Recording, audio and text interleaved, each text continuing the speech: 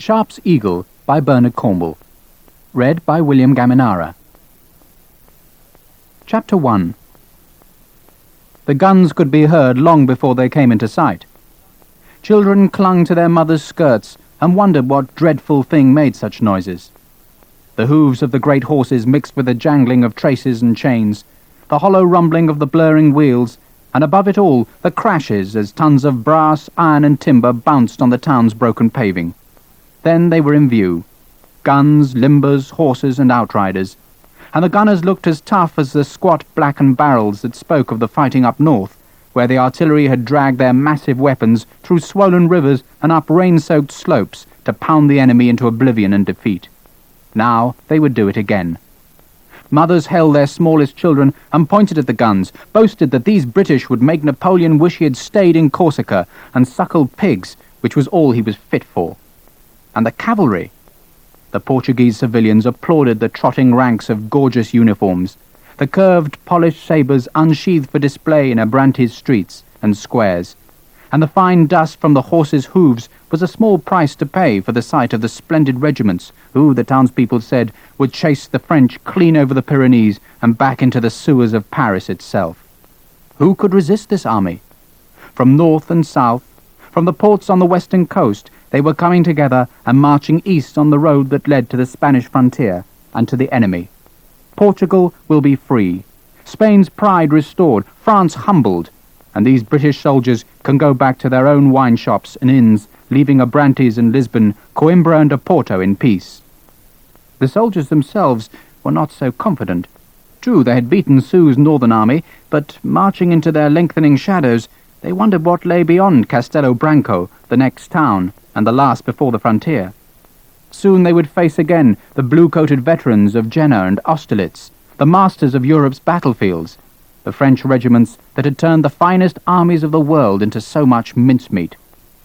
The townspeople were impressed, at least by the cavalry and artillery, but to experienced eyes, the troops gathering round Abrantes were pitifully few, and the French armies to the east threateningly big.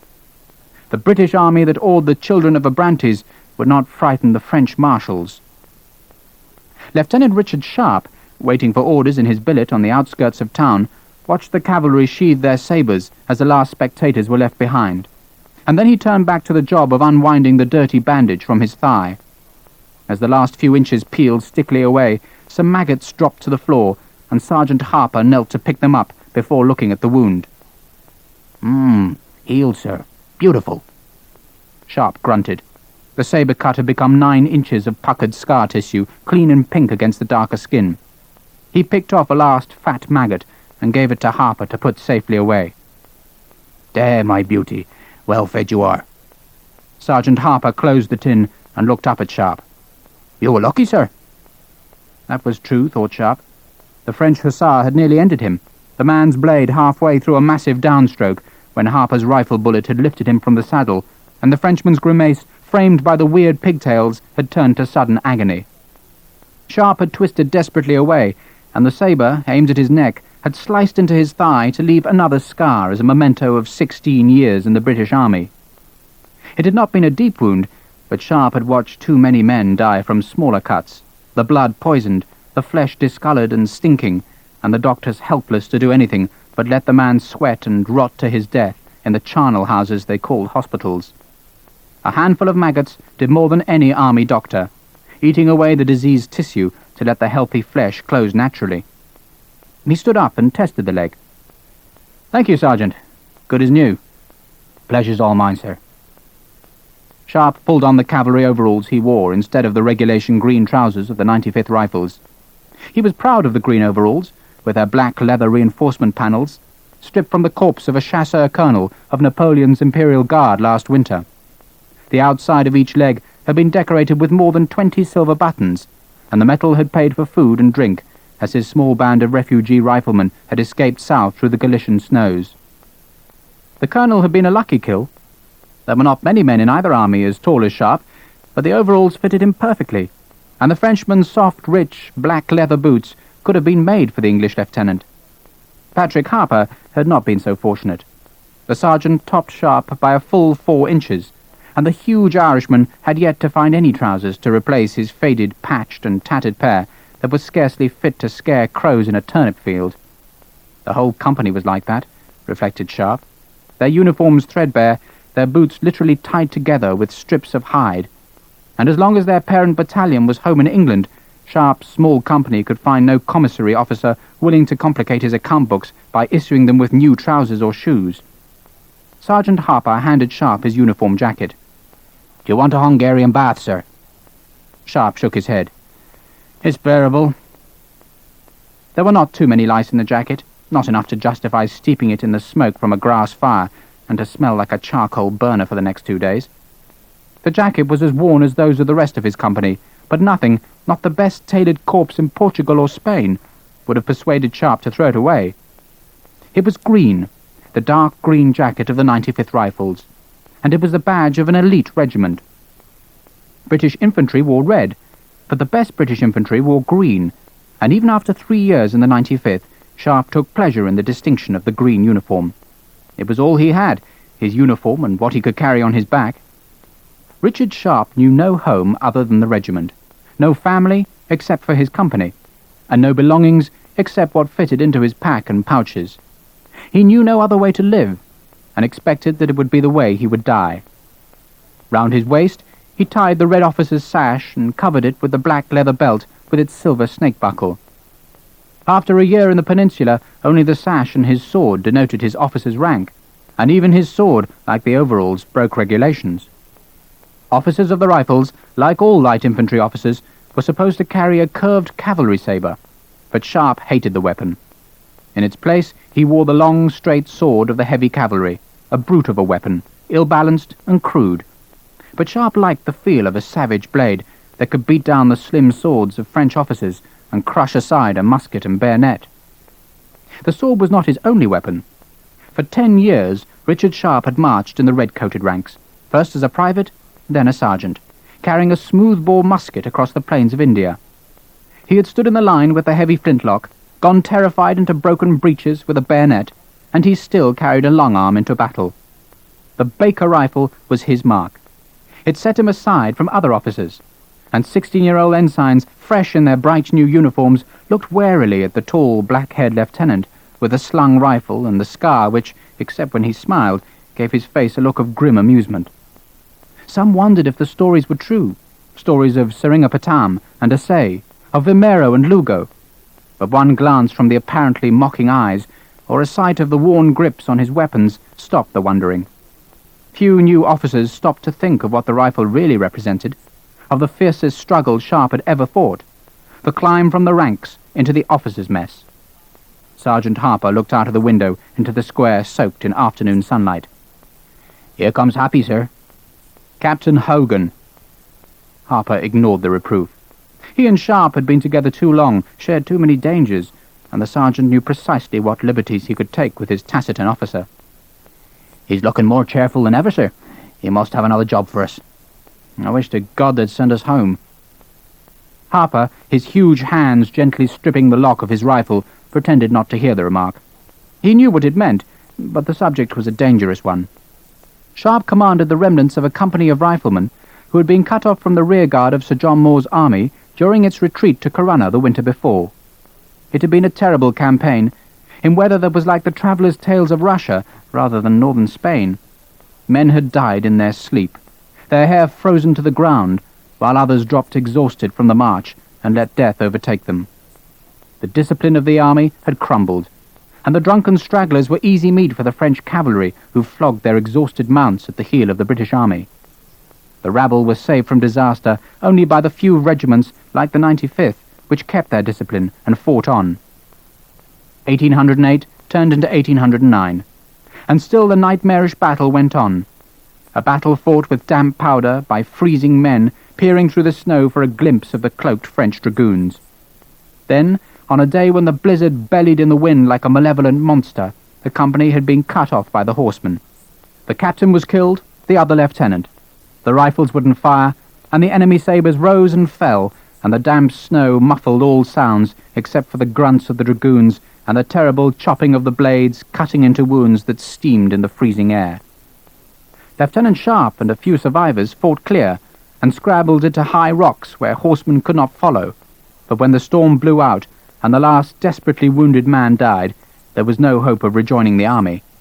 The 2nd Battalion of the 95th Rifles had sailed home, while Sharpe and his 30 men, lost and forgotten, had headed south, away from the French, to join the small British garrison in Lisbon. Since then, Sharpe had asked a dozen times to be sent home, but riflemen were too scarce, too valuable, and the army's new commander, Sir Arthur Wellesley, was unwilling to lose even 31. So they had stayed and fought for whichever battalion needed its light company strengthening, and had marched north again, retracing their steps, and been with Wellesley when he avenged Sir John Moore by tumbling Marshal Soult and his veterans out of North Portugal. Harper knew his lieutenant harboured a sullen anger at his predicament. Richard Sharpe was poor, dog poor, and he would never have the money to purchase his next promotion. To become a captain, even in an ordinary battalion of the line, would cost Sharpe £1,500, and he might as well hope to be made King of France as raise that money.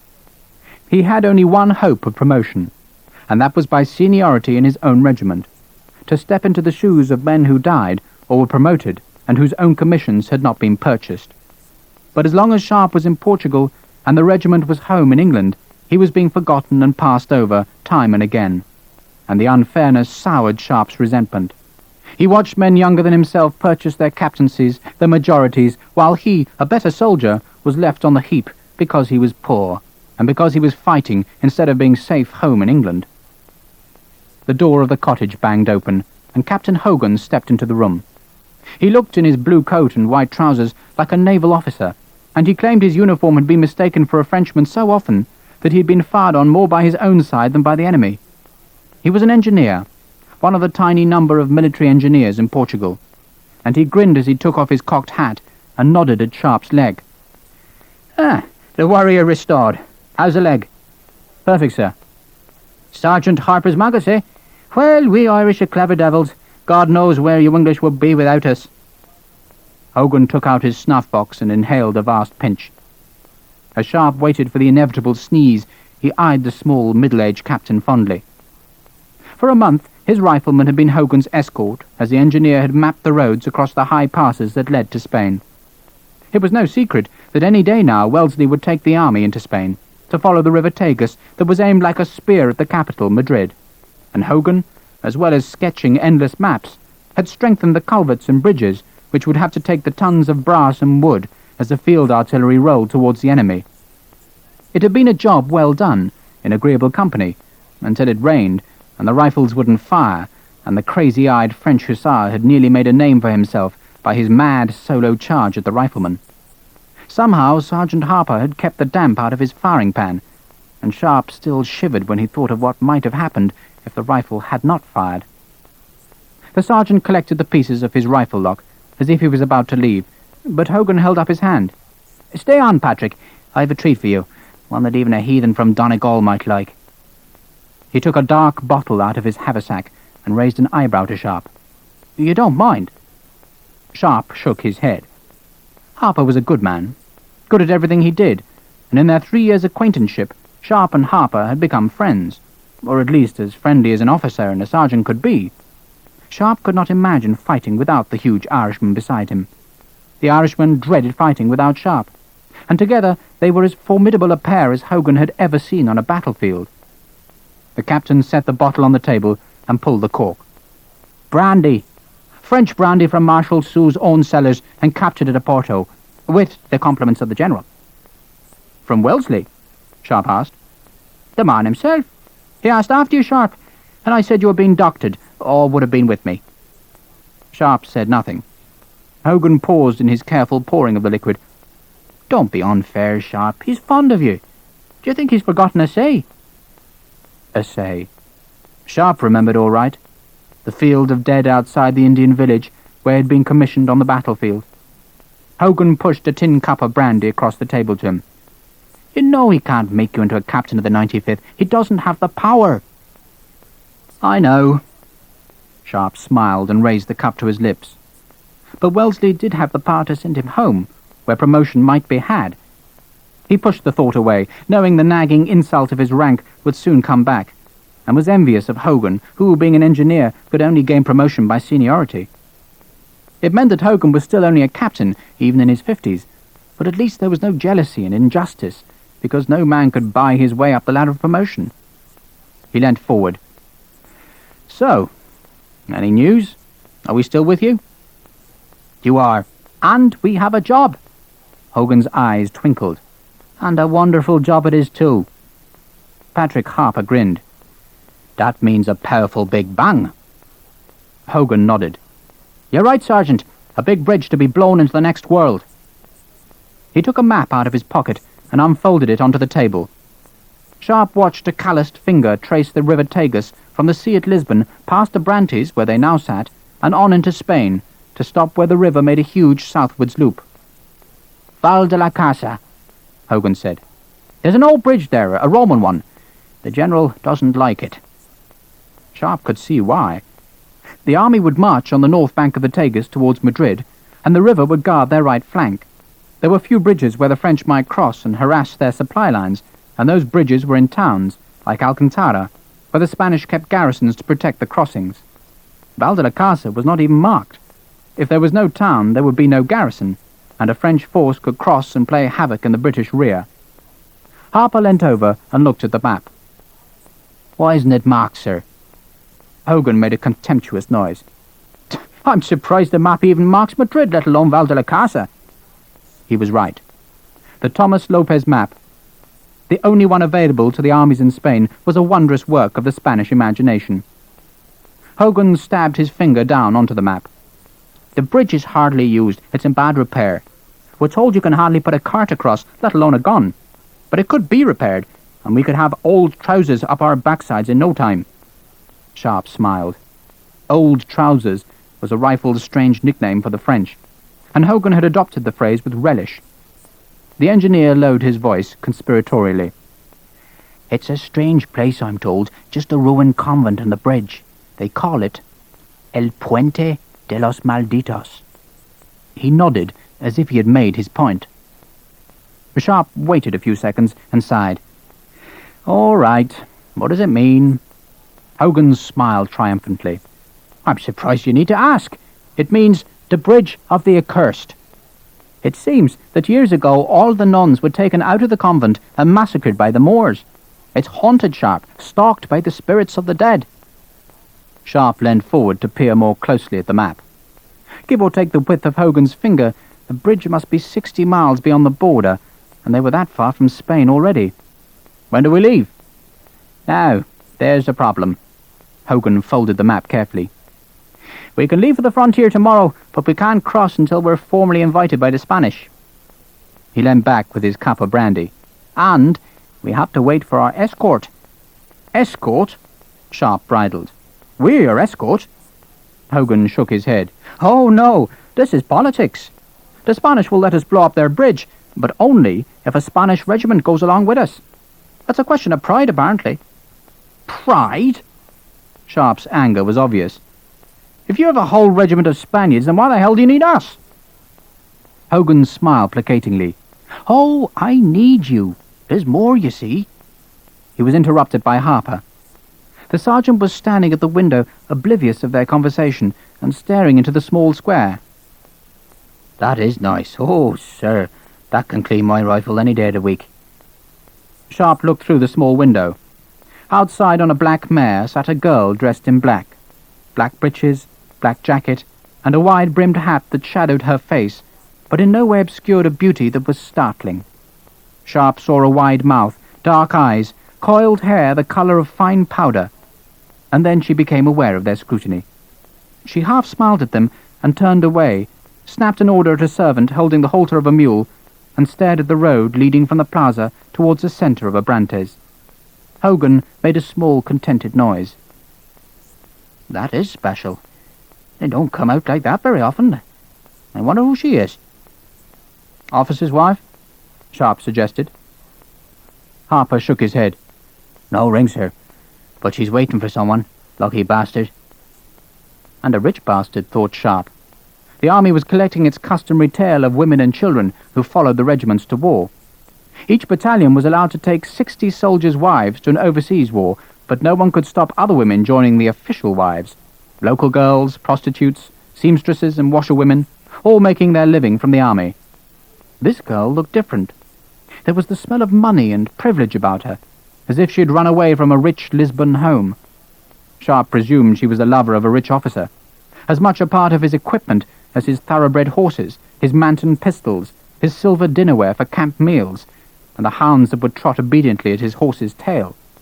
There were plenty of girls like her, Sharpe knew, girls who cost a lot of money, and he felt the old envy rise in him. "My God!" Harper, still staring out of the window, had spoken again. "What is it?"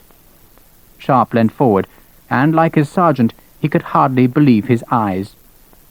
A battalion of British infantry was marching steadily into the square, but a battalion the like of which Sharpe had not seen for more than 12 months. A year in Portugal had turned the army into a drill sergeant's nightmare. The soldiers' uniforms had faded and been patched with the ubiquitous brown cloth of the Portuguese peasants. Their hair had grown long, the polish had long disappeared from buttons and badges. Sir Arthur Wellesley did not mind. He only cared that a soldier had 60 rounds of ammunition and a clear head, and if his trousers were brown instead of white, then it made no difference to the outcome of a fight. But this battalion was fresh from England. Their coats were a brilliant scarlet, their crossbelts pipe-clayed white, their boots a mirror-surfaced black. Each man wore tightly buttoned gaiters, and, even more surprising, they still wore the infamous stocks, 4 inches of stiffly varnished black leather that constricted the neck and was supposed to keep a man's chin high and back straight. Sharpe could not remember when he had last seen a stock. Once on campaign the men lost them, and with them went the running sores where the rigid leather dug into the soft flesh beneath the jawbone. "They've taken the wrong turning for Windsor Castle," Harper said. Sharpe shook his head. "They're unbelievable." Whoever commanded this battalion must have made the men's lives hell to keep them looking so immaculate, despite the voyage from England in cramped and foul ships, and the long march from Lisbon in the summer heat. Their weapons shone. Their equipment was pristine and regular, while their faces bulged red from the constricting stocks and the unaccustomed sun. At the head of each company rode the officers, all, Sharpe noted, mounted superbly. The colours were cased in polished leather, and guarded by sergeants whose halberd blades had been burnished to a brilliant, glittering sheen. The men marched in perfect step, looking neither right nor left, for all the world, as Harper had said, as if they were marching for the royal duty at Windsor. Who are they? Sharpe was trying to think of the regiments who had yellow facings on their uniforms, but this looked like none of the regiments he knew. "The South Essex," Hogan said. "The who?" "The South Essex. They're new, very new. Just raised by Lieutenant Colonel Sir Henry Simmerson, a cousin of General Sir Bannister Tarleton." Sharpe whistled softly. Tarleton had fought in the American War, and now sat in Parliament as Wellesley's bitterest military opponent. Sharpe had heard said that Tarleton wanted the command of the army in Portugal for himself, and bitterly resented the younger man's preferment. Tarleton was a man of influence, a dangerous enemy for Wellesley, and Sharpe knew enough about the politics of high command to realize that the presence of Tarleton's cousin in the army would not be welcomed by Wellesley. "Is that him?" He pointed to a portly man riding a grey horse in the centre of the battalion. Hogan nodded. "That is Sir Henry Simmerson, whom God preserve, or preferably not." Lieutenant Colonel Sir Henry Simmerson had a red face lined with purple veins and pendulous with jowls. His eyes, at the distance Sharpe was seeing them, seemed small and red, and on either side of the suspicious, questing face there sprung prominent ears that looked like the protruding trunnions either side of a cannon barrel. He looked, Sharpe thought, like a pig on horseback. "I've not heard of the man." "That's not surprising, he's done nothing." Hogan was scornful. "Landed money, in Parliament for Pagglesham, Justice of the Peace, and, God help us, a militia colonel." Hogan seemed surprised by his own lack of charity. "He means well. He won't be content till those lads are the best damn battalion in the army, but I think the man has a terrible shock coming when he finds the difference between us and the militia." Like other regular officers, Hogan had little time for the militia, Britain's second army. It was used exclusively within Britain itself, never had to fight, never went hungry, never slept in an open field beneath a cloudburst, yet it paraded with a glorious pomp and self-importance. Hogan laughed. "Mustn't complain. We're lucky to have Sir Henry." "Lucky?" Sharpe looked at the greying engineer. "Oh, yes. Sir Henry only arrived in Abrantes yesterday, but he tells us he's a great expert on war. The man's not yet seen a Frenchman, but he's lectured the General on how to beat them." Hogan laughed and shook his head. "Maybe he'll learn. One battle could take the starch out of him." Sharpe looked at the companies marching steadily through the square like automatons. The brass badges on their shakos reflected the sun, but the faces beneath the brilliance were expressionless. Sharpe loved the army. It was his home, the refuge that an orphan had needed 16 years before. But he liked it most of all because it gave him, in a clumsy way, the opportunity to prove again and again that he was valued. He could chafe against the rich and the privileged, but he acknowledged that the army had taken him from the gutter and put an officer's sash round his waist, and Sharpe could think of no other job that would offer a low-born bastard on the run from the law the chance of rank and responsibility. But Sharpe had also been lucky. In 16 years he had rarely stopped fighting, and it had been his fortune that the battles in Flanders, India and Portugal had called for men like himself, who reacted to danger the way a gambler reacted to a deck of cards. Sharpe suspected he would hate the peacetime army, with its church parades and pointless drills, its petty jealousies and endless polish. And in the South Essex he saw the peacetime army he did not want. "I suppose he's a flogger." Hogan grimaced. "Floggings, punishment parades, extra drills, you name it and Sir Henry uses it. He will have, he says, only the best. And they are. What do you think of them?" Sharpe laughed grimly. "God keep me from the South Essex. That's not too much to ask, is it?" Hogan smiled. "I'm afraid it is." Sharpe looked at him, a sinking feeling in his stomach. Hogan shrugged. "I told you there was more. If a Spanish regiment marches to Val de la Casa, then Sir Arthur feels, for the sake of diplomacy, that a British one should go as well. Show the flag, that kind of thing." He glanced at the polished ranks and back to Sharpe. "Sir Henry Summerson and his fine men are going with us." Sharpe groaned. "You mean we have to take orders from him?" Hogan pursed his lips. "Not exactly. Strictly speaking, you will take your orders from me." He had spoken primly, like a lawyer, and Sharpe glanced at him curiously. There could be only one reason why Wellesley had subordinated Sharpe and his riflemen to Hogan, instead of to Summerson, and that was because the General did not trust Sir Henry. Sharpe still wondered why he was needed. After all, Hogan could expect the protection of 2 whole battalions, at least 1,500 men. "Does the General expect there to be a fight?" Hogan shrugged. "He doesn't know. The Spanish say that the French have a whole regiment of cavalry on the south bank with a horse artillery, who've been chasing guerrilleros up and down the river since spring. Who knows?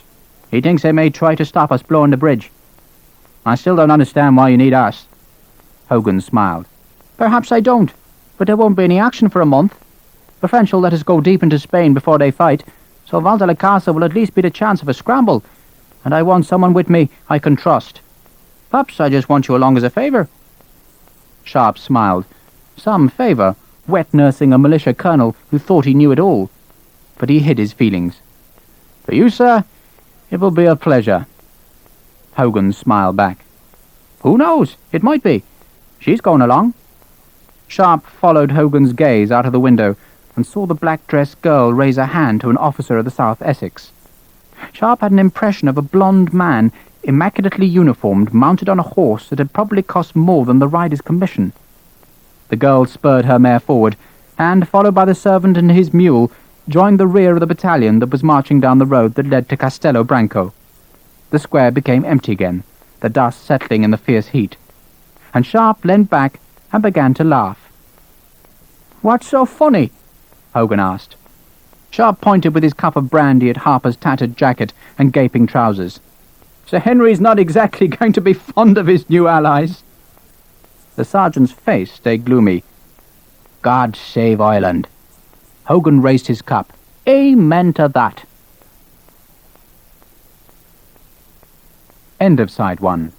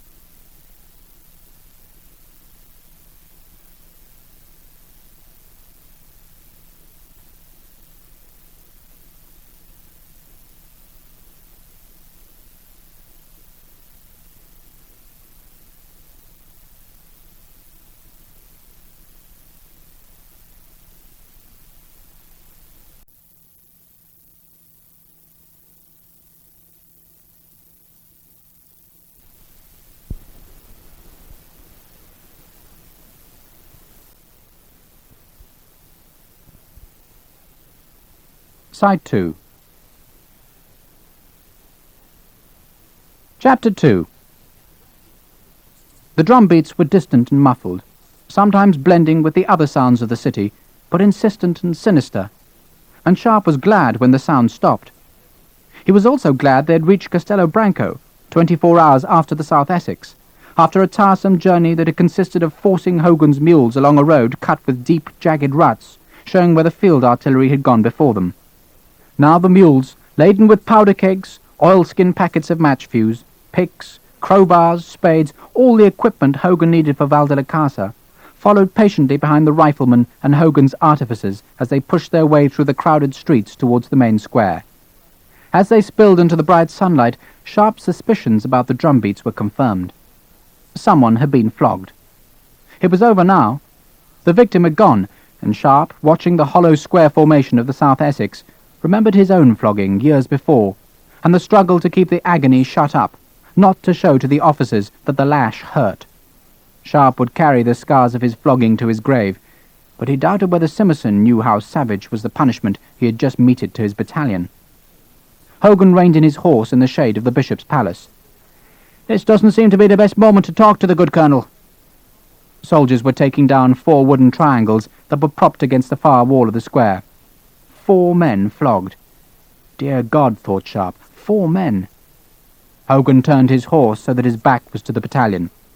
"I must lock up the powder, Richard, otherwise every bloody grain will be stolen. I'll meet you back here." Sharpe nodded. "I need water anyway. 10 minutes?"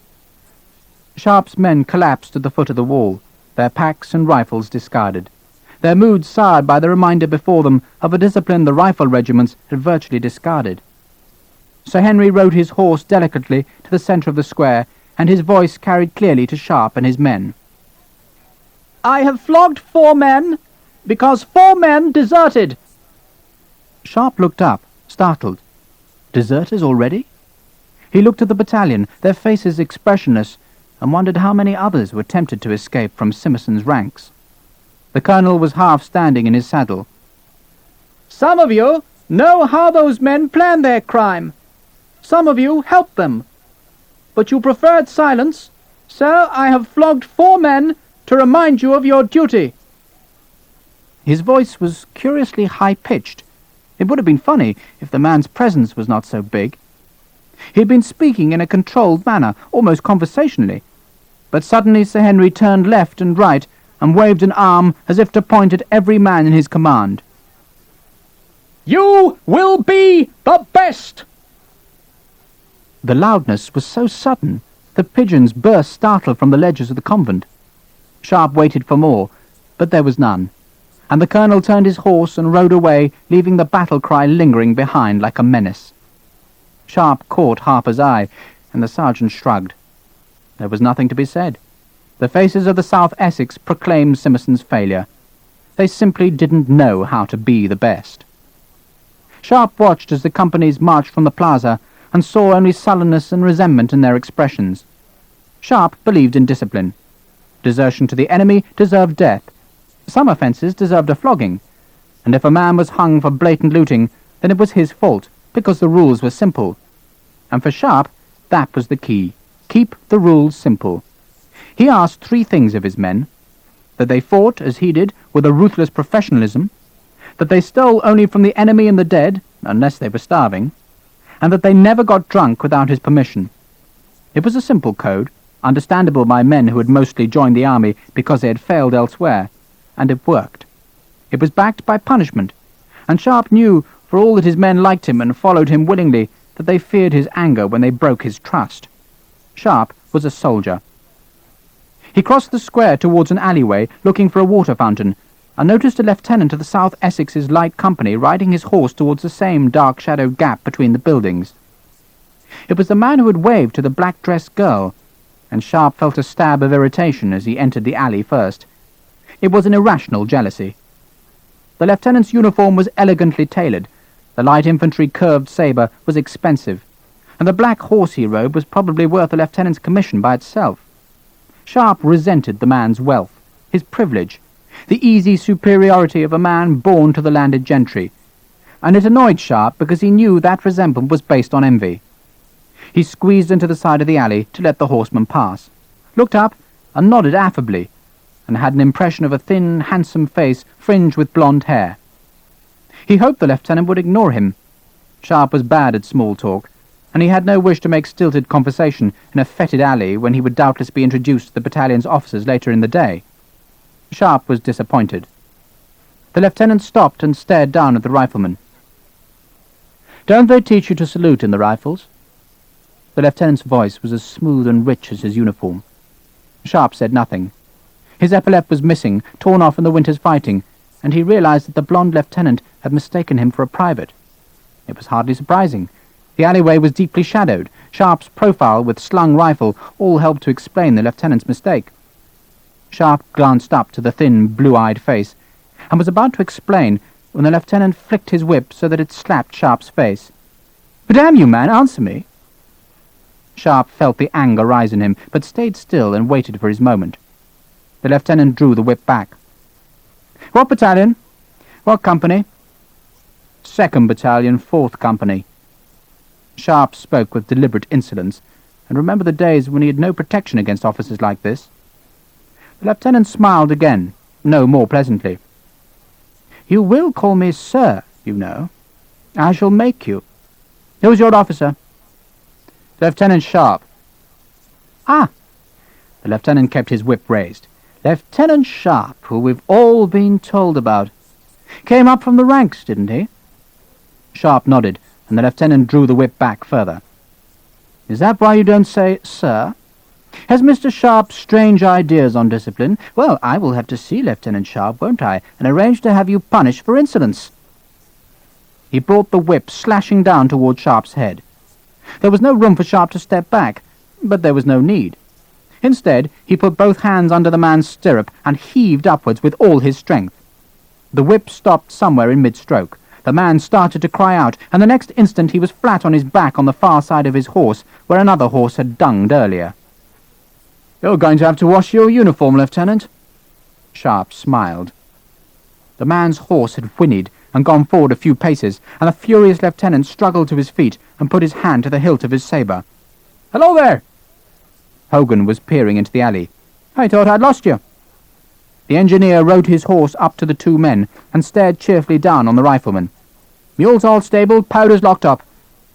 He turned to the strange lieutenant and raised his hat. "Afternoon. Don't think we've met. My name's Hogan." The lieutenant let go of his sword. "Gibbons, sir. Lieutenant Christian Gibbons." Hogan grinned. I see you've already met Sharpe. Lieutenant Richard Sharpe of the 95th Rifles." Gibbons looked at Sharpe, and his eyes widened as he noticed for the first time that the sword hanging by Sharpe's side was not the usual sword bayonet carried by riflemen, but was a full-length blade. He raised his eyes to look nervously at Sharpe's. Hogan went cheerfully on. "You've heard of Sharpe, of course. Everyone has. He's the laddie who killed the Sultan Tippu.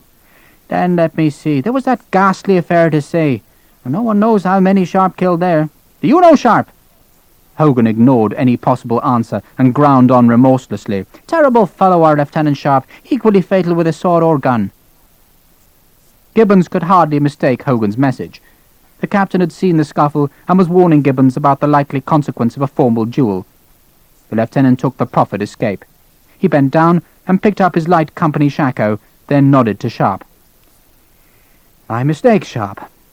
"My pleasure, Lieutenant." Hogan watched Gibbons retrieve his horse and disappear from the alleyway. "You're not very gracious at receiving an apology." "It wasn't very graciously given." Sharpe rubbed his cheek. "Anyway, the bastard hit me." Hogan laughed incredulously. "He what?" "Hit me. With his whip. Why do you think I dumped him in the manure?" Hogan shook his head. "There's nothing so satisfying as a friendly and professional relationship with your fellow officers, my dear Sharpe. I can see this job will be a pleasure." "What did he want?" "Wanted me to salute him. Thought I was a private." Hogan laughed again. "God knows what Simerson will think of you. Let's go and find out." They were ushered into Simerson's room to find the Colonel of the South Essex sitting on his bed wearing nothing but a pair of trousers. A doctor knelt beside him, who looked up nervously as the two officers came into the room. The movement prompted an impatient flap of Simerson's hand. "Come on, man, I haven't got all day." In his hand, the doctor was holding what appeared to be a metal box with a trigger mounted on the top. He hovered it over Sir Henry's arm, and Sharpe saw he was trying to find a patch of skin that was not already scarred with strangely regular marks. "Scarification!" Sir Henry barked to Hogan. "Do you bleed, Captain?" "No, sir." "You should. Keeps a man healthy. All soldiers should bleed." He turned back to the doctor, who was still hesitating over the scarred forearm. "Come on, you idiot!" In his nervousness, the doctor pressed the trigger by mistake, and there was a sharp click. From the bottom of the box, Sharpe saw a group of wicked little blades leap out like steel tongues. The doctor flinched back. "I'm sorry, Sir Henry. A moment." The doctor forced the blades back into the box, and Sharpe suddenly realized that it was a bleeding machine. Instead of the old-fashioned lancet in the vein, Sir Henry preferred the modern scarifier that was supposed to be faster and more effective. The doctor placed the box on the colonel's arm, glanced nervously at his patient, then pressed the trigger. "Ah, that's better." Sir Henry closed his eyes and smiled momentarily. A trickle of blood ran down his arm and escaped the towel that the doctor was dabbing at the flow. "Again, Parton, again!" The doctor shook his head. "But, Sir Henry," Simmerson cuffed the doctor with his free hand. "Don't argue with me. Damn it, man, bleed me." He looked at Hogan. "Always too much spleen after a flogging, Captain?" "That's very understandable, sir," Hogan said in his Irish brogue, and Simmerson looked at him suspiciously. The box clicked again. The blades gouged into the plump arm, and more blood trickled onto the sheets. Hogan caught Sharpe's eye, and there was the glimmer of a smile that could too easily turn into laughter. Sharpe looked back to Sir Henry Simmerson, who was pulling on his shirt. "You must be Captain Hogan?" "Yes, sir." Hogan nodded amiably. Simmerson turned to Sharpe. "And who the devil are you?" "Lieutenant Sharpe, sir, 95th Rifles." "No, you're not. You're a damn disgrace, that's what you are." Sharpe said nothing. He stared over the colonel's shoulder, through the window at the far blue hills where the French were gathering their strength. "Forrest!" Simmerson had stood up. "Forrest!" The door opened, and the Major, who must have been waiting for the summons, came in. He smiled timorously at Sharpe and Hogan, and then turned to Simmerson. "Colonel?" "This officer will need a new uniform, provided, please, and arrange to have the money deducted from his pay." "No." Sharpe spoke flatly. Simmerson and Forrest turned to stare at him. For a moment Sir Henry said nothing. He was not used to being contradicted, and Sharpe kept going. "I am an officer of the 95th Rifles, and I will wear their uniform so long as I have that honour." Simmerson began to go red, and his fingers fluttered at his side. "Damn you, Sharpe, you're a disgrace. You're not a soldier, you're a crossing sweeper. You're under my orders now, and I'm ordering you to be back here in 15 minutes. No, sir." This time Hogan had spoken. His words checked Simmerson in full flow, but the captain gave the colonel no time to recover. He unleashed all his Irish charm, starting with a smile of such sweet reasonableness that it would have charmed a fish out of the water. "You see, Sir Henry, Sharpe is under my orders. The general's quite specific. As I understand it, Sir Henry, we accompany each other to Val de la Casa, but Sharpe is with me." "But—" Hogan raised a hand to Simmerson's protest. "You're right, sir, so right. But of course, you would understand the conditions in the field may not be all that we would want, and it may be as well, sir, I need hardly tell you, that I should have the dispositions of the rifleman." Simmerson stared at Hogan. The colonel had not understood a word of Hogan's nonsense, but it had all been stated in such a matter-of-fact way, and in such a soldier-to-soldier way, that Simmerson was desperately trying to find an answer that did not make him sound foolish. He looked at Hogan for a moment. "But that would be my decision." "How right you are, sir, how true." Hogan spoke emphatically and warmly. "Normally, that is. But I think the general had it in his mind, sir, that you would be so burdened with the problems of our Spanish allies, and then, sir, there are the exigencies of engineering that Lieutenant Sharpe understands." He leant forward conspiratorially. "I need men to fetch and carry, sir. You understand." Simmerson smiled, then gave a bray of a laugh. Hogan had taken him off the hook. He pointed at Sharpe. "He dresses like a common labourer, eh, Forrest? A labourer!" He was delighted with his joke, and repeated it to himself as he pulled on his vast scarlet and yellow jacket. "A labourer, eh, Forrest?" The Major smiled dutifully. He resembled a long-suffering vicar continually assailed by the sins of an unrepentant flock, and when Simmerson's back was turned, he gave Sharpe an apologetic look. Simmerson buckled his belt and turned back to Sharpe. "Done much soldiering then, Sharpe, apart from fetching and carrying?" "A little, sir." Simmerson chuckled. "How old are you?" 32, sir." Sharpe stared rigidly ahead. 32, eh? And still only a lieutenant. What's the matter, Sharpe? Incompetence?" Sharpe saw Forrest signalling to the colonel, but he ignored the movements. "I joined in the ranks, sir." Forrest dropped his hand. The colonel dropped his mouth. There were not many men who made the jump from sergeant to ensign, and those who did could rarely be accused of incompetence. There were only 3 qualifications that a common soldier needed to be given a commission. First, he must be able to read and write, and Sharpe had learned his letters in the Sultan Tipu's prison to the accompaniment of the screams of other British prisoners being tortured. Secondly, the man had to perform some act of suicidal bravery, and Sharpe knew that Simmerson was wondering what he had done. The third qualification was extraordinary luck, and Sharpe sometimes wondered whether that was not a two-edged sword.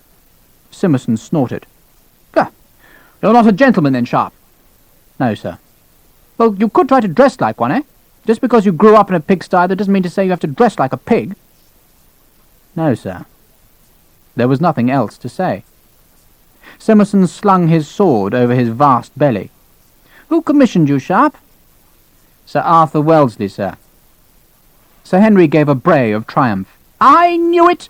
No standards at all. I've seen this army. Its appearance is a disgrace. You can't say that of my men, eh? You cannot fight without discipline."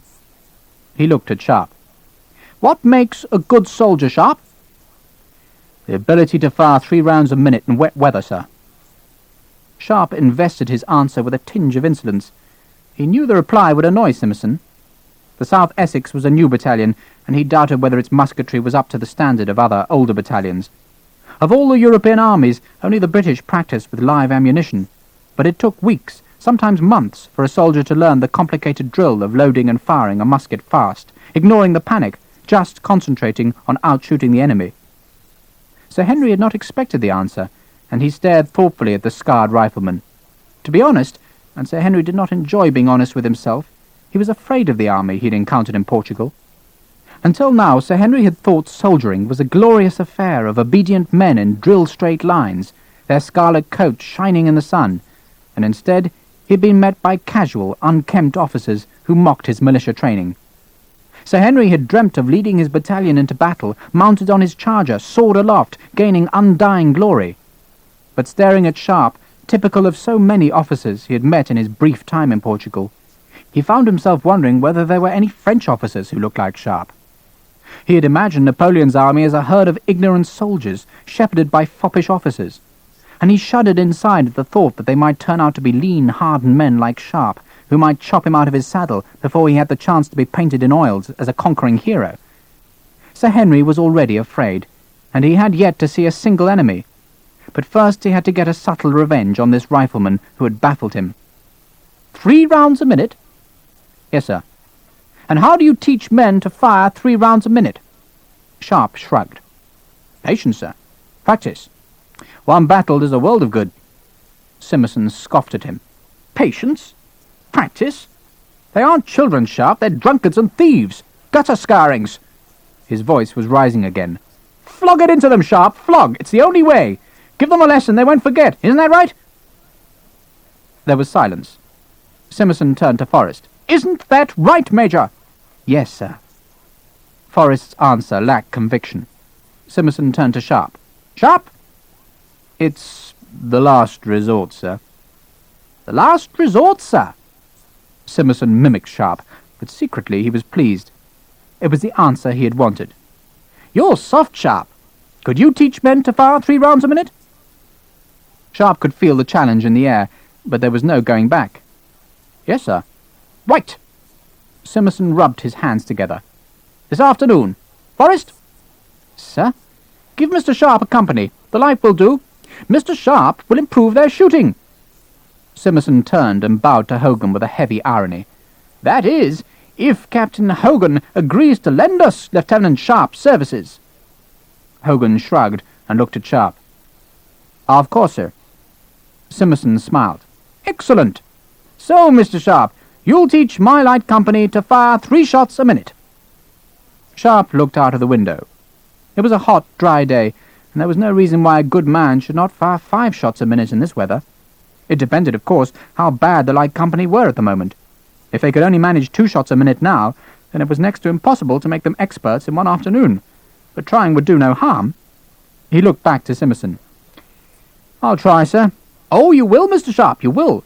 And you can tell them from me that if they fail, then I'll flog 1 out of every 10 of them. Do you understand, Mr. Sharpe? 1 out of every 10. Sharpe understood well enough. He'd been tricked by Simmerson into what was probably an impossible job, and the outcome would be that the colonel would have his orgy of flogging, and he, Sharpe, would be blamed. And if he succeeded, then Simmerson could claim it was the threat of the flogging that had done the trick. He saw triumph in Simmerson's small red eyes, and he smiled at the colonel. "I won't tell them about the flogging, Colonel. You wouldn't want them distracted, would you?" Simmerson smiled back. "You use your own methods, Mr. Sharpe, but I'll leave the triangle where it is. I think I'm going to need it." Sharpe clapped his misshapen shako onto his head and gave the colonel a salute of bone-cracking precision. "Don't bother, sir. You won't need a triangle. Good day, sir." Now, make it happen, he thought. End of Side 2.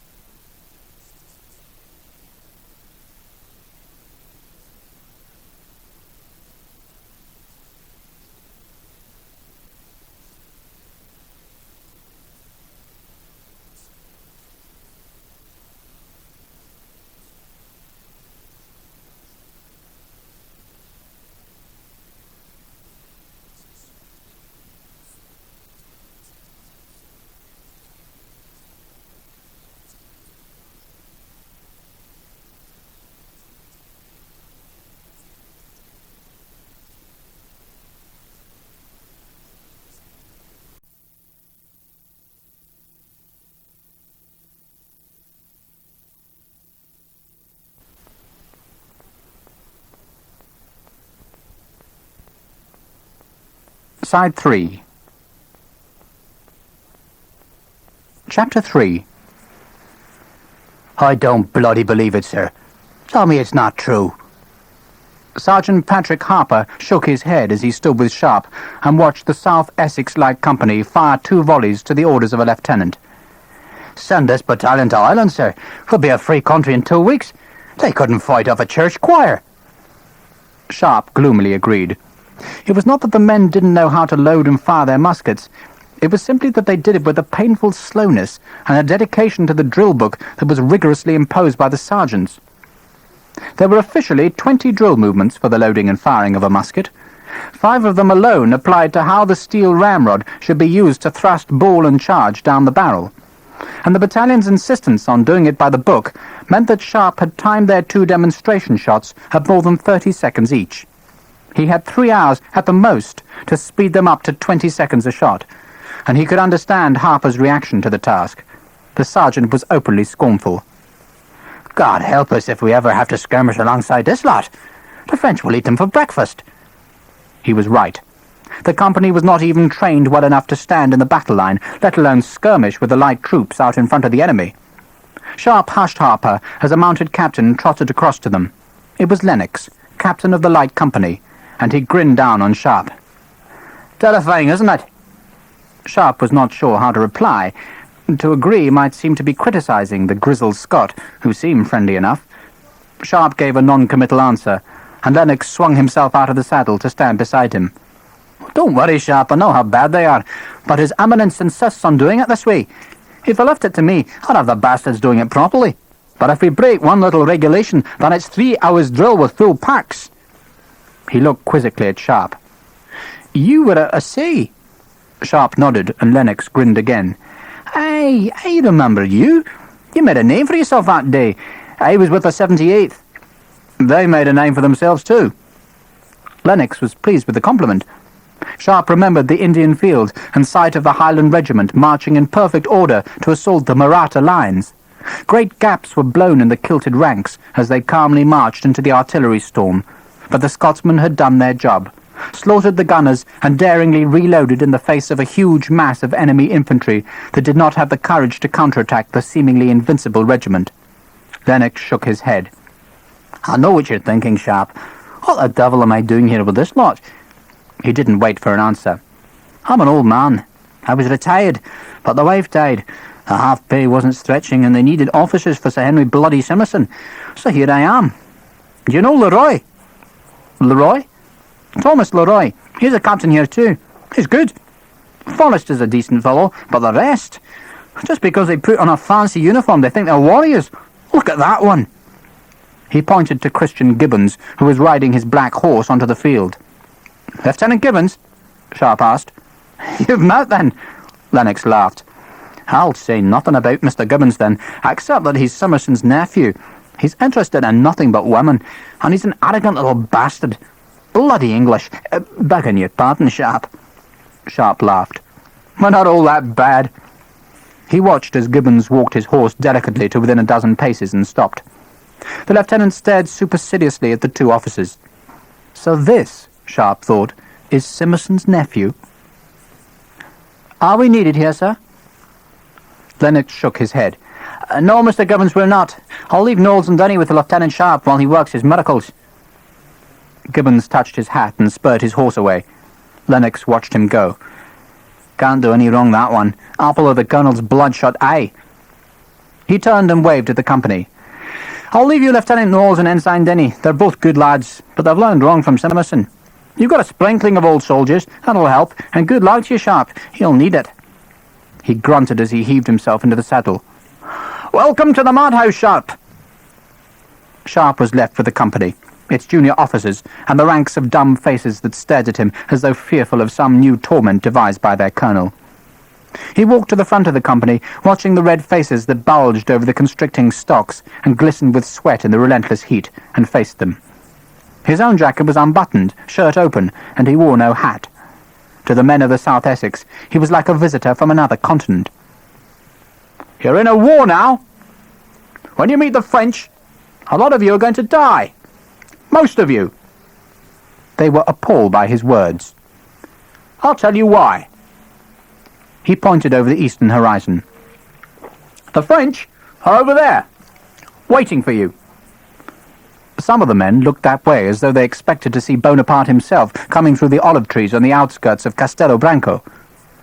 "They've got muskets, and they can all fire 3 or 4 shots a minute, aimed at you. And they're going to kill you, because you're so damn slow. If you don't kill them first, then they will kill you. It's as simple as that. You." He pointed to a man in the front rank. "Bring me your musket." At least he had their attention, and some of them would understand the simple fact that the side which pumped out the most bullets stood the best chance of winning. He took the man's musket, a handful of ammunition, and discarded his rifle. He held the musket over his head and went right back to the beginnings. "Look at it. One India pattern musket, 55 1/4 inches long with a 39-inch barrel. It fires a ball 3/4 of an inch wide, nearly as wide as your thumb, and it kills Frenchmen." There was a nervous laugh, but they were listening. "But you won't kill any Frenchman with it. You're too slow. In the time it takes you to fire 2 shots, the enemy will probably manage 3. And believe me, the French are slow. So, this afternoon, you will learn how to fire 3 shots in a minute. In time, you'll fire 4 shots every minute, and if you're really good, you should manage 5. The company watched as he loaded the musket. It had been years since he had fired a smoothbore musket, but compared to the Baker rifle, it was ridiculously easy. There were no grooves in the barrel to grip the bullet, and no need to force the ramrod with brute force, or even hammer it down. A musket was fast to load, which was why most of the army used it instead of the slower but much more accurate rifle. He checked the flint. It was new and well seated in its jaws, so he primed and cocked the gun. "Lieutenant Knowles?" A young lieutenant snapped to attention. "Sir." "Do you have a watch?" "Yes, sir." "Can it time 1 minute?" Knowles dragged out a huge gold hunter and snapped open the lid. "Yes, sir." "When I fire, you will keep an eye on that watch and tell me when 1 minute has passed. Understand?" "Yes, sir." He turned away from the company and pointed the musket down the field towards a stone wall. "Oh, God," he prayed, "let it not misfire." And he pulled the trigger. The swan neck with its gripped flint snapped forward. The powder in the pan flashed, and a fraction later the main charge exploded, and he felt the heavy kick as the lead ball was punched out of the barrel in a gout of thick white smoke. Now it was all instinct. The never-forgotten motions. Right hand away from the trigger, let the gun fall in the left hand, and as the butt hits the ground, the right hand already has the next cartridge. Bite off the bullet, pour the powder down the barrel, but remember to keep a pinch for the priming. Spit in the ball, ramrod out, up, and down the barrel. A quick push, and then it's out again. The gun is up, the cock back, priming in the pan, and fire into the lingering smoke of the first shot. And again, and again, and again, and memories of standing in the line with sweating, mad-eyed comrades, and going through the motions as if in a nightmare. Ignoring the billows of smoke, the screams, edging left and right to fill up the gaps left by the dead, just loading and firing, letting the flames spit out into the fog of powder smoke, the lead balls to smash into the unseen enemy and hope they are falling back. Then the command to cease fire, and you stop. Your face is black and stinging from the explosions of the powder in the pan just inches from your right cheek, your eyes smarting from the smoke and the powder grains, and the crowd drifts away, leaving the dead and wounded in front, and you lean on the musket and pray that the next time the gun would not hang fire, snap a flint, or simply refuse to fire at all. He pulled the trigger for the 5th time. The ball hammered away down the field, and the musket was down and the powder in the barrel before Knowles called, "Time's up!" The men cheered, laughed, and clapped because an officer had broken the rules and showed them he could do it. Harper was grinning broadly. He at least knew how difficult it was to make 5 shots in a minute, and Sharpe knew that the sergeant had noticed how he had cunningly loaded the first shot before the time minute began. Sharpe stopped the noise. "That is how you will use a musket. Fast. Now you're going to do it." There was silence. Sharpe felt the devilment in him. Had not Simmerson told him to use his own method? "Take off your stocks." For a moment no one moved. The men stared at him. "Come on, hurry, take your stocks off." Knowles, Denny, and the sergeants watched, puzzled, as the men gripped their muskets between their knees and used both hands to wrench apart the stiff leather collars. "Sergeants, collect their stocks, bring them here." The battalion had been brutalized too much. There was no way he could teach them to be far-shooting soldiers unless he offered them an opportunity to take their revenge on the system that had condemned them to a flogger's battalion. The sergeants came to him, their faces dubious, their arms piled high with the hated stocks. "Put them down there." Sharpe made them heap the 70-odd stocks about 40 paces in front of the company. He pointed to the glistening heap. "That is your target. Each of you will be given just 3 rounds, just 3, and you will have 1 minute in which to fire them. Those who succeed twice in a row will drop out and have a lazy afternoon. The rest will go on trying and go on trying until they do succeed." He let the 2 officers organize the drill. The men were grinning broadly, and there was a buzz of conversation in the ranks that he did not try to check. The sergeants looked at him as though he were committing treason, but none dared cross the tall, dark rifleman with the long sword. When all was ready, Sharpe gave the word, and the bullets began smashing their way into the pile of leather. The men forgot their old drill and concentrated on shooting their hatred into the leather collars that had given them sore necks and which represented Simmerson and all his tyranny. At the end of the first 2 sessions, only 20 men had succeeded, nearly all of them old soldiers who had re-enlisted in the new battalion. But an hour and 3/4 later, as the sun reddened behind him, the last man fired his last shot into the fragments of stiff leather that littered the grass. Sharpe lined the whole company in 2 ranks and watched, satisfied, as they shot 3 volleys to Harper's commands. He looked through the white smoke that lingered in the still air towards the eastern horizon. Over there, in the Estremadura, the French were waiting, their eagles gathering for the battle that had to come, while behind him, in the lane that led from the town, Sir Henry Simmerson was in sight, coming to claim his victory and his victims for the triangle. "For what we are about to receive," Harper said softly. "Quiet. Make them load. We'll give the man a demonstration." Sharpe watched Simmerson's eyes as the slow dawning of his men's unbuttoned collars and the significance of the leather shreds on the grass occurred in his brain. Sharpe watched the colonel take a deep breath. "Now, fire!" Harper's command unleashed a full volley that echoed like thunder in the valley. If Simmerson shouted, then his words were lost in the noise, and the colonel could only watch as his men worked their muskets like veterans to the orders of a sergeant of the rifles, even bigger than Sharpe, whose broad, confident face was of the kind that had always infuriated Sir Henry, provoking his most savage sentences from the uncushioned magistrate's bench in Chelmsford. The last volley rattled onto the stone wall, and Forrest tucked his watch back into a pocket. 2 seconds under a minute, Sir Henry, and 4 shots. "I can count, Forrest." 4 shots. Simmerson was impressed, because secretly he had despaired of teaching his men to fire fast instead of fumbling nervously. But a whole company's stocks, at 2 and 3 apiece, and on a day when his nephew had come in smelling like a stable hand. "God damn your eyes, Sharpe!" "Yes, sir." The acrid powder smoke made Sir Henry's horse twitch its head, and the colonel reached forward to quiet it. Sharpe watched the gesture and knew that he had made a fool of the colonel in front of his own men. And he knew, too, that it had been a mistake. Sharpe had won a small victory, but in doing so he had made an enemy who had both power and influence. The colonel edged his horse closer to Sharpe, and his voice was surprisingly quiet. "This is my battalion, Mr. Sharpe. My battalion, remember that?" He looked for a moment as if his anger would erupt, but he controlled it and shouted at Forrest to follow him instead. Sharpe turned away. Harper was grinning at him. The men looked pleased, and only Sharpe felt a foreboding of menace, like an unseen but encircling enemy. He shook it off. There were muskets to clean, rations to issue, and beyond the border hills, enemies enough for anyone. Chapter 4. Patrick Harper marched with a long, easy stride, happy to feel the road beneath his feet, happy they had at last crossed the unmarked frontier, and were going somewhere, anywhere. They had left in the small dark hours, so that the bulk of the march would be done before the sun was at its hottest, and he looked forward to an afternoon of inactivity, and hoped that the bivouac Major Forrest had ridden ahead to find would be near a stream where he could drift a line down the water with one of his maggots impaled on the hook. The South Essex was somewhere behind them. Sharpe had started the day's march at the rifle regiment's fast pace, 3 steps walking, 3 running, and Harper was glad that they were free of the suspicious atmosphere of the battalion. He grinned as he remembered the stocks.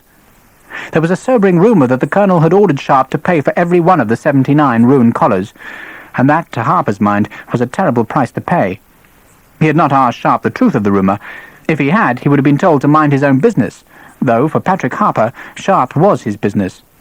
The lieutenant might be moody, irritable, and liable to snap at the sergeant as a means of venting frustration, but Harper, if pressed, would have described Sharpe as a friend.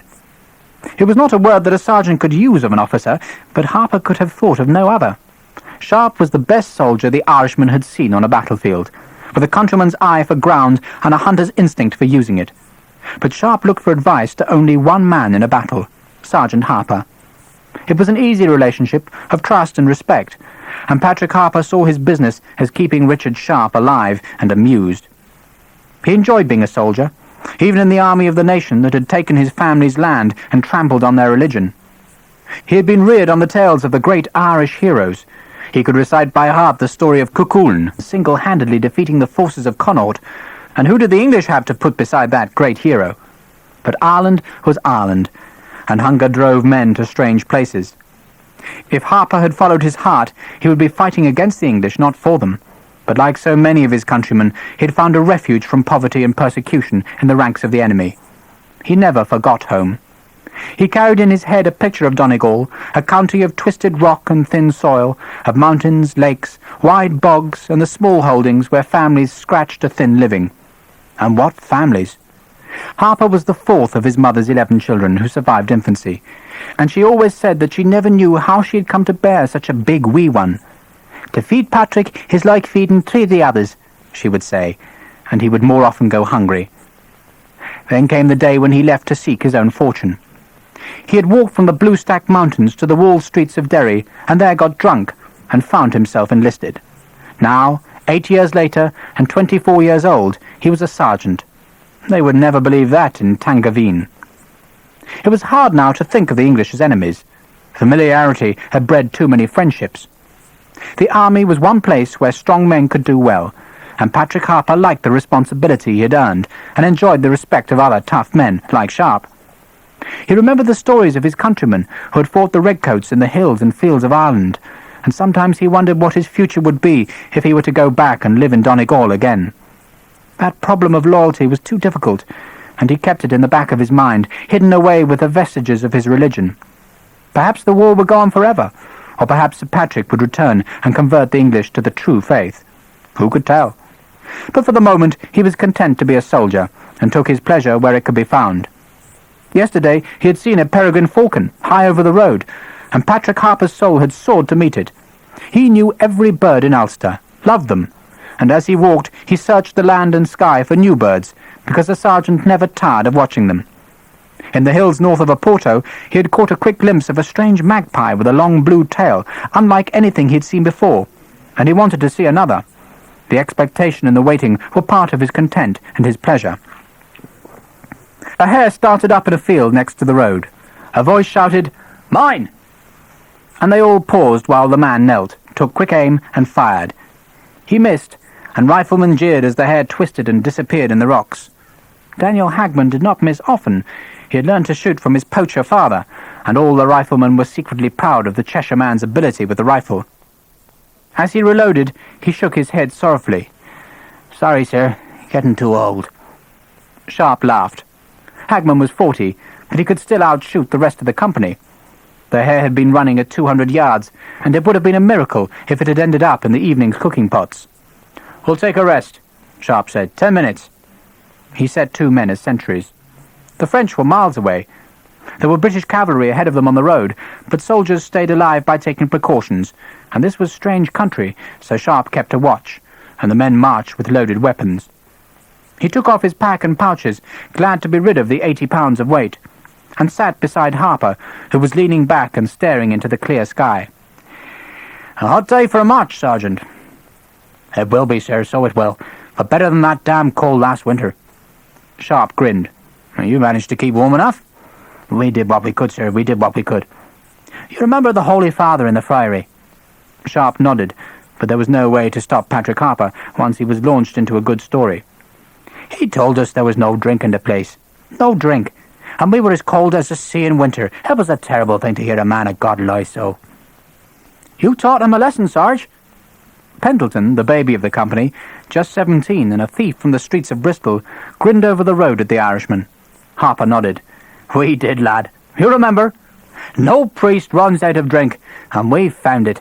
My God, a barrel big enough to drown an army's thirst, and it did us that night. And we tipped the Holy Father head first into the wine to teach him that lying is a mortal sin." He laughed at the memory. "I could do with a drop right now." He looked innocently round the men resting on the verges. Would anyone have a drop?" There was silence. Sharpe leaned back and hid his smile. He knew what Harper was doing, and he could guess what would happen next. The Rifles were one of the few regiments that could pick and choose its recruits, rejecting all but the best, but even so it suffered from the besetting sin of the whole army, drunkenness. Sharpe guessed there were at least half a dozen bottles of wine within a few paces, and Harper was going to find them. He heard the sergeant get to his feet. "Right. Inspection." "Sergeant!" That was Gattaker, too fly for his own good. "You inspected the water bottles this morning. You know we haven't got any." "I know you haven't any in your water bottles, but that's not the same thing, is it?" There was still no response. "Lay your ammunition out, now." There were groans. Both the Portuguese and the Spanish would gladly sell wine to a man in exchange for a handful of cartridges made with British gunpowder, the finest in the world. And it was a fair bet that if any man had less than his 80 rounds, then Harper would find a bottle hid deep in that man's pack. Sharpe heard the sound of rummaging and scuffling. He opened his eyes to see 7 bottles had magically appeared. Harper stood over them triumphantly. "We share these out tonight. Well done, lads. I knew you wouldn't let me down." He turned to Sharpe. "Do you want a cartridge count, sir?" "No. We'll get on." He knew the men could be trusted not to sell more than a handful of cartridges. He looked at the huge Irishman. "How many cartridges would you have, Sergeant?" Harper's face was sublimely honest. 80, sir." "Show me your powder horn." Harper smiled. "I thought you might like a drop of something tonight, sir." "Let's get on, then." Sharpe grinned at Harper's discomfiture. In addition to the 80 rounds, 20 more than the rest of the army carried, riflemen also carried a horn of fine powder that made for better shooting when there was time to use it. "All right, Sergeant. 10 minutes fast, then we'll march easy." At midday, they found Major Forrest with his small mounted advance party waving to them from a stand of trees that grew between the road and the stream Harper had been hoping for. The Major led the riflemen to the spot he had chosen for them. "I thought, Sharpe, that it might be best if you were some way from the Colonel." "Don't worry, sir." Sharpe grinned at the nervous Major. "I think that's an excellent idea." Forrest was still worried. He looked at Sharpe's men who were already hacking at the branches. "Sir Henry insists on fires being built in straight lines, Sharpe." Sharpe held up his hands. "Not a flame out of place, sir. I promise you." An hour later the battalion arrived, and the men threw themselves onto the ground and rested their heads on their packs. Some went to the stream and sat with blistered, swollen feet in the cool water. Sentries were posted, weapons stacked, the smell of tobacco drifted through the trees, and a desultory game of football started far away from the pile of baggage that marked the temporary officers' mess. Last to arrive were the wives and children, mixed with the Portuguese muleteers and their animals, Hogan and his mules, and the herd of cattle driven by hard labour that would provide the evening meals until the last beast was killed. In the somnolent afternoon, Sharpe felt restless. He had no family to write to, and no desire to join Harper, vainly tempting non-existent fish with his maggots. Hogan was sleeping, snoring gently in a patch of shade. So Sharpe got up from the grass, took his rifle, and strolled towards the picket line and beyond. It was a beautiful day. No cloud disturbed the sky. The water in the stream flowed clear. A whisper of a breeze stirred the grass and flickered the pale leaves of the olive trees. He walked between the stream and a field of growing corn, jumped a crude wicker dam that stopped an irrigation channel, and into a rock-strewn field of stunted olives. Nothing moved. Insects buzzed and clicked. A horse whinnied from the campsite. The sound of the water faded behind him. Someone had told him it was July. Perhaps it was his birthday. He didn't know on which day he'd been born. But before his mother died, he remembered her calling him a July baby. Or was it June? He remembered little Elsifer. Dark hair and a voice in the darkness. She had died when he was an infant, and there was no other family. The landscape crouched beneath the heat, still and silent. The battalion swallowed up in the countryside as though it didn't exist. He looked back down the road the battalion had marched, and far away, too far to see properly, there was a dust cloud where the main army was still on the road. He sat beside a gnarled tree trunk, rifle across his knees, and stared into the heat haze. A lizard darted across the ground, paused, looked at him, then ran up a tree trunk and froze as if he would lose sight of it because of its stillness. A speck of movement in the sky made him look up, and high in the blue a hawk slid silently, its wings motionless, its head searching the ground for prey. Patrick would have known instantly what it was, but to Sharpe the bird was just another hunter, and today, he thought, there is nothing for us hunters. And as if in agreement, the bird stirred its wings, and in a moment had gone out of view. He felt comfortable and lazy, at peace with the world, glad to be a rifleman in Spain. He looked at the stunted olives with their promise of a thin harvest, and wondered what family would shake the branches in the autumn, whose lives were bounded by the stream, the shallow fields, and the high climbing road he would probably never see again. End of Side 3.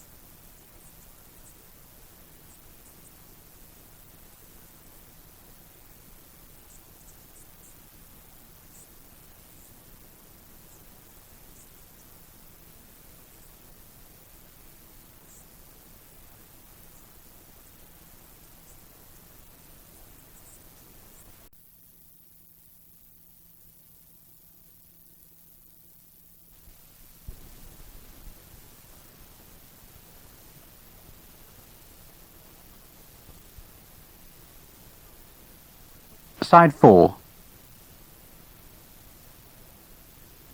Then there was a noise.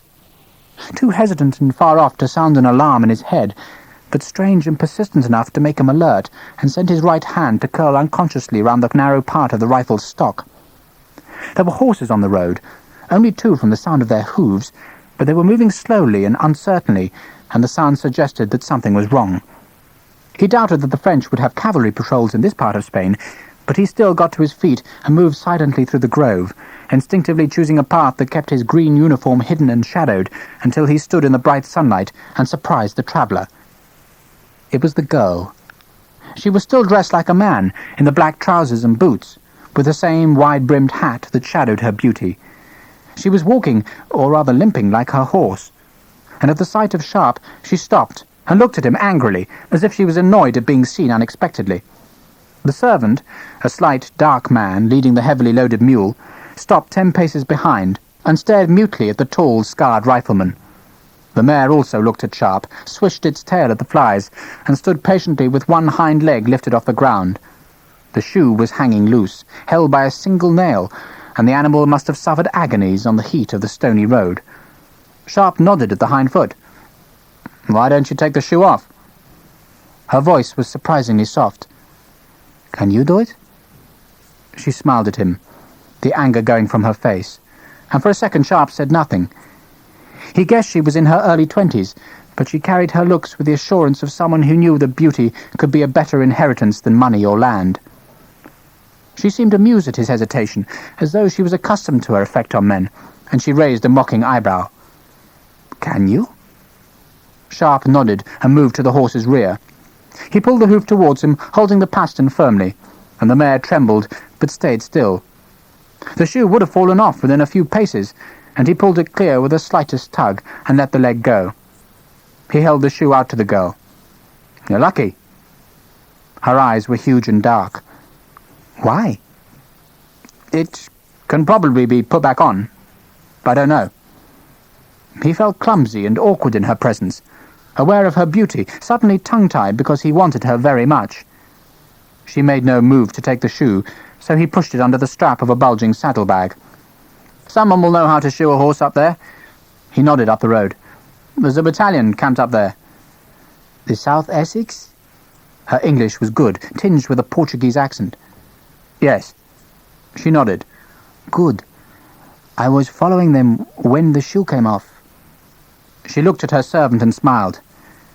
"Poor Agostino. He's frightened of horses." "And you, ma'am?" Sharpe wanted to keep her talking. It was not unusual for women to follow the army. Already Sir Arthur Wellesley's troops had collected English, Irish, Spanish and Portuguese wives, mistresses and whores, but it was unusual to see a beautiful girl, well-horsed, attended by a servant, and Sharpe's curiosity was aroused. More than his curiosity, he wanted this girl. It was a reaction to her beauty as much as a reaction to the knowledge that a girl with this kind of looks did not need a shabby lieutenant without a private fortune. She could take her pick of the rich officers, but that did not stop Sharpe looking at her and desiring her. She seemed to read his thoughts. "You think I should be afraid?" Sharpe shrugged, glancing up the road where the battalion's smoke drifted into the evening. "Soldiers aren't delicate, ma'am." "Thank you for warning me." She was mocking him. She looked down at his faded red sash. "Lieutenant?" "Lieutenant Sharpe, ma'am." "Lieutenant Sharpe." She smiled again, splitting him with her beauty. "You must know Christian Gibbons." He nodded, knowing the unfairness of life. Money could buy anything. A commission, promotion, a sword fashioned to a man's height and strength, even a woman like this. "I know him." "And you don't like him?" She laughed, knowing that her instinct was right. "But I do." She clicked her tongue at the horse and gathered up the reins. "I expect we will meet again. I am going with you to Madrid." Sharpe did not want her to go. "You're a long way from home." She turned back, mocking him with a smile. "So are you, Lieutenant. So are you." She led the limping mare, followed by the mute servant, towards the stand of trees, and the first drifts of blue smoke where the cooking fires were being blown into life. Sharpe watched her go, let his eyes see her slim figure beneath the man's clothes, and felt the envy and heaviness of his desire. He walked back into the olive grove, as if by leaving the road he could wipe her from his memory and regain the peace of the afternoon. Damn Gibbons and his money. Damn all the officers who could pay for the beauties who rode their thoroughbred mares behind the army. He encouraged his sour thoughts, swirled them around his head to try to convince himself that he did not want her. But as he walked between the trees, he felt the horseshoe nail still held in his right palm. He looked at it, a short, bent nail, and tucked it carefully into his ammunition pouch. He told himself it would come in useful. He needed a nail to jam the mainspring of the rifle when he stripped the lock for cleaning. But better nails were plentiful, and he knew he was keeping it because it had been hers. Angrily he fished among the fat cartridges and threw the nail far away. From the battalion there came the sound of musket fire, and he knew that 2 bullocks had been slaughtered for the evening meal. There would be wine with the stew, and Hogan's brandy after it, and stories about old friends and forgotten campaigns. He'd been looking forward to the meal, to the evening, but suddenly everything was changed. The girl was in the camp. Her laughter would invade the peace, and he thought, as he walked back by the stream, that he didn't even know her name. Chapter 5. The Regimento de la Santa Maria would have conquered the world if words and display had been enough, but punctuality was not among their more obvious military virtues. The South Essex had marched hard for 4 days to reach the rendezvous at Plasencia, but the town was empty of Spanish troops. Storks flapped lazily from their nests among the steep roofs that climbed to the ancient cathedral which dominated both the town and the circling plain, but of the Santa Maria there was no sign. The battalion waited.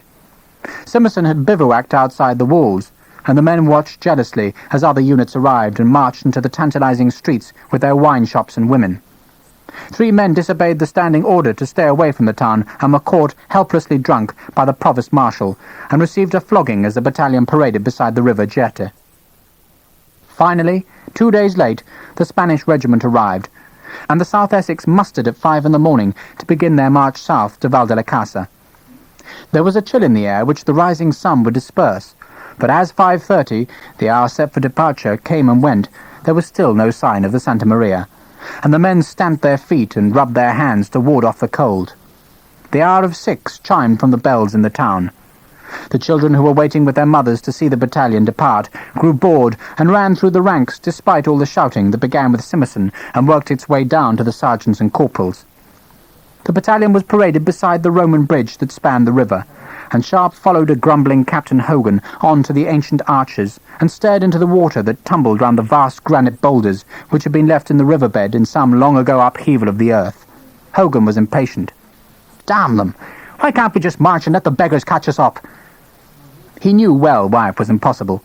The answer was called diplomacy, and part of the price of cooperation with the touchy Spanish forces was that the native regiment must march first. Sharpe said nothing. He stared into the water at the long weeds which waved sinuously in the current. He shivered in the dawn breeze. He shared Hogan's impatience, and it was alloyed with frustrations that stirred inside him like the slow-moving riverweed. He looked up at the cathedral, touched by the rising sun, and tried to pin down his apprehensions about the operation at Val de la Casa. It sounded simple. A day's march to the bridge, a day for Hogan to destroy the already crumbling arches, and a day's march back to Plasencia, where Wellesley was gathering his forces for the next stage of the advance into Spain. But there was some instinct as difficult to pin down as the grey shadows that receded in the dawn, that told him it would not be that easy. It was not the Spanish that worried him. Like Hogan, he knew that their presence was a political imperative and a military farce. If they proved as useless as their reputation suggested, that should not matter. The South Essex was strong enough to cope with whatever was needed. And that was the problem. Simmerson had never met the enemy, and Sharpe had little faith in the colonel's ability to do the right thing. If there really were French on the south bank of the Tagus, and if the South Essex had to repel an attack on the bridge while Hogan laid his charges, then Sharpe would have preferred an old soldier to be making the decisions, and not this colonel of militia whose head was stuffed with theories on battle and tactics learned on the safe fields of Essex. But it was not just Simmerson. He looked at the road leading to the town, where an indistinct group of women stood, the wives of the battalion, and wondered whether the girl, Josefina Lacosta, was there. He had at least learnt her name, and seen her a dozen times, mounted on the delicate black mare, with a crowd of Simmerson's lieutenants laughing and joking with her. He had listened to the rumours about her, that she was the widow of a rich Portuguese officer. That she had run away from the Portuguese officer, no one seemed sure, but what was certain was that she had met Gibbons at a ball in Lisbon's American hotel, and, within hours, had decided to go to the war with him. It was said that they had planned to marry once the army reached Madrid, and that Gibbons had promised her a house and a life of dancing and gaiety.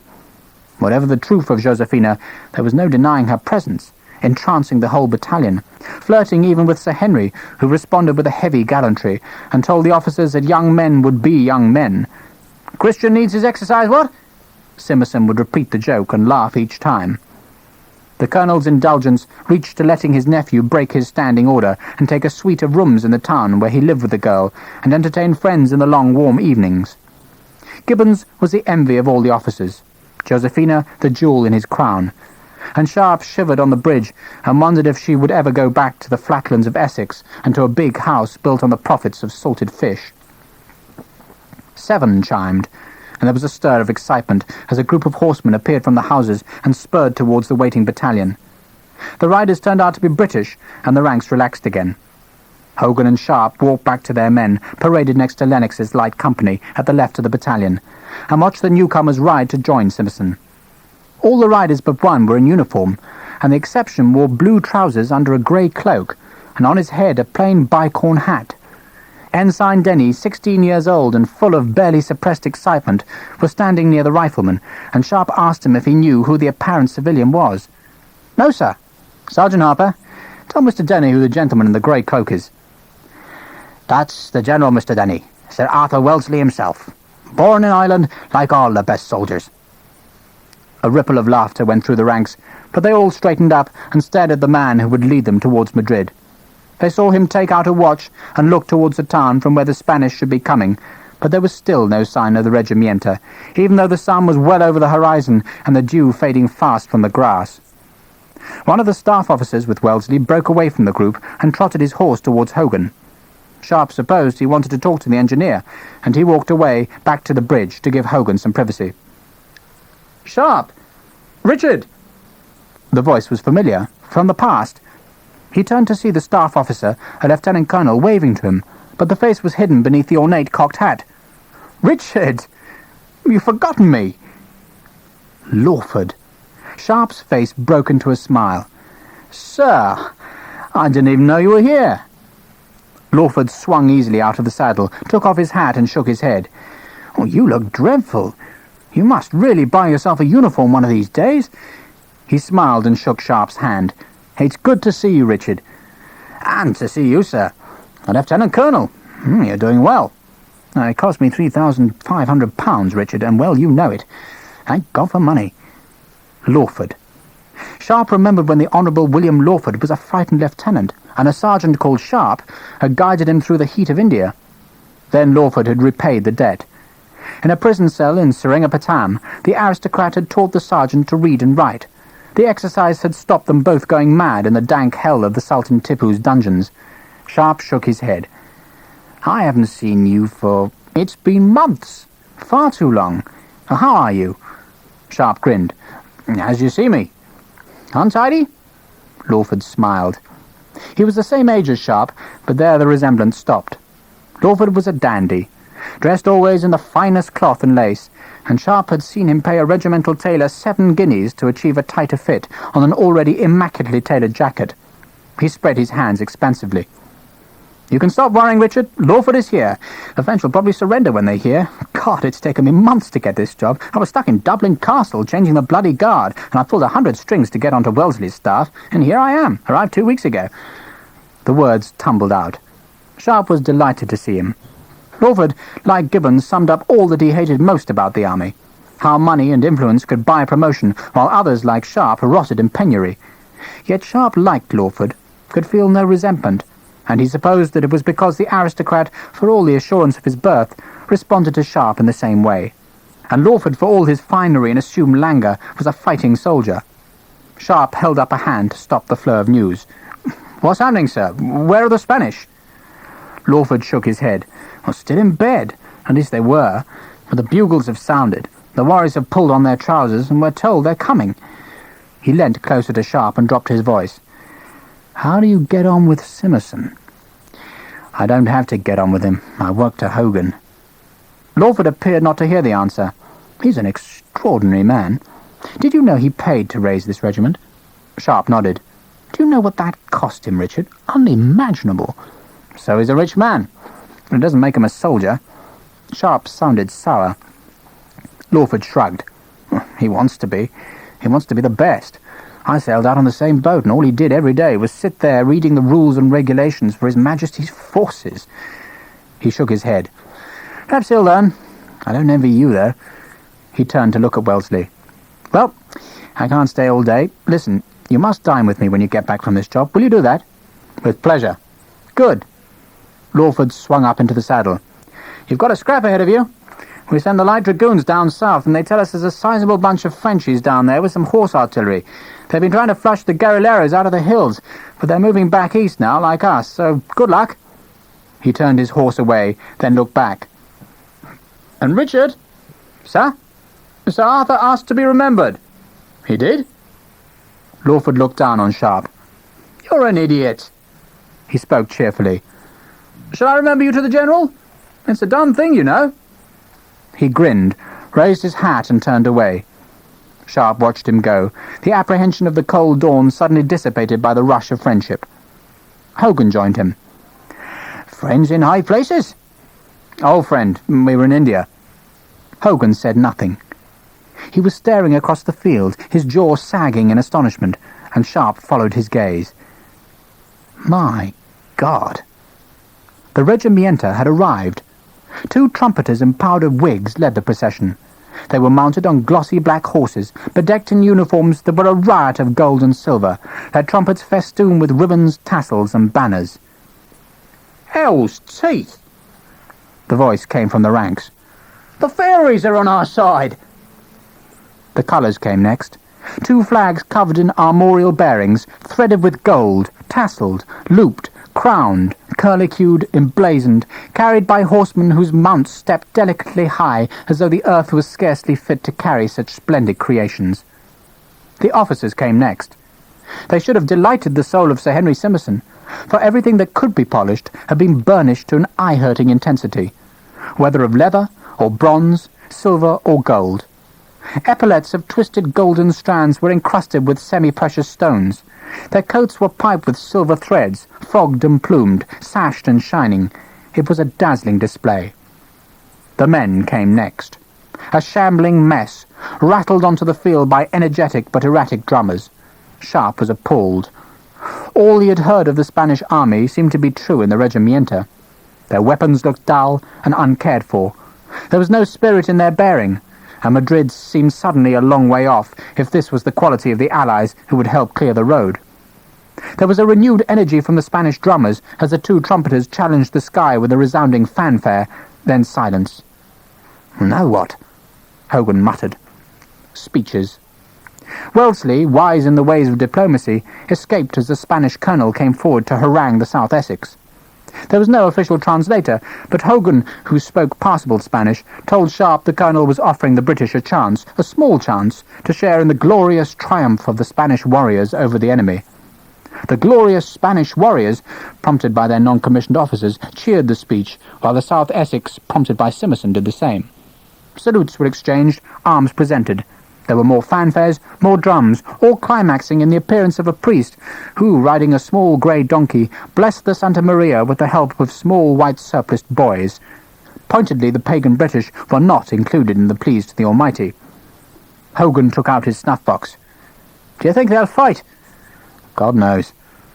The year before, Sharpe knew, a Spanish army had forced the surrender of 20,000 Frenchmen, so there was no doubting that the Spaniards could fight if their leadership and organization were equal to their ambitions. But to Sharpe, the evidence of the Regimento suggested that their immediate allies had neither the organization nor the leaders to do anything except perhaps make bombastic speeches. At 10:30, 5 hours late, the battalion finally shrugged on its packs and followed the Santa Maria across the old bridge. Sharpe and Hogan travelled ahead of the South Essex and immediately behind a far-from-warlike Spanish rearguard. A bunch of mules was being coaxed along, loaded high with luxuries to keep the Spanish officers comfortable in the field, while in the middle of the beasts rode the priest, who continually turned and smiled nervously with blackened teeth at the heathens on his tail. Strangest of all were 3 white-dressed young women who rode thoroughbred horses and carried fringed parasols. They giggled constantly, turned and peeped at the riflemen, and looked incongruously like 3 brides on horseback. What a way, Sharpe thought, to go to war. By midday, the column had covered a mere 5 miles and had come to a complete stop. Trumpets sounded at the head of the Regimento, officers galloped in urgent clouds of dust up and down the ranks, and the soldiers simply dropped their weapons and packs and sat down in the road. Anyone with any kind of rank started to argue. The priest, stuck among the mules, screamed hysterically at a mounted officer, while the 3 women wilted visibly and fanned themselves with their white-gloved hands.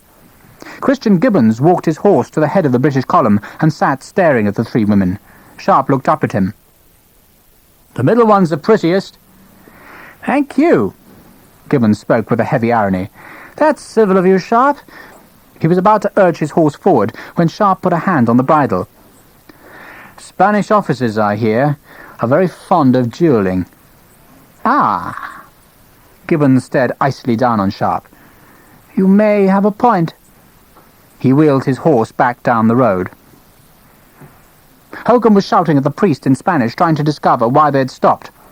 The priest smiled his blackened smile and raised his eyes to heaven, as if to say it was all God's will and there was nothing to be done about it. "Damn this!" Hogan looked around urgently.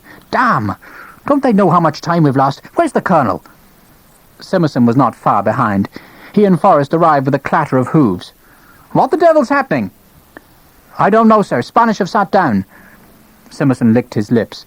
"Well, don't they know we're in a hurry?" No one spoke. The colonel looked round the officers as though one of them might suggest an answer. "Well, come on, then. We'll see what it's about. Hogan, will you translate?" Sharpe fell his men out as the mounted officers rode up the column, and the riflemen sat beside the road with their packs beside them. The Spanish appeared to be asleep. The sun was high, and the road surface reflected a searing heat. Sharpe touched the muzzle of his rifle by mistake and flinched from the hot metal. Sweat trickled down his neck, and the glare of the sun, reflected from the metal ornaments of the Spanish infantry, was dazzling. There were still 15 miles to go. The three women rode their horses slowly towards the head of the Regimento. One of them turned and waved coquettishly to the rifleman, and Harper blew her a kiss, and when they had gone, the dust drifted gently onto the thin grass of the verge. 15 minutes of silence passed before Simmerson, Forrest, and Hogan pounded back from their meeting with the Spanish colonel. Sir Henry was not pleased. "Damn them! They've stopped for the day." Sharpe looked questioningly at Hogan. The engineer nodded. "That's true. There's an inn up there, and the officers have settled in." "Damn, damn, damn!" Simmerson was pounding the pommel of his saddle. "And what are we to do?" The mounted officers glanced at each other. Simmerson was the man who had to make the decision, and none of them answered his question. But there was only one thing to do. Sharpe looked at Harper. "Form up, Sergeant." Harper bellowed orders. The Spanish muleteers, their rest disturbed, looked curiously as the riflemen pulled on their packs and formed ranks. "Bayonets, Sergeant." The order was given, and the long brass-handled sword bayonets rasped from the scabbards. Each blade was 23 inches long, each sharp and brilliant in the sun. Simmerson looked nervously at the weapons. "What the devil are you doing, Sharpe?" "Only one thing to do, sir." Simmerson looked left and right at Forrest and Hogan, but they offered him no help. "Are you proposing we should simply carry on, Sharpe?" "It's what you should have proposed," thought Sharpe, but instead he nodded. "Isn't that what you intended, sir?" Simmerson was not sure. Wellesley had impressed on him the need for speed, but there was also the duty not to offend a touchy ally. But what if the bridge should already be occupied by the French? He looked at the riflemen, grim in their dark uniforms, and then at the Spanish, who lolled in the roadway smoking cigarettes. "Very well." "Sir?" Sharpe turned to Harper. "Four ranks, Sergeant." Harper took a deep breath. "Company! Double files to the right!" There were times when Sharpe's men, for all their tattered uniforms, knew how to startle a militia colonel. With a snap and a precision that would have done credit to the guards, the even-numbered files stepped backwards. The whole company, without another word of command, turned to the right, and instead of 2 ranks, there were now 4 facing towards the Spanish. Harper had paused for a second while the movement was carried out. "Quick! March!" They marched. Their boots crashed onto the road, scattering mules and muleteers before them. The priest took one look, kicked his heels, and the donkey bolted into the field. "Come on, you bastards!" Harper shouted. "March as if you mean it!" They did. They pushed their tempo up to the light infantry quick march and stamped with their boots so that the dust flew up. Behind them, the South Essex were formed and following. Before them, the Regimento split apart into the fields, the officers running from the white-walled inn and screaming at the riflemen. Sharpe ignored them. The Spanish colonel, a vision of golden lace, appeared at the inn doorway to see his regiment in tatters. The men had scattered into the fields, and the British were on their way to the bridge. The colonel was without his boots, and in his hand he held a glass of wine. As they drew level with the inn, Sharpe turned to his company. "Company! To the right! Salute!" He drew the long blade, held it in the ceremonial salute, and his men grinned as they presented their arms towards the colonel. There was little he could do. He wanted to protest, but honour was honour, and the salute should be returned. The Spaniard was in a quandary. In one hand the wine, and in the other a long cigar. Sharpe watched the debate on the Spanish colonel's face as he looked from one hand to the other, trying to decide which to abandon. But in the end, the colonel of the Santa Maria stood to attention in his stockings and held the wine-glass and cigar at a dutifully ceremonious angle. "Eyes front!" Hogan laughed out loud. "Well done, Sharpe." He looked at his watch. "We'll make the bridge before nightfall. Let's hope the French don't." "Let's hope the French don't make it at all," thought Sharpe. Defeating an ally was one thing, but his doubts about the ability of the South Essex to face the French were as real as ever. He looked at the white, dusty road stretching over the featureless plain, and in a fleeting, horrid moment, wondered whether he would return. He pushed the thought away and gripped the stock of his rifle. With his other hand, he unconsciously felt the lump over his breastbone. Harper saw the gesture. Sharpe thought it was a secret that round his neck he had a leather bag in which he kept his worldly wealth, but all his menu was there, and Sergeant Harper knew that when Sharpe touched the bag with its few gold coins looted from old battlefields, then the lieutenant was worried. And if Sharpe was worried... Harper turned to the rifleman. Come on, you bastards. This isn't a funeral. Faster! End of side 4.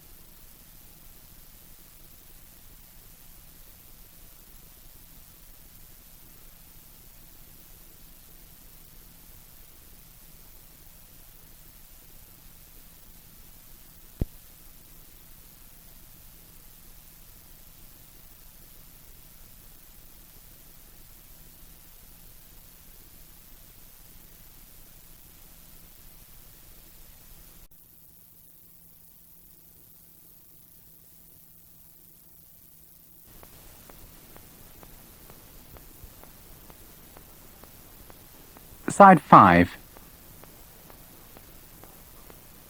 Chapter 6. Val de la Casa did not exist as a place where human beings lived, loved, or traded. It was simply a ruined building and a great stone bridge that had been built to span the river at a time when the Tagus was wider than the flow, which now slid darkly between the 3 central arches of the Roman stonework. And from the bridge, with its attendant building, the land spread outwards in a vast shallow bowl, bisected by the river in one direction, and the road which led to and from the bridge in the other. The battalion had marched down the almost imperceptible incline as the shadows of dusk began to creep across the pale grasslands. There was no farming, no cattle, no sign of life, just the ancient ruin, the bridge, and the water slipping silently towards the far-off sea. "I don't like it, sir." Harper's face had been genuinely worried. "Why not?" "No birds, sir. Not even a vulture." Sharpe had to admit it was true. There was not a bird to be seen or heard. It was like a place forgotten, and as they marched towards the building, the men in green jackets were unnaturally quiet, as if infected by some ancient gloom. "There's no sign of the French." Sharpe could see no movement in the darkening landscape. "It's not the French that worry me." Harper was really concerned. "It's this place, sir. It's not good." "You're being Irish, Sergeant." "That may be, sir, but tell me why there's no village here. The soil is better than the stuff we've marched past. There's a bridge, so why no village?" "Why not?" It seemed an obvious place for a village, but on the other hand, they had passed only one small hamlet in the last 10 miles, so it was possible that there were simply not enough people on the vast remoteness of the Estramaduran plain to inhabit every likely spot. Sharpe tried to ignore Harper's concern, but, coming as it did on top of his own gloomy presentiments, he had begun to feel that Val de la Casa really did have a sinister air about it. Hogan did not help. That's the Puente de los Malditos, the Bridge of the Accursed. Hogan walked his horse beside them and nodded at the building. That must have been the convent. The Moors beheaded every single nun. The story goes that they were killed on the bridge, that their heads were thrown into the water, but the bodies left to rot. They say no one lives here because the spirits walk the bridge at night looking for their heads. The rifleman heard him in silence.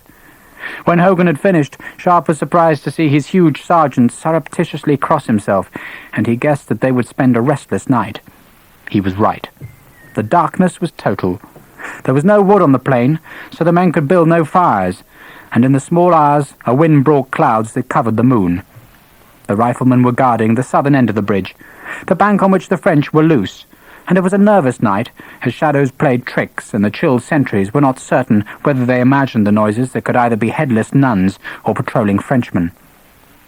Just before dawn, Sharpe heard the sound of a bird's wings, followed by the call of an owl, and he wondered whether to tell Harper that there were birds after all. He decided not. He remembered that owls were supposed to be harbingers of death, and the news might worry the Irishman even more. But the new day, even if it did not bring the Regimento, who were presumably still at the inn, brought a brilliant blue sky with only a scattering of high-passing clouds that followed the night's belt of light rain. Harsh, ringing blows came from the bridge, where Hogan's artificers hammered down the parapet at the spot chosen for the explosion, and the apprehensions of the night seemed for the moment to be like a bad dream. The riflemen were relieved by Lennox's light company, and with nothing else to do, Harper stripped naked and waded into the river. "Oh, that's better. I haven't washed in a month." He looked up at Sharpe. "Is anything happening, sir?" "No sign of them." Sharpe must have stared at the horizon a mile to the south 50 times since dawn, but there had been no sign of the French. He watched as Harper came dripping wet out of the river and shook himself like a wolfhound. "Perhaps they're not here, sir." Sharpe shook his head. "I don't know, Sergeant. I've a feeling they're not far away." He turned and looked across the river at the road they had marched the day before. "Still no sight of the Spanish." Harper was drying himself with his shirt. "Perhaps they'll not turn up, sir." It had occurred to Sharpe that possibly the whole job would be done before the Regimento reached Val de Casa, and he wondered why he still felt the stirrings of concern about the mission. Simerson had behaved with restraint. The artificers were hard at work, and there were no French inside. What could go wrong? He walked to the entrance of the bridge and nodded to Lennox. "Anything?" The Scotsman shook his head. "All's quiet. I reckon Sir Henry won't get his battle today." "He wanted one?" Lennox laughed. "Keen as mustard. I suspect he thinks Napoleon himself is coming." Sharpe turned and stared down the road. Nothing moved. "They're not far away. I can feel it." Lennox looked at him seriously. "You think so? I thought it was the Scots who had the second sight." He turned and looked with Sharpe at the empty horizon. "Maybe you're right, Sharpe, but they're too late." Sharpe agreed and walked onto the bridge. He chatted with Knowles and Denny, and as he left them to join Hogan, he reflected gloomily on the atmosphere in the officers' mess of the South Essex. Most of the officers were supporters of Simerson, men who had first earned their commissions with the militia, and there was bad feeling between them and the men from the regular army. Sharpe liked Lennox, enjoyed his company, but most of the other officers thought the Scotsman was too easy with his company, too much like the rifleman. Leroy was a decent man, a loyalist American, but he kept his thoughts to himself, as did the few others who had little trust in their colonel's ability. He pitied the younger officers learning their trade in such a school, and was glad that as soon as this bridge was destroyed, his riflemen would get away from the South Essex into more congenial company. Hogan was up to his neck in a hole in the bridge. Sharpe peered down and saw in the rubble the curving stonework of 2 arches. "How much powder will you use?" "All there is." Hogan was happy, a man enjoying his work. "This isn't easy. Those Romans built well. You see those blocks?" He pointed to the exposed stones of the arches. "They're all shaped and hammered into place. If I put a charge on top of one of those arches, I'll probably make the dam bridge stronger. I can't put the powder underneath, more's a pity." "Why not?" "No time, Sharpe, no time. You have to contain an explosion. If I sling those kegs under the arch, all I'll do is frighten the fishes. No, I'm going to do this one upside down and inside out." He was half talking to himself, his mind full of weights of powder and lengths of fuse. "Upside down and inside out?" Hogan scratched his dirty face. "So to speak. I'm going down into the pier, and then I'll blow the damn thing out sideways. If it works, Sharpe, it'll bring down 2 arches and not just one." "Will it work?" Hogan grinned happily. "It should. It'll be one hell of a bang, I promise you that." "How much longer?" "I'll be finished in a couple of hours, perhaps sooner." Hogan heaved himself out of the hole and stood beside Sharpe. "Let's get the powder up here." He turned towards the convent, cupped his hands to his mouth, and froze. The Spanish had arrived. Their trumpeters in front, their colours flying, the blue-coated infantry straggling behind. "Glory be," Hogan said. "Now I can sleep safe at nights." The Regimento marched to the convent, past the South Essex who were being drilled in the field, and kept on marching. Sharpe waited for the orders which would halt the Spaniards, but they were never given. Instead, the trumpeters paced their horses onto the bridge. The colours followed, then the gloriously uniformed officers, and finally the infantry itself. "What the hell do they think they're doing?" Hogan stepped to the side of the bridge. The Regimento picked its way past the broken section and past the hole Hogan had dug. The engineer waved his arms at them. "I'm going to blow it up! Bang, bang!" They ignored him. Hogan tried it in Spanish, but the tide of men flowed on past. Even the priest and the 3 white-dressed ladies walked their mounts carefully round Hogan's hole and onto the south bank where Captain Lennox had hastily moved the light company out of their path. The Regimento was followed by an apoplectic Simmerson trying to find out what the hell was happening. Hogan shook his head wearily. "If it had been just you and I, Sharpe, we'll be on our way home by now." He waved to his men to bring the kegs of powder out to the hole. "I'm tempted to blow it up with that lot on the wrong side." "They're our allies, remember?" Hogan wiped his forehead. "So, Simmerson." He climbed back into the excavation. "Hey, I'll be glad when this lot's over." The kegs of powder arrived, and Sharpe left Hogan to pack the gunpowder deep in the base of the arches. He walked back to the south bank where his riflemen waited, and watched as the Santa Maria paraded in a long line across the road that led to the distant skyline.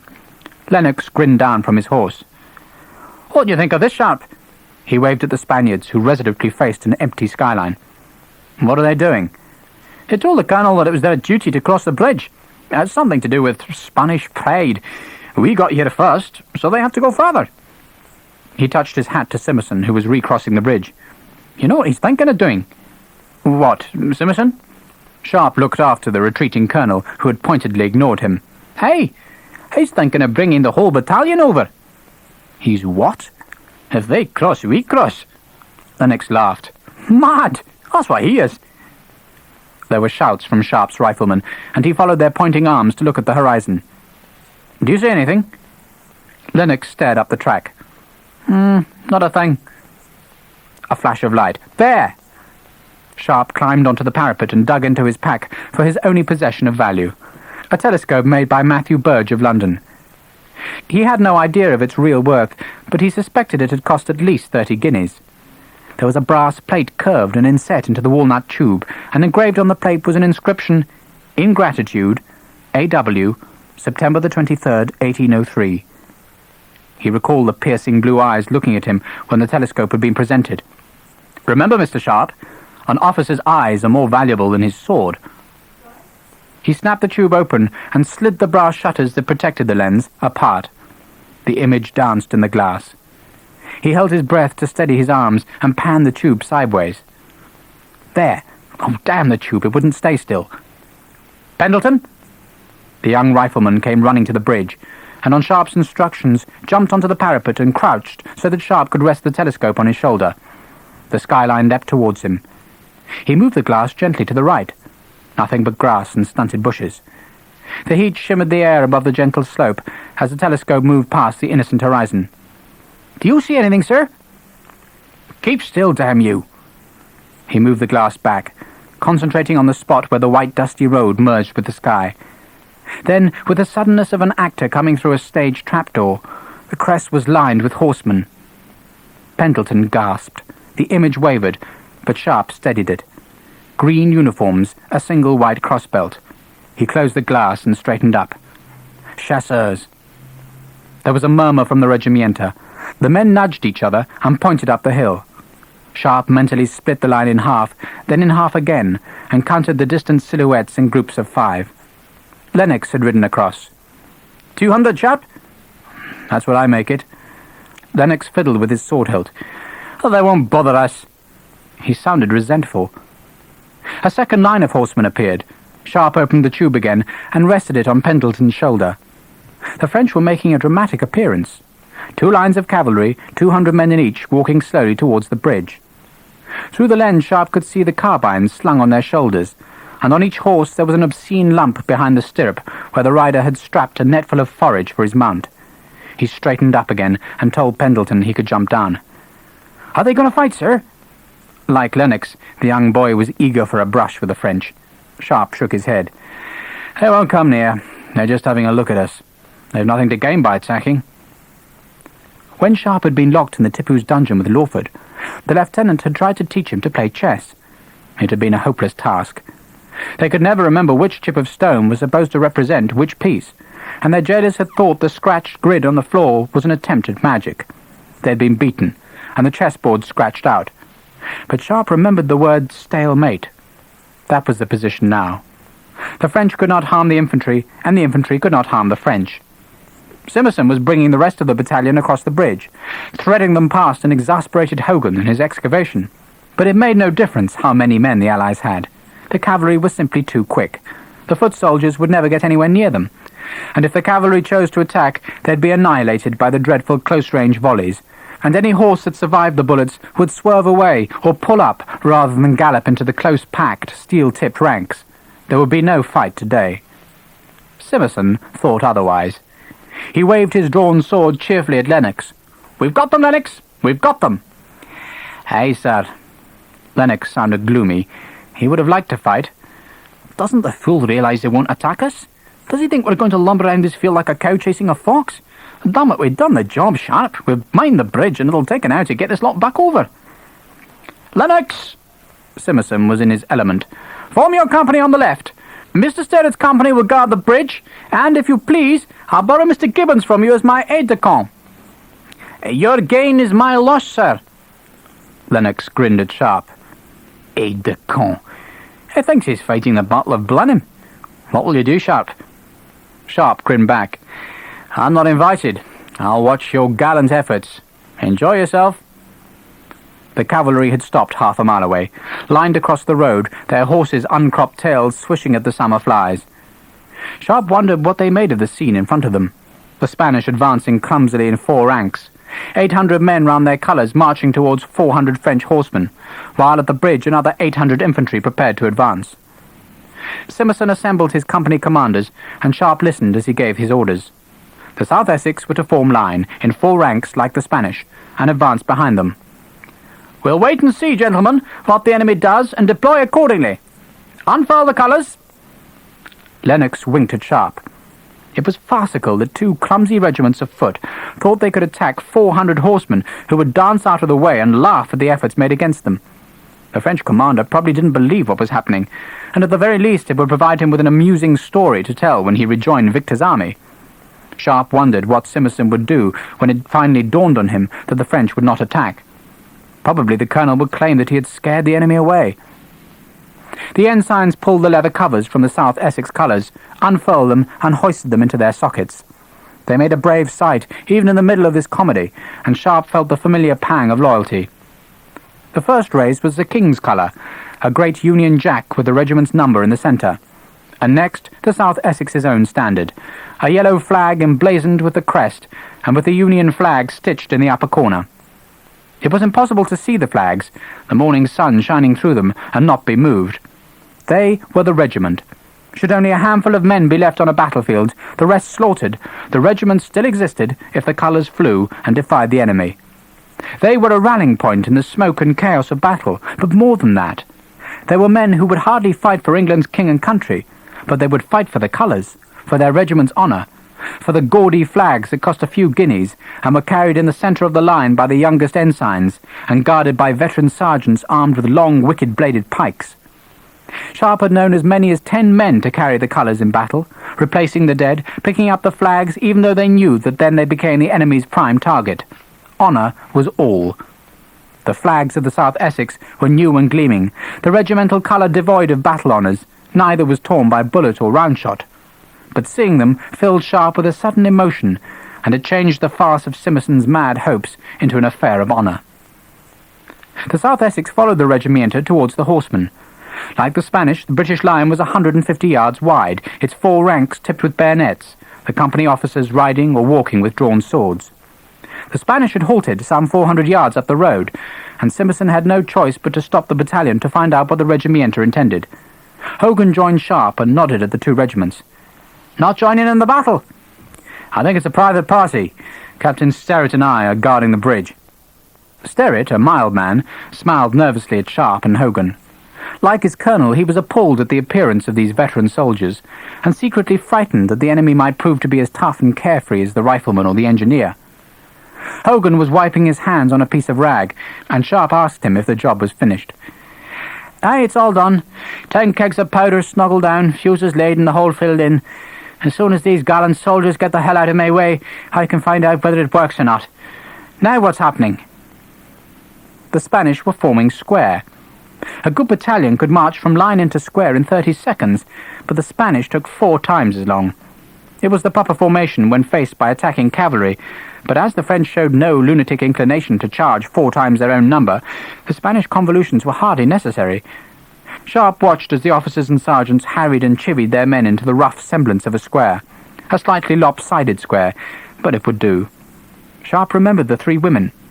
He could not see them with the Regimento, and he looked round to see them watch decorously from the riverbank. One of them saw his glance and raised a gloved hand.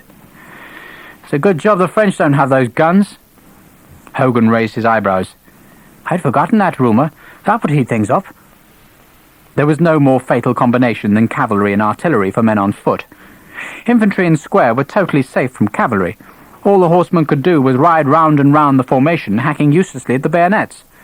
But if the cavalry was supported by cannons, the square became a death trap. Grape shot would blast holes in the ranks. The cavalry would ride into the gaps and slice down with their sabres. Sharpe looked at the skyline. There were no guns. Simmerson had watched the Regimento form their square. He was obviously nonplussed. It must have occurred to him that he could not attack the French, so the French had to attack him. There was a pause in proceedings. The Spanish had formed their rough square on the right of the track. Simmerson gave his orders, and with a marvellous precision the South Essex demonstrated on the left how a battalion should form a square. Even at half a mile, Sharpe could see the horsemen clapping ironically. Now there were 2 squares, the Spanish nearer the French, and still the horsemen made no move. Time passed. The sun climbed higher in the sky. The grasslands shivered in the haze. The French horses lowered their necks and cropped to the thin pasture. Captain Sterrett, guarding the bridge with his company, became plaintive. "Why don't they attack?" "Would you?" Sharpe asked. Sterrett looked puzzled. Sharpe could understand why. Simmerson was looking increasingly foolish. He had marched to war with drawn sword and unfurled banners, and the enemy was refusing to fight.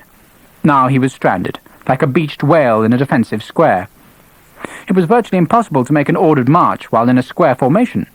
It was easy enough for the leading edge. They marched forwards, but the sides had to step sideways, and the rear edge walked backwards, all of them fighting off encircling horsemen. It was not impossible. Sharpe had done it, but when survival depends on doing the impossible, then men will find a way. Simmerson wanted to move, but he did not want his neat, ordered square to be torn out of alignment as he advanced. He could have resumed the line formation, but then he would look even more foolish for having formed a square at all. So he stayed where he was, and the French looked on, filled with wonderment at the strange antics of the enemies. "Someone's got to do something." Captain Sterrett frowned in bewilderment. War was not supposed to be like this. It was glory and victory, not this humiliation. "Someone's doing something." Hogan nodded at the South Essex. A horseman had been released from the square and was galloping towards the bridge. "It's Lieutenant Gibbons."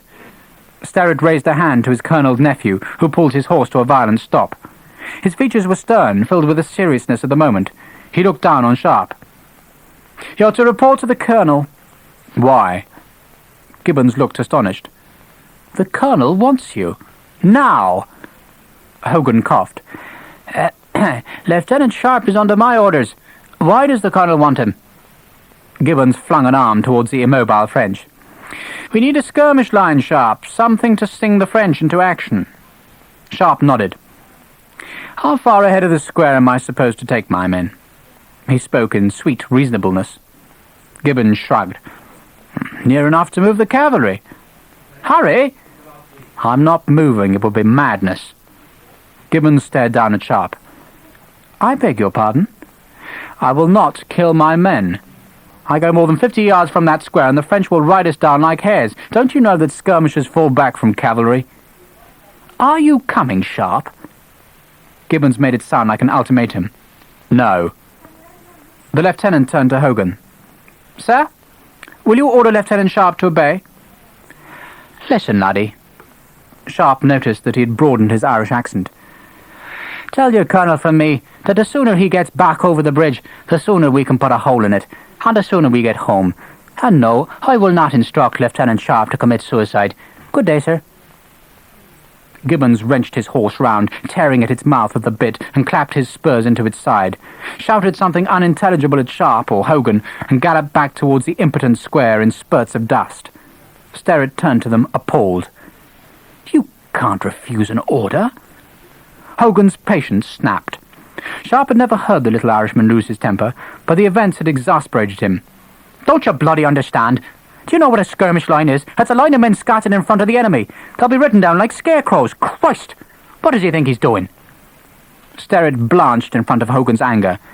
He tried to placate the engineer. But someone's got to do something. You're quite right. They've got to get back over the bloody bridge and stop wasting our time.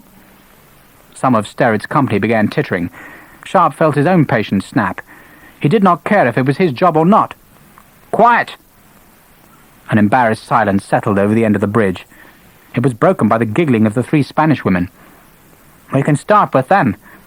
Hogan turned to them and shouted in Spanish. They looked at him, at each other, but he shouted again, insisting.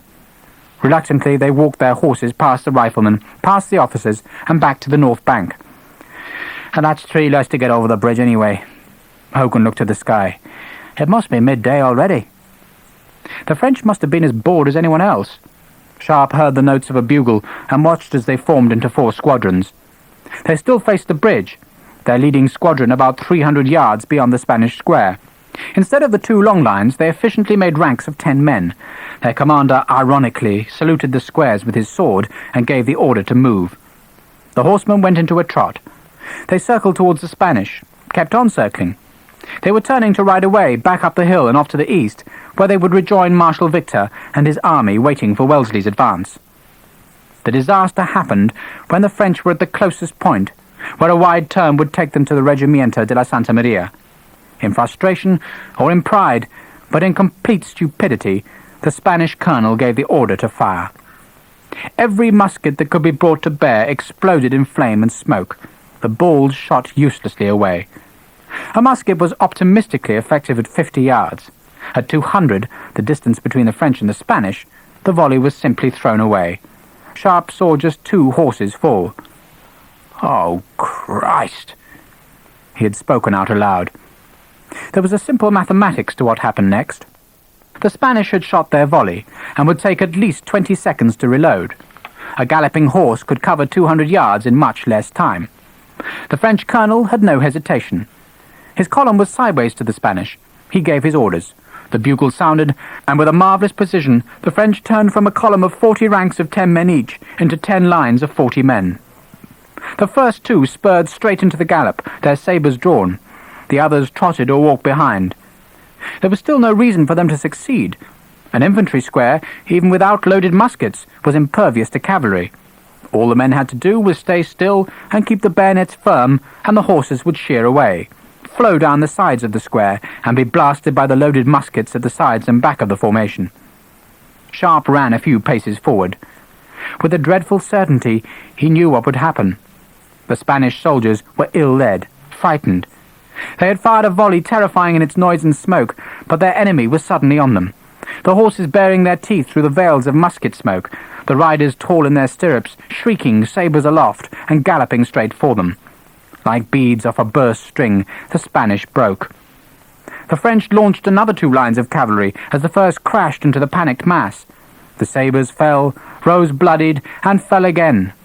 The chasseurs were literally hacking their way into the packed square. The horses unable to move against the crush of screaming men. The third line of Frenchmen swerved away, checked their line, and launched themselves against the Spaniards, who had broken clear and were running for their lives. The Spanish dropped their muskets, ran for safety, ran towards the South Essex. The French were among them, riding along with the running men, hacking down expertly on the heads and shoulders of the fugitives. Behind them, more lines of cavalry were trotting knee to knee into the attack. The French sabres came down right and left. More Spaniards broke from the mass. The colours went down. They were sprinting towards the British square, desperate for its safety. The South Essex could not see what was happening, only the Spanish coming towards them, and the odd horsemen in the swirling dust. "Fire!" Sharpe repeated the words. "Fire, you idiot!" Simmerson had one hope for survival.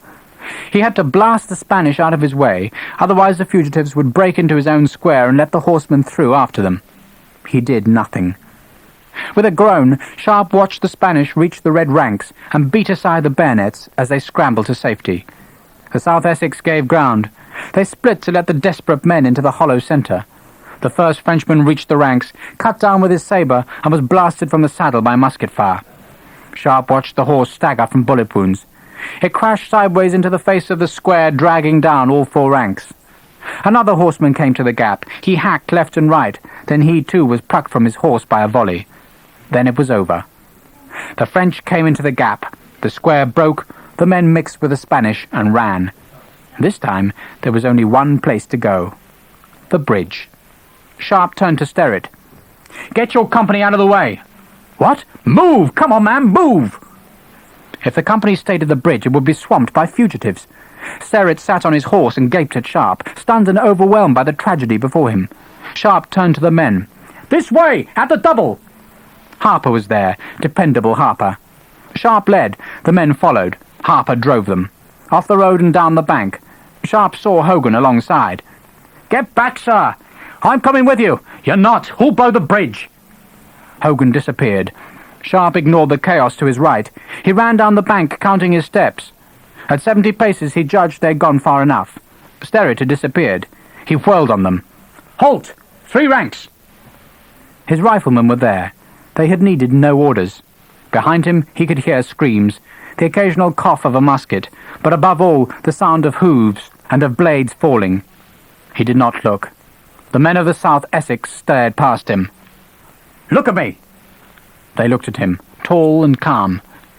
"You're in no danger. Just do as I say. Sergeant?" "Sir." "Check the flints." Harper grinned at him. The men of Sterrett's company had to be calmed down, their hysteria smoothed by the familiar, and the big Irishman went down the ranks, forcing the men to take their eyes off the shambles ahead and look at their muskets instead. One of the men, white with fear, looked up at the huge sergeant. "What's going to happen, Sarge?" "Happen? You're going to earn your money, lad. You're going to fight." He tugged at the man's flint. "Luce is a good woman, lad. Screw it up." The sergeant looked down the ranks and laughed. Sharpe had saved 80 muskets and 30 rifles from the rout, and the French, God bless them, were about to have a fight. End of Side 5.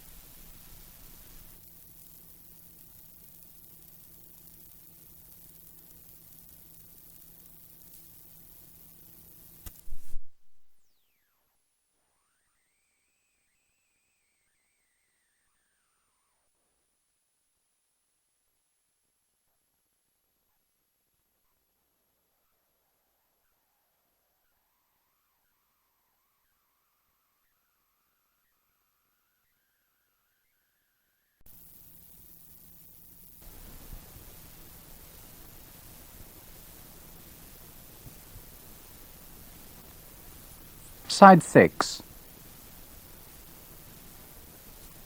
Chapter 7. It was a shambles. 4 minutes ago, 1,600 infantry had been ranked on the field, officered and organised. Now most of them were running for the bridge. They threw away muskets, packs, anything that might slow them down and bring the methodical sabres of the French closer to their heels. The French colonel was good. He concentrated some of his men on the fugitives, driving them at a trot, cutting left and right as simply as on the practice field, driving the panicked mass to the killing ground at the bridge's entrance. More horsemen had been ordered against the remnants of the British square, a huddle of men fighting desperately round the colours, but Sharpe could see more cavalry standing motionless in 2 ranks, the French reserve which could be thrown in to sustain the attack or break any sudden resistance from the infantry. There was no point in defending the bridge. It was well enough protected from the French by the turbulent mass of men struggling for its dubious safety. Sharpe guessed that perhaps 1,000 men were trying to thread themselves onto a roadway just wide enough for an ox cart. It was an unbelievable sight. Sharpe had seen panic on a battlefield before, but never quite like this. Less than 100 horsemen were driving 10 times their number in horrific flight. The crowd of the bridge could not move forward. The press of bodies was too great. But Spanish and British fought and seethed, clawed and shoved, desperate to escape the chasseurs who cut at the fringes of the crowd. Even those who succeeded in pushing their way onto the bridge were not safe. Sharpe caught a glimpse of men falling into the water where the bridge was broken, and where Hogan had destroyed the parapets. Other men, harried by sabres, joined the back of the crowd. The French had no chance of cutting their way through that immense barrier of bone and flesh, nor were they trying to get to the bridge. Instead, the chasseurs kept the panic boiling, so that the men had no chance to reform and turn on their pursuers with loaded muskets and raised bayonets. The horsemen were almost lackadaisical in their sabre cuts. Sharpe saw one man cheerfully urging the fugitives on with the flat of his sword. It took effort to kill a man, especially if he was wearing his pack and had turned his back. Inexperienced horsemen swept their blades in impressive arcs that slammed into a soldier's back. The victim would collapse only to discover, astonished, that his injury was merely a sliced pack and greatcoat. The veteran chasseurs waited until they were level with their targets and then cut backwards at the unprotected face, and Sharpe knew there would be far more wounded than dead, horribly wounded, faces mangled by the blades, heads open to the bone. He turned to his front. Here there was proper fighting. The colours of the South Essex were still flying, though the men surrounding them had lost all semblance of a proper formation. They had been forced into a crude ring, pressed back by horsemen, and they fought off the sabres and hooves with sword and bayonet. It was a desperate fight.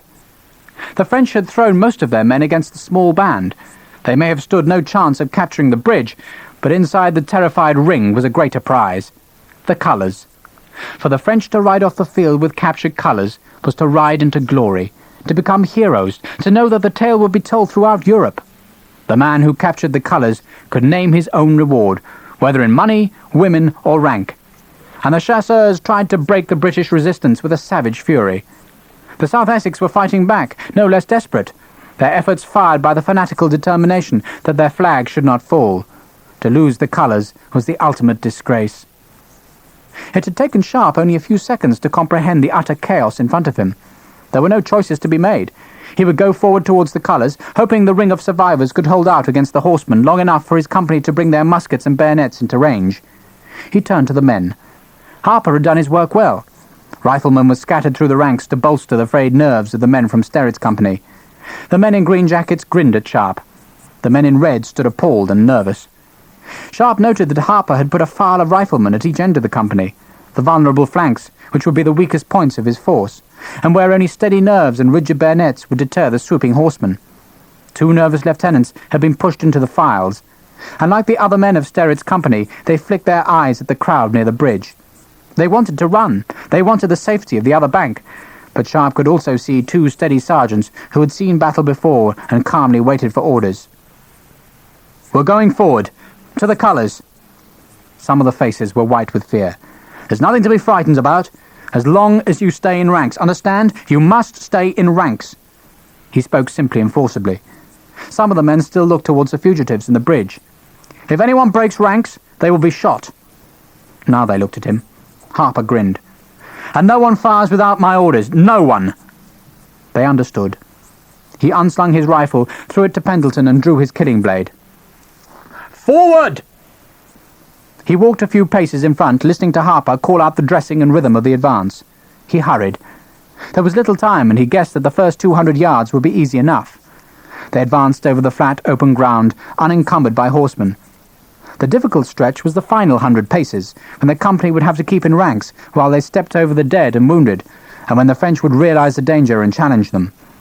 He wondered how much time had elapsed since the fatal Spanish volley. It could only be minutes, yet suddenly he was feeling again the sensations of battle. There was a familiar detachment. He knew it would last until the first volley or blow, and he noticed irrelevant details. It seemed as if the ground were moving beneath him rather than he was walking on the dusty, cracked soil of early summer. He saw each sparse blade of pale grass. There were ants scurrying around, white specks in the dirt. The fight round the colours seemed far away, the sounds tiny, and he wanted to close the gap. There were the beginnings of excitement, elation even at the nearness of battle. Some men were fulfilled by music, others by trade. There were men who took pleasure in working the soil, but Sharpe's instincts were for this, for the danger of battle. He had been a soldier half his life. He knew the discomforts, the injustices. He knew the half-pitying glances of men whose business let them sleep safe at night, but they did not know this. He knew that not all soldiers felt it. He could feel ashamed of it if he gave himself time to think. But this was not the time. The French were being held. Someone had organised the survivors of the British square, and there was a kneeling front rank, its muskets jammed into the turf, bayonets reaching up at the chests of the horses. The sabres cut ineffectively at the angled muskets. There were shouts, screams of men and horses, a veil of powder smoke in which flashes of flame and steel ringed the colours. As he walked, the great sword held low in his hand, he could see riderless horses trotting round the melee where chasseurs had been shot or dragged from the saddles. Some of the French were on foot, scything their blades or even tearing with bare hands at the British ranks. An officer of the South Essex forced his horse out of the ring, the ranks closing instantly behind him. He was hatless, his face unrecognizable under a mask of blood. He wrenched his horse into a charge and lunged his slim, straight sword into the body of a chasseur. The blade stuck. Sharpe watched him tug at the handle, his crazed fanaticism turning to fear. And in an instant, a Frenchman showed how it should be done. His sabre neatly spearing into the Englishman's chest, the blade turned, easily drawn out as the red-coated officer fell with his victim. Another chasseur on foot hacked blindly at the unyielding ranks. A soldier parried the blow, jabbed forward with the bayonet, and the Frenchman was dead. Well done, thought Sharpe. The point always beats the edge. A bugle call.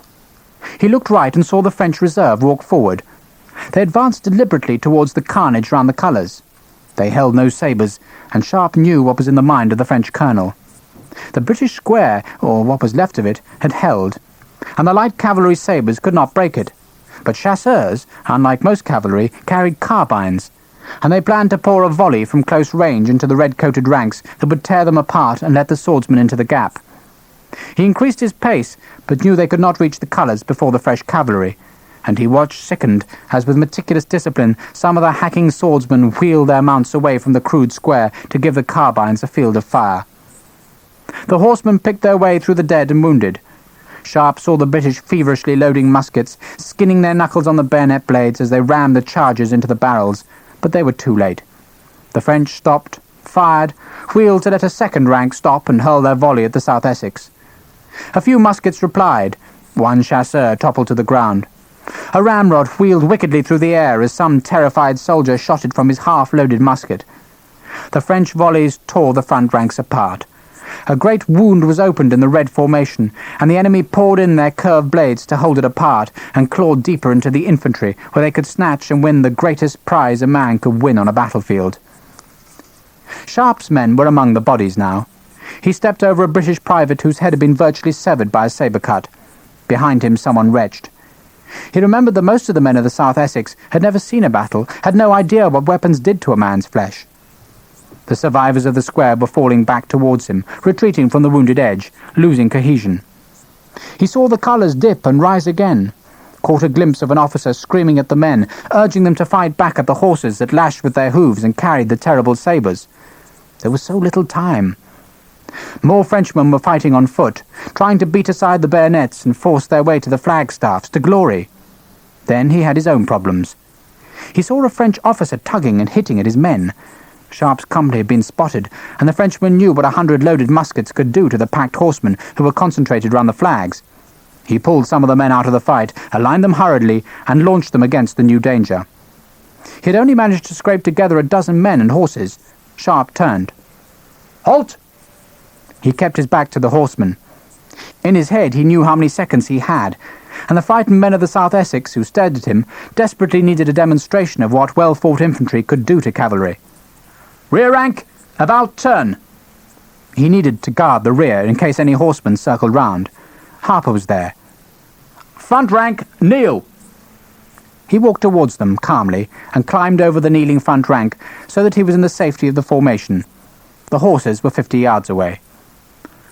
"Only the middle rank will fire. Only the middle rank. Riflemen, hold your fire.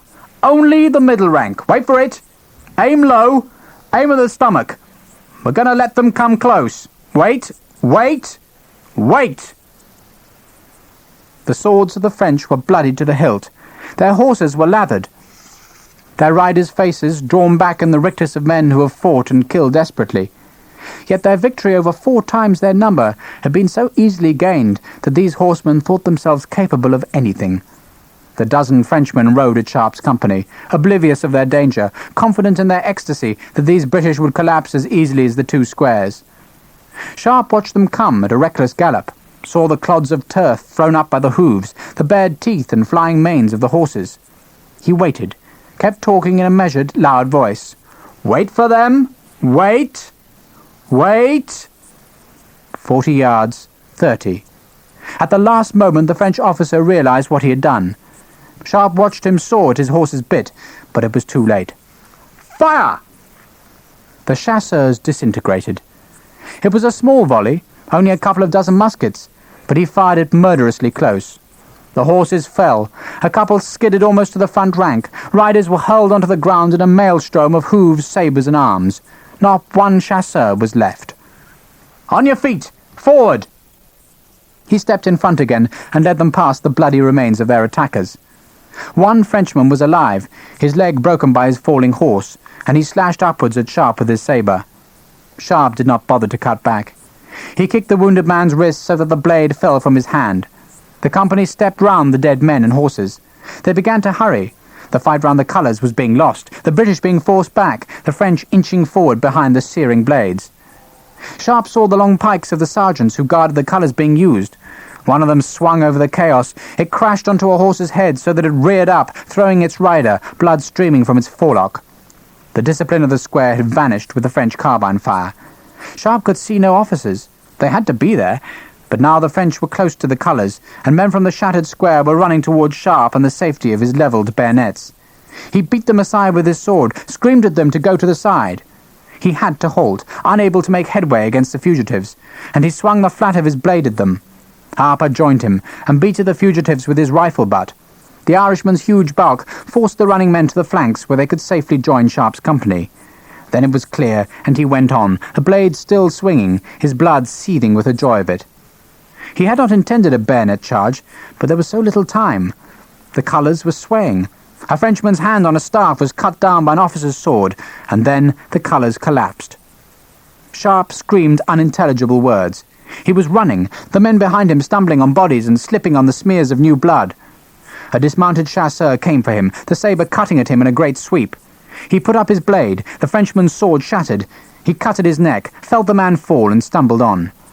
Horses blocked his sight of the colours. There were the cracks of the rifles. A man fell. He caught a glimpse of Harper bodily pulling a chasseur off his horse. The sergeant's face was a terrible mask of rage and strength. Another horseman came, heaving on his rein to clear his swing at Sharpe, and disappeared backwards as Sharpe cracked his great sword into the horse's jaw. He saw the horse rear up, screaming. The chasseur let go of his sabre, and Sharpe caught a glimpse of the shining blade hanging from its wrist strap as man and horse fell backwards. There was still a group of redcoats by the fallen colours, surrounded by horsemen, and Sharpe saw 2 Frenchmen dismount to pull at the last defenders with their bare hands. Then the red jackets seemed to disappear. There were only chasseurs and French shouts of triumph as the dead were heaved from the staffs and the colours snatched up. Sharpe turned and held the blood-covered blade high over his head. "Halt! Present!" He was directly in their line of fire, and he threw himself flat, pulling Harper down as he screamed the order to fire. The volleys smashed overhead, and then they were up and running. The musket balls had plucked the Frenchmen from the colours. The flags had fallen again, but this time surrounded by enemy as well as British dead. There were only a few yards to go, but there were more horsemen spurring in towards the place where so many had died for the possession of the colours. Sharpe threw himself over the bodies, scrambled on blood and limbs, reached for a staff and pulled it towards him. It was the regimental colour, its bright yellow field torn with fresh holes, and he jammed his sword point downwards into a corpse and swung the staff like a primitive club at the horseman. The king's colour was too far away. Harper was going for it, but a horse cannoned into the sergeant and threw him back. Another horse reared and swerved from the great billow of yellow silk in Sharpe's hand. A sword struck the staff, and Sharpe saw splinters fly from the new wood. Then he was hit by the net of forage strapped to the saddle and thrown over. He could smell the horses, see the hooves in the air over him, the face of the Frenchman framed by his silver shako chain, bending towards him to pluck the colour from his hands. He held on. A hoof came down by his face. The horse twisted away from the flesh it had stepped on. The rider tugged and suddenly let go. Sharpe saw Harper swinging a great sergeant's pike. He had hit the rider in the spine with its blade, and the man slid gently on top of Sharpe, his last breath sighing softly in the rifleman's ear. Sharpe pulled himself from beneath the body. He had left the colour there. It was as safe as in his hands. Harper was swinging the pipe, keeping the horsemen at bay. Where was the company? Sharpe looked round and saw them running towards the fight. They were so slow. He looked for his sword, found it, and plucked it from the body where he had thrust it. The horsemen still came, trying desperately to force their unwilling horses onto the mounds of dead. Sharpe screamed again. Harper was bellowing, but there was no enemy within sword's length. He went forward towards the king's colour. He could see it lying beneath two bodies some 5 yards away. He slipped on blood, stood again, but there were 3 dismounted Frenchmen coming for him with drawn sabres. Harper was beside him. One chasseur went down with a pike blade in his stomach, the other sank beneath Sharpe's blade, which had cut through the sabre parry, as though the Frenchman's sword was made of fragile ivory. But the third had got the Union Jack, had tugged it from the bodies and was holding it out to the mounted men behind. Sharpe and Harper lunged forward. The pike thunked into the chasseur's back, but he had done his job. A horseman had snatched the fringe of the flag and was spurring away. There were more Frenchmen coming, clawing at the 2 riflemen for the second colour. Too many. "Hold them, Patrick, hold them!" Harper whirled the pike, screamed at them, was Cuckoo of the Red Hand, the inviolable. He stood with his legs apart, his huge height dominating the fight, begging the green-uniformed Frenchman to come and be killed. Sharpe scrambled back to the regimental colour, pulled it from the body and threw it like a javelin at the advancing company. He watched it fall into their ranks. It was safe. Harper was still there, growling at the enemy, defying them, but there was no more fight. Sharpe stood beside him, sword in hand, and the Frenchman turned, found horses, and mounted to ride away. One of them turned and faced the 2 riflemen, lifted a bloodied sabre in grave salute, and Sharpe raised his own red sword in reply. Someone slapped his back. Men shouted as though he had won a victory, when all he had done was halve the victory of the French. The company was with them, standing with the dead, watching the chasseurs trot away with their trophy. There was no hope of retrieving the king's colour. It was already 300 yards away, surrounded by triumphant horsemen at the beginning of its long journey, which would take it over the Pyrenees to be mocked by the Parisian mob before it joined the other colours, Italian, Prussian, Austrian, Russian and Spanish, that marked French victories round Europe. Sharpe watched it go and felt sickened and ashamed. The Spanish colours were there too, both of them, but they were not his concern. His own honour was tied up with the captured flag, his reputation as a soldier. It was a question of pride. He touched Harper on the elbow. "Are you all right?" "Yes, sir." The sergeant was panting, still holding the pike which was bloodied for half its length. "Yourself?" "I'm fine. Well done. And thank you." Harper shook the compliment off, but grinned at his lieutenant.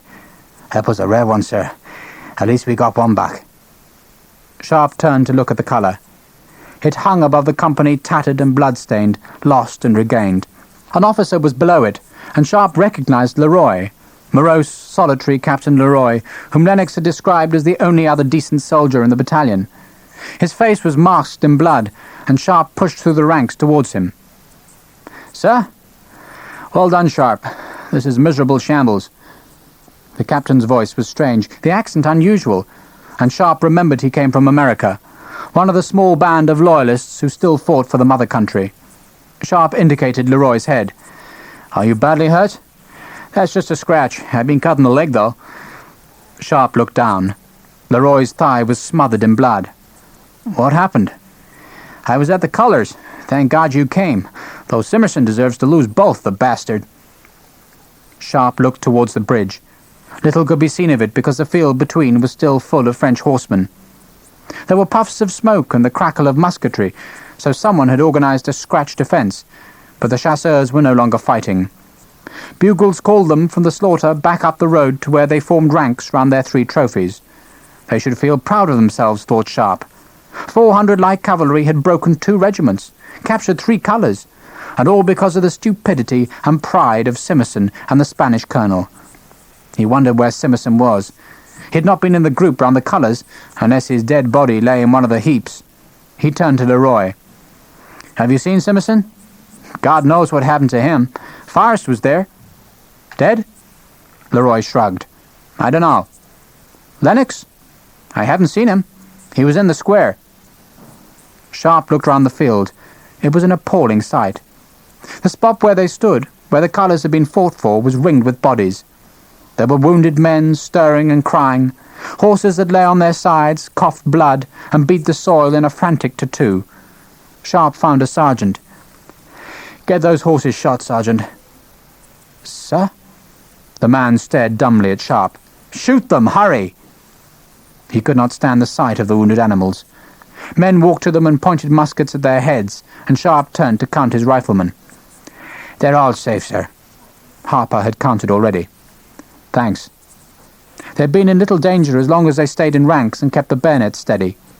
He remembered thinking the same thing as the South Essex proudly marched up the field, banners waving, and now they were broken.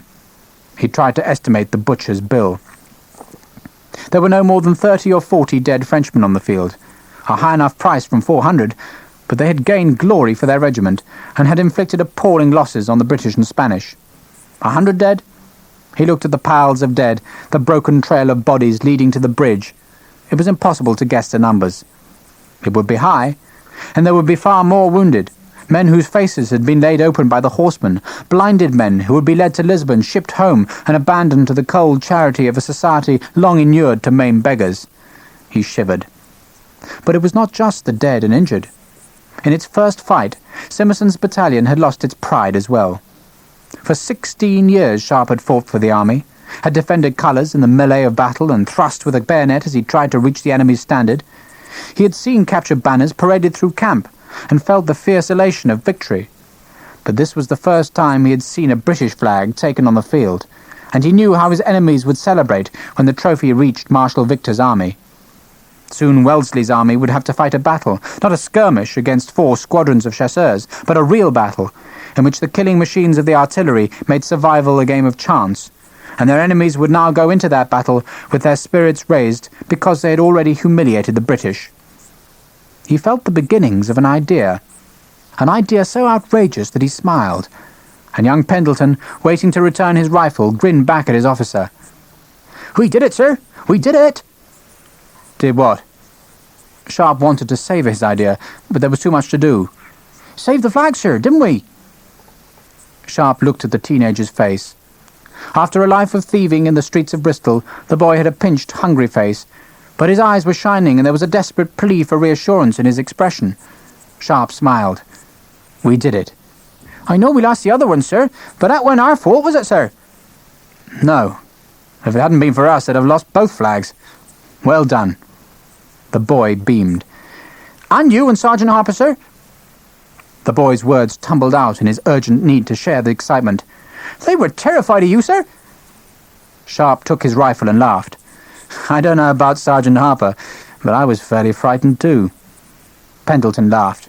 "You're just saying that, sir." Sharpe smiled and walked away among the bodies. There was so much to do. The dead to be buried, the wounded to be patched up. He looked towards the bridge. It was empty now. The fugitives had crossed, and Sharpe could see them being organised into companies on the far bank. The French were half a mile away, in ordered ranks, and watching a lone horseman who was trotting his horse towards Sharpe. He supposed it was a French officer coming to discuss a truce while they sorted out their wounded. Sharpe felt a great weariness. He looked back at the bridge and wondered why Simmerson was not sending any men across to start the grave digging, the bandaging, the stripping of the dead. It would take a whole day to clear up this mess.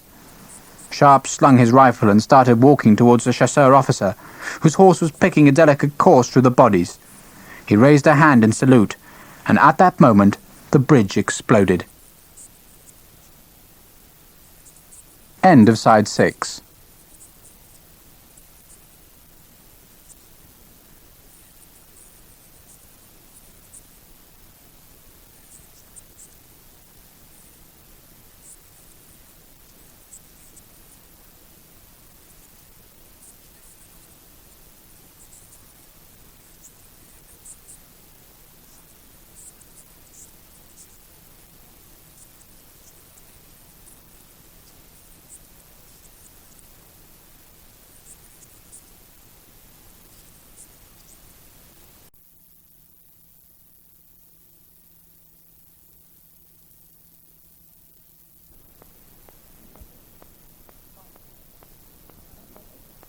Side 7.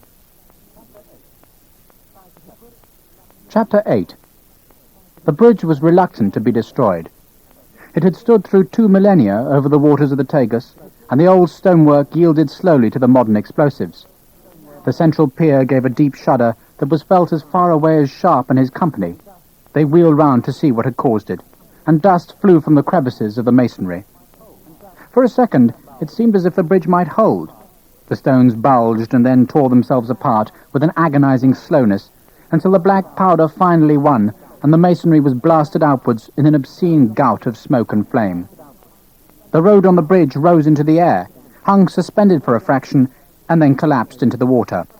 The pier, 2 arches, the purpose of the bridge, all were destroyed by the thunderous explosion that rolled interminably across the flat grasslands, frightening the horses of the French, making the loose horses, whose owners had been unseated in battle, whinny and gallop fitfully on the grass as though looking for human reassurance. A huge, dirty plume of smoke, boiling with ancient dust, rose over the ruined spans. The water seethed. Far up and downstream the stones fell into the green depths. Only slowly did silence follow the thunder. The river rearranged itself to the new pattern of stones on its bed. The black smoke drifts slowly westwards like a small, low, malevolent storm cloud. Hogan need not have worried. 40 feet had been ripped from the bridge. Wellesley was safe from marauding cavalry to his south, and Sharpe and his men were now marooned on the wrong side of the Tagus. Captain Leroy collapsed on the grass. Sharpe wondered if he'd been hit by some stray and freakishly driven stone chip from the bridge, but the captain shook his head. "It's my leg, don't worry, Sharpe, I'll manage." Leroy nodded towards the smoking ruins of the bridge. "Why the hell did they do that?" Sharpe wished he knew. Had it been a mistake? Hogan surely would have waited for Sharpe and his swollen company of 200 men to reach the safety of the other bank before lighting the fuses that ran into the base of the pier. He stared across the river, but there was no sense to be made of the activity he could see. The men parading in companies. He thought he could see Simmerson on his grey horse, surrounded by officers staring at the destruction wrought to the bridge. "Sir! Sir!" Gattaca, the rifleman, was calling him. The French chasseur officer had arrived, a captain with a sun-tanned face split by a large black moustache. Sharpe walked to him and saluted. The Frenchman returned the salute and looked round at the carnage. "Congratulations on your fight, monsieur." He spoke perfect English, courteously, gravely, with respect. Sharpe acknowledged the compliment. "You have our congratulations, too. You've won a notable victory, sir." The words felt stilted and inept. It was extraordinary how men could claw savagely at each other, fight like demented fiends, yet in a few moments become polite, generous even, about the damage an enemy had inflicted. The French captain smiled briefly. "Thank you, monsieur."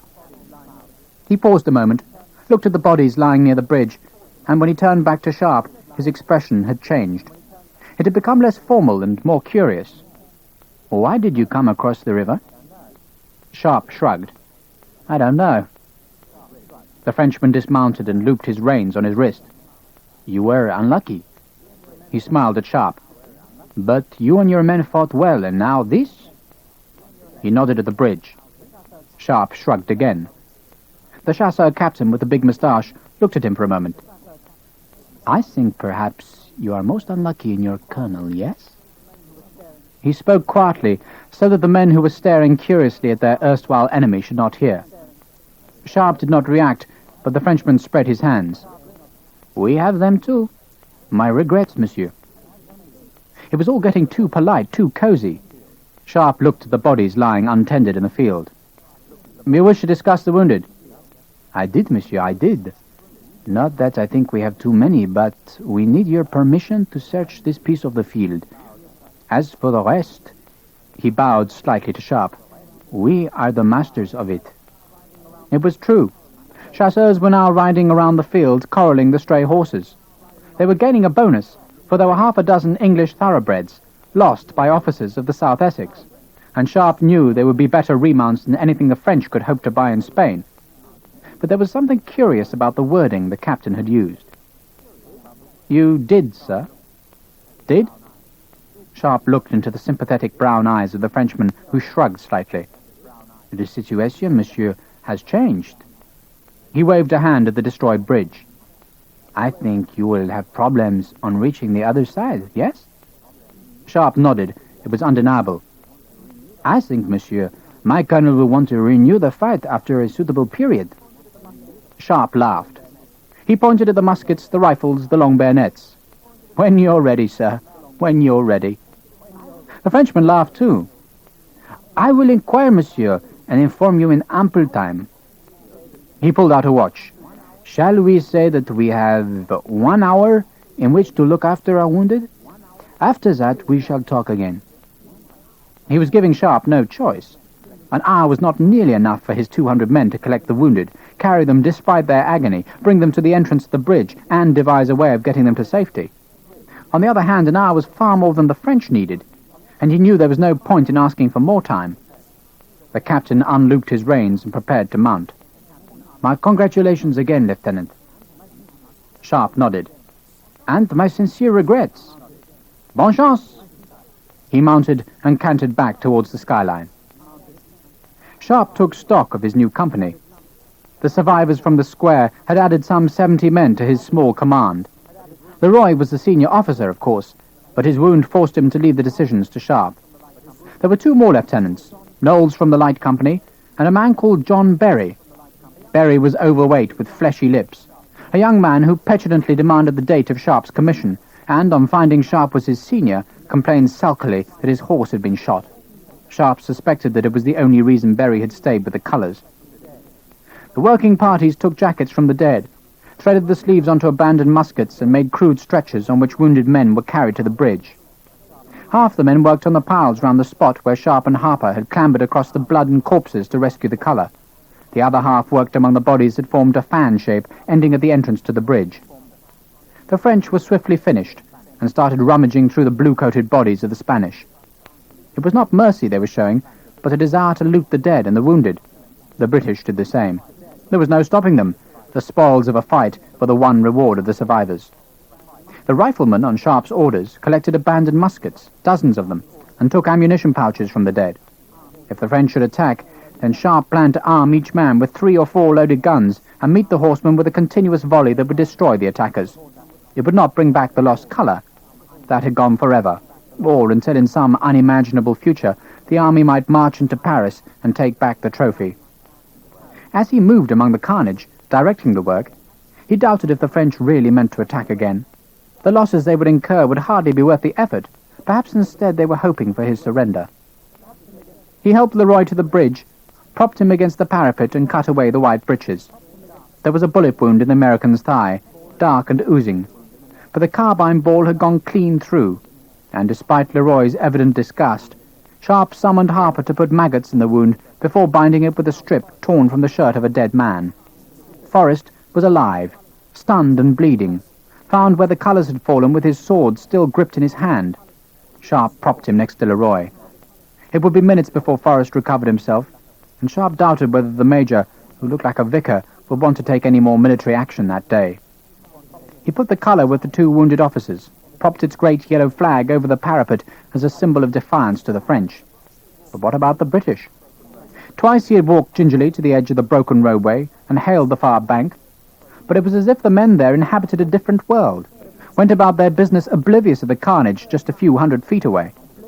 For the third time, Sharpe walked out onto the bridge through the broken stones.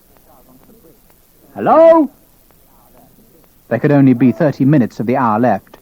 He cupped his hands again. "Hello?" Hogan appeared, waved to him, and came across the other part of the broken bridge.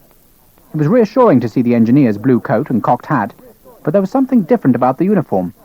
Sharpe could not place the oddity, but it was there. He waved at the gap between them. "What happened?" Hogan spread his hands. "Not my doing. Simerson lit the fuse." "For God's sake, why?" "Why do you think? He got frightened. Thought the French would swarm all over him. I'm sorry. I tried to stop him, but I'm under arrest." That was it. Hogan wore no sword. The Irishman grinned happily at Sharpe. "So are you, by the way." Sharpe swore viciously and at length. Hogan let him finish. "I know, Sharpe, I know. It's just plain stupid. It's all because we refused to let your riflemen form a skirmish line, remember? He thinks that would have saved him. He has to blame someone. He won't blame himself, so you and I are the scapegoats." Hogan took off his hat and scratched his balding pate. "I couldn't give a damn, Richard. It'll just mean enduring the man's spleen till we get back to the army. After that, we'll hear no more about it. The general will tear him apart. Don't worry yourself." It seemed ridiculous to be discussing their mutual arrest in shouts across the gap where the water broke white on the shattered stonework. Sharpe waved his hand at the wounded. "What about this lot? We've got dozens of wounded and the French are coming back soon. We need help. What's he doing?" "Doing?" Hogan shook his head. "He's like a chicken with its head chopped off. He's drilling the men. That's what he's doing. Any poor sod who doesn't have a musket will be lucky if he only gets 3 dozen lashes. The bastard doesn't know what to do." "But for Christ's sake!" Hogan held up his hand. I know. I've told him he's got to get timber and ropes." He pointed at the 40-foot gap. "I can't hope to get timber to bridge this, but we can make rafts and float them across. But there's no timber here. He'll have to send back for it." "Has he done it?" "No." Hogan said no more. Sharpe could imagine the argument he had had with Simerson, and he knew the engineer would have done his best. For a moment they discussed names, who was dead, who was wounded. Hogan asked after Lennox, but Sharpe had no news, and he wondered whether the Scotsman was lying dead on the field. Then there was the clatter of hooves, and Sharpe saw Lieutenant Christian Gibbons ride onto the bridge behind Hogan. The blonde lieutenant stared down at the engineer. "I thought you were under arrest, Captain, and confined." Hogan looked up at the arrogant lieutenant. "I needed a piss." Sharpe laughed. Hogan waved, wished him luck, and turned back to the convent, leaving Sharpe facing Gibbons across the water. The lieutenant's uniform was clean and pristine. "You're under arrest, Sharpe, and I'm ordered to tell you that Sir Henry will request a general court-martial." Sharpe laughed. It was the only possible response, and it enraged the lieutenant. "It's no laughing matter. You are ordered to surrender your sword to me." Sharpe looked at the water. "Will you fetch it, Gibbons, or shall I bring it to you?" Gibbons ignored the comment. He had been given a message to deliver and was determined to reach the end, whatever the difficulties. "And you are ordered to return the regimental colour." It was unbelievable. Sharpe could scarcely credit his ears. He stood on the shattered bridge in the searing heat, while behind him were rows of wounded men whose cries could clearly be heard. Yet Simerson had sent his nephew to demand that Sharpe surrender his sword and hand over the colour. "Why was the bridge blown up?" "It's not your business, Sharpe." "It damn well is, Gibbons. I'm on the wrong bloody side of it." He looked at the elegant lieutenant, whose uniform was quite unstained by any blood or earth. He suspected Simerson's uniform would be the same. "Were you going to abandon the wounded, Gibbons? Was that it?" The lieutenant looked at Sharpe with distaste. "Will you please fetch the collar, Sharpe, and throw it to this side of the bridge?" "Go away, Gibbons." Sharpe spoke with an equal disdain. "Get your precious uncle to talk with me, not his lapdog. As for the collar, it stays here. You deserted it, and I fought for it. My men fought for it, and it stays with us till you get us back across the river. Do you understand?" His voice was rising with anger. "So tell that to your fat windbag. He gets his colour with us. And tell him the French are coming back for another attack. They want that colour, and that's why I'm keeping my sword, Gibbons, so that I can fight for it." He drew the 35 inches of steel. There'd been no time to clean the blade, and Gibbons could scarce take his eyes off the crusted blood. "And Gibbons, if you want this, you can bloody well come and get it yourself." He turned away from the lieutenant, back to the wounded and dead, back to where Harper was waiting with a distressed face. "Sergeant?" "We found Captain Lennox, sir. He's bad." Sharpe followed Harper through the rows of wounded who stared at him dumbly. There was so little he could do. He could bind up wounds, but there was no way to dull the pain. He needed brandy, a doctor, help. And now Lennox. The Scotsman was white, his face drawn with pain, but he nodded and grinned when Sharpe squatted beside him. Sharpe felt a pang of guilt when he remembered the last words he had spoken to the captain of the light company only a few feet from this spot. They had been, "Enjoy yourself." Lennox grinned through the pain. "I told you he was mad, Richard, and now this. I'm dying." He spoke matter-of-factly. Sharpe shook his head. "You're not. You'll be all right. They're making rafts. We'll get you home to a doctor. You'll be all right." It was Lennox's turn to shake his head. It moved with agonizing slowness, and he bit his lip as a fresh stab of pain shot through him. The lower half of his body was soaked in blood, and Sharpe did not dare pull at the soaked and torn uniform for fear of making the wound worse. Lennox breathed a long sigh. "Don't cheat me, Sharpe. I'm dying, and I know it." His Scottish accent was thicker. He looked up into Sharpe's face. "The fool tried to make me form a skirmish line." "Me too." Lennox nodded slowly. He frowned slightly. "I was caught early on. Bastard laid me open with a sabre right in the belly. I couldn't do a thing." He looked up again. "What happened?" Sharpe told him. Told how the Spanish had broken the British square by seeking safety inside, how the survivors had rallied and beaten off the French attack, of the carbine fire and the loss of the colour. When he spoke of the king's colour, Lennox flinched in pain.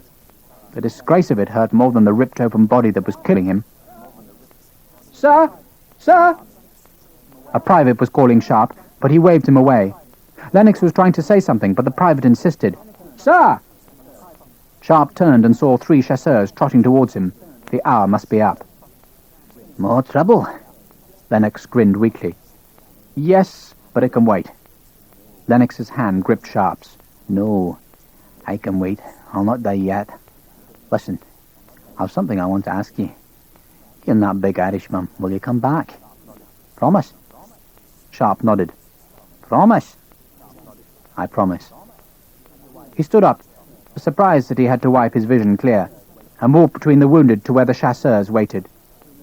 The captain who had come before was there, and with him 2 troopers who looked curiously at the charnel house their sabres had created. Sharpe saluted, suddenly realizing that he still held the sword with his crusted blade, and the French captain winced when he saw it. "Monsieur." "Sir?" "The hour is up.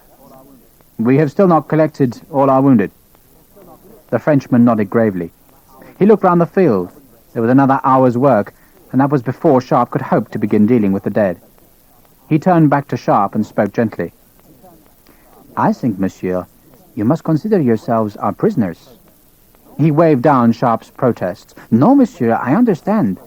You can throw the colour to your compatriots. We are not after that. But your position is hopeless. The wounded outnumber your living. You cannot fight further." Sharpe thought of the muskets he had collected. Each one loaded, each checked. They would destroy the French if they were foolish enough to attack. He bowed slightly to the chasseur. "You are thoughtful, sir, but you will see I am not from the regiment whose standard you captured. I am a rifleman. I do not surrender." A little bravado, he decided, was not out of place. After all, the French captain had to be bluffing. He was experienced enough to know that his men would not break an infantry formation properly led, and he had proof enough that the tall rifleman with the bloody sword could provide that leadership. The captain nodded as if he had expected the answer. "Monsieur, you should have been born a Frenchman. By now you would be a colonel." "I began, sir, as a private." The Frenchman showed surprise. It was not uncommon for soldiers from the French ranks to become officers, but clearly the chasseur captain had thought it impossible in the British army. Gallantly he raised his silver-looped shako. "I congratulate you. You are a worthy opponent." Sharpe decided that the conversation was once again becoming too flowery and polite. He looked pointedly at the rows of wounded. "I must get on, sir. If you wish to attack again, that is your affair."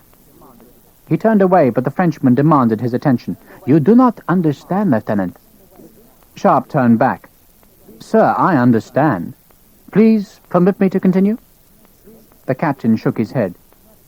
"Monsieur, I'm not talking about we chasseurs. We are merely the..." He paused, looking for the right word. "The vanguard? Your position, Lieutenant, is truly hopeless." He pointed up the hill to the far skyline, but there was nothing there. The captain waited and then turned back to Sharpe with a rueful smile. "My timing, Lieutenant, is hopeless.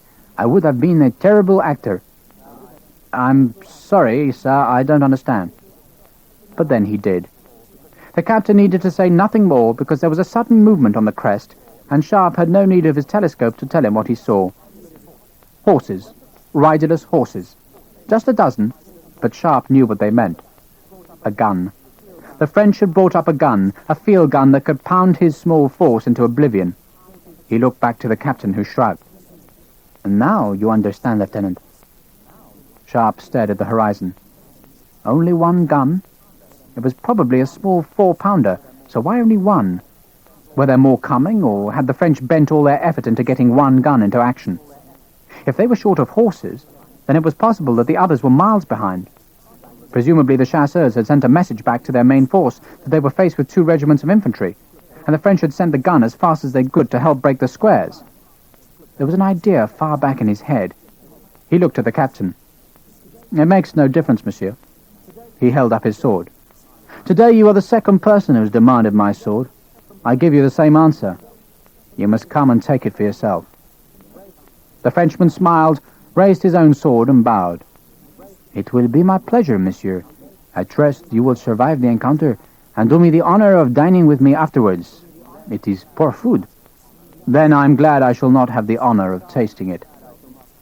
Sharpe grinned to himself as the captain rattled orders in French, and the 3 men turned their horses back up the slope. For a bastard risen from the ranks, he fancied he had played the diplomatic game like a master.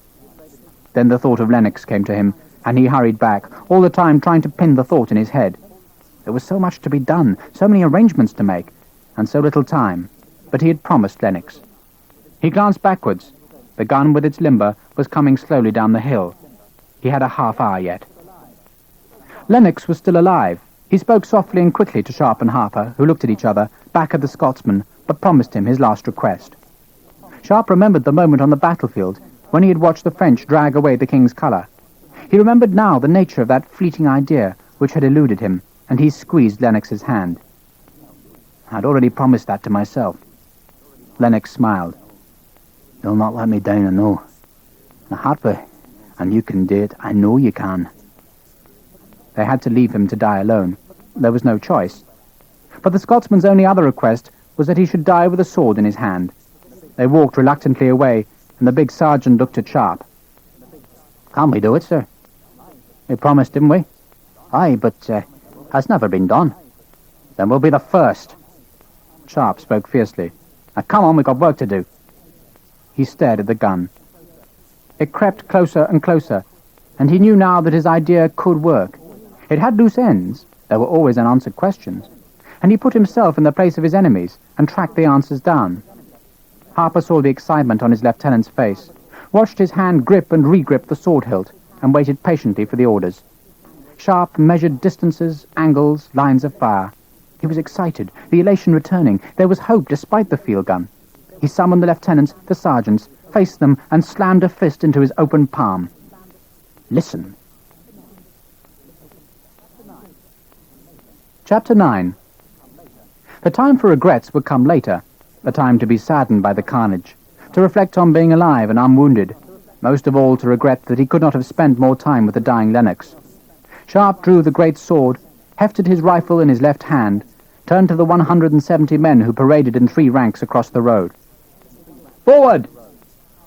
As they marched, Sharpe let his thoughts dwell briefly on the conversation with Lennox. Had he convinced the dying man? He thought so. Lennox was a soldier. He understood that Sharpe had so little time, and the rifleman was convinced he had seen relief in the Scotsman's face. Keeping the promise was another matter. First there was this day's business to complete. Forrest marched beside him, the two of them a few paces in front of the solitary colour that waved over the small formation. The Major was distinctly nervous. "Will it work, Sharpe?" The tall rifleman grinned. "So far it has, Major. I think we're mad." Forrest had insisted on coming along rather than stay with the wounded by the bridge. He was still a little dazed, shaken by the blow on his head, and he had refused Sharpe's offer to command the survivors in the face of the new French onslaught. "I've never been in battle before today, Sharpe," Forrest had said, "except that I once suppressed a food riot in Chelmsford. I don't think that counts." Sharpe could understand the Major's nervousness, was grateful that Forrest had given his blessing to what seemed to be an act of utter folly. Yet Sharpe's instincts told him the plan would work. To the watching and waiting chasseurs, it looked as if the small British force was intent on committing suicide by a death or glory charge that stood no hope of success, but would at least save them from the attrition of dying piecemeal from the blows of the French gunners. Forrest had asked, almost plaintively, why the enemy were continuing the fight. Had they not already won a big enough victory? But the French must know how pitifully small was Wellesley's army, just a little over 20,000 men. If they could utterly destroy the South Essex, the French were taking away 1/30th of the British infantry, and giving themselves that much more certainty of annihilating Wellesley when the real battle came. Besides that, Sharpe was now offering them the chance to capture a second British colour that could be paraded in the French camp to persuade the soldiers of the fragility of the new enemy. "Is it time, Sharpe?" Forrest was anxious. "No, sir, no. A minute yet." They marched straight up the track towards the gun 300 yards away. Sharpe's plan had depended on two things, and the enemy had obliged by doing both. First, they had brought the small 4-pounder as close to the British as safety allowed. They would not want to use solid round shot against the infantry. Instead, Sharpe knew, they would load the gun with canister, the deadly metal container of musket balls and scrap iron that shattered as soon as it left the barrel and sprayed its lethal mixture like bent nails fired from a coachman's blunderbuss. No doubt the French expected the British to lie down in the broken ground by the waterside, sheltered by the falling riverbank. But the canisters would have sought them out even there and killed them 2 by 2, 3 by 3. Instead, the British were marching straight for the gun, like sheep walking into a slaughterhouse, and the French gunners would probably need no more than 3 rounds to tear them apart and let the cavalry finish the day's survivors off. Sharpe's second guess was about the cavalry. He'd felt an enormous relief when they paraded to the British right. He had expected that. But if they had gone to the left, the plan could never have been started, and they would have had no option but to die by the bridge. The ground to the right was thinly strewn with bodies, unlike the left, which was an obstacle course of dead men and horses. And Sharpe had guessed that the French colonel, charging obliquely to the fire of his cannon, would want an unobstructed path for the horsemen who now waited for the gun to open fire. He watched the French gunners. They were unhurried. There was no need for haste, and they glanced constantly at the British force, which marched conveniently towards their gun. It was pointing directly at Sharpe. He could see the dirty green-painted carriage, the dulled brass barrel, and the blackened muzzle. He had watched the efficient gun crew lever the 3/4 of a ton until the 4.5 feet of barrel pointed straight down the road. Now a blue-coated gunner was putting the surge bag with its 1.5 pounds of black powder in the cannon. A second man rammed it down, and Sharpe saw a third man lean over the touch hole and thrust down with a spike so that the surge bag was pierced and the powder could be set off by the fuse. Another gunner was walking forward with the metal canister. It was only seconds now before the gun would be ready to fire. He lifted his rifle into the air and pulled the trigger. "Now!" His 170 men began to run. A shambling, lung-bursting run in their broken shoes. Each soldier carried 3 loaded muskets, 2 slung on their shoulders, 1 carried in their hands. They kept roughly aligned. If the cavalry moved, they could close ranks in seconds, form the impenetrable wall of bayonets. The French gunners heard the rifle shot, paused to watch their enemy break into their cumbrous run, and grinned at the futility of the men who thought they could charge a field gun. Then everything changed. In the 20 minutes after the visit of the chasseur captain, the British had continued to collect their wounded. Sharpe was certain the French had noticed nothing odd about the stream of men who went to and from the bodies that lay thickly around the spot where he and Harper had saved the regimental colour. In those 20 minutes, Sharpe had hidden 30 men among the dead. 10 riflemen who lay crumpled in borrowed red jackets, and 20 men of the South Essex. Each rifleman carried 2 rifles, one borrowed from a comrade, and every redcoat lay with 3 loaded muskets. The French had ignored them. They unlimbered the gun and lined it on target, and had taken no notice of the scattered bodies that lay thickly just 100 paces to their right. The time for looting would be later. First the gunners would destroy the presumptuous English, who were half running, half walking towards them. End of Side 7.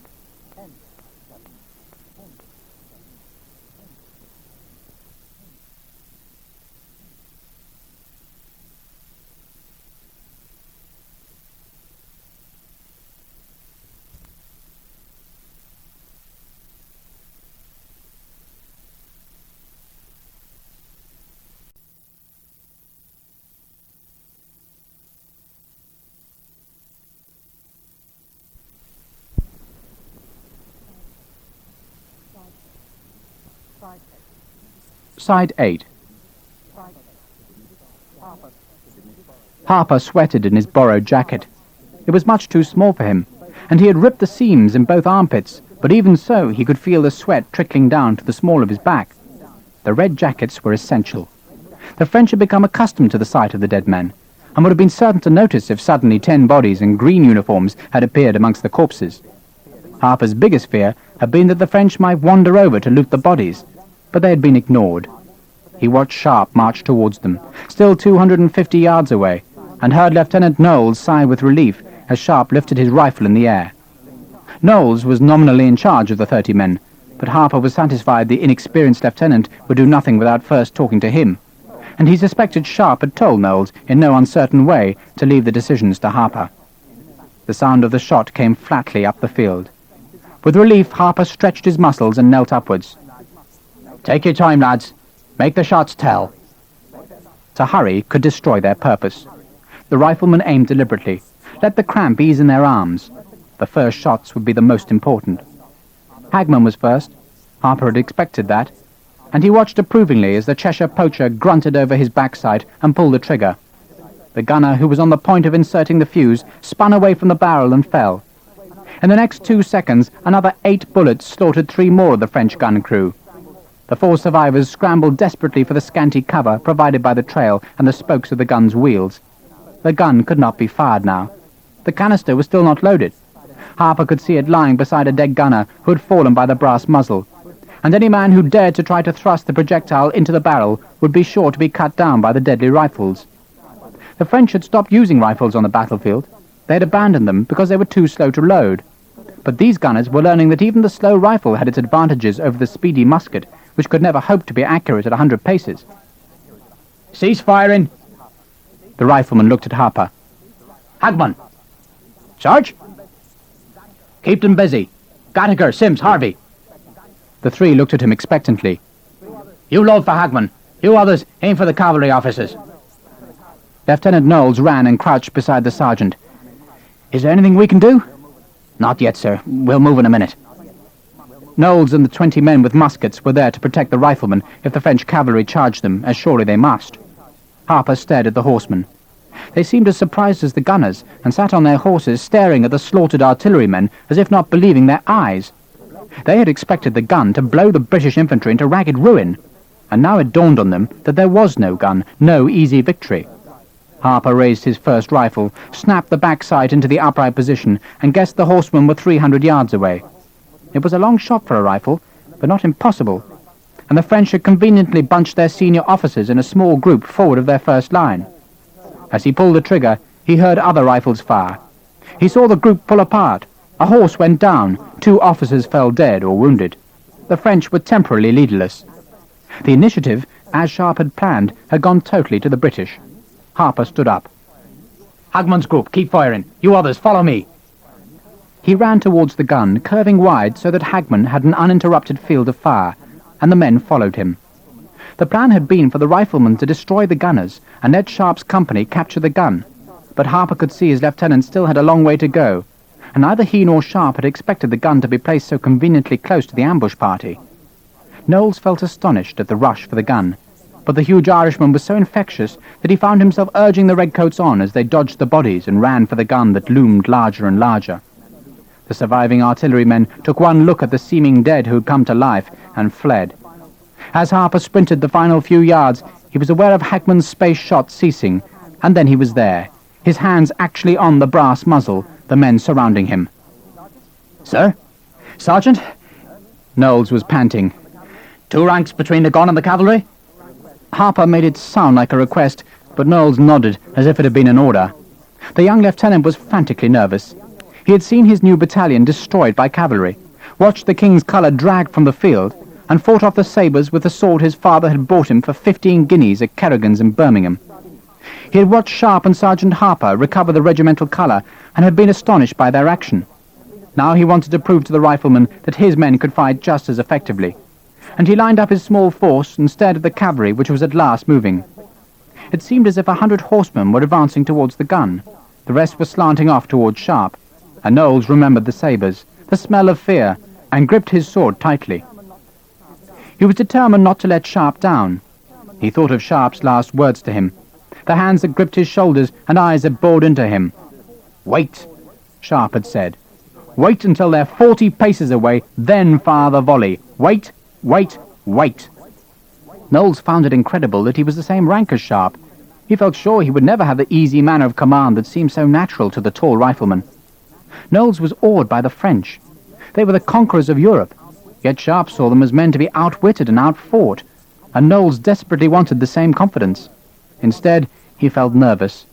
He wanted to fire his first volley now, to stop the French horses while they were 100 paces away, but he controlled the fear and watched the horsemen walk forward, watched as 100 sabres rasped from their scabbards and caught the afternoon sun in ranks of curved light. Harper came and stood beside him. "We've got a treat for the bastards, sir." He sounded so cheerful. Knowles swallowed, kept his sword low. "Wait," he told himself, and was surprised to hear that he had spoken out loud, and that his voice had sounded calm. He looked at his men. They were trusting him. "Well done, sir. May I?" Harper had spoken softly. Knowles nodded, not sure what was happening. "Platoon!" Harper was in front of the tiny line of men. He pointed to the 10 men on the right. "Sideways, 4 paces. March!" Then on the left, the same order. "Platoon! Backwards! March!"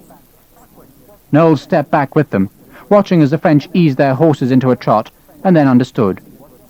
While he had been standing watching the French, the riflemen had moved the gun. Instead of pointing down the track, it was now aimed at the French cavalry. Somehow they had loaded it, and the canister, which should have swept the British off the road like a housewife scattering roaches with a broom, was now threatening the cavalry instead. Harper stood at the back of the gun, well clear of the wheel.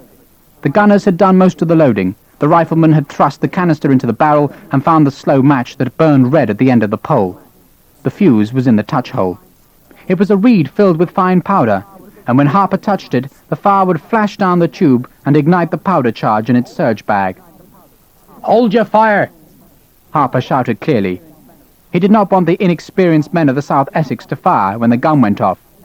"Hold your fire!" The cavalry were 70 yards away, just urging their horses into the canter, 10 riders in the first rank.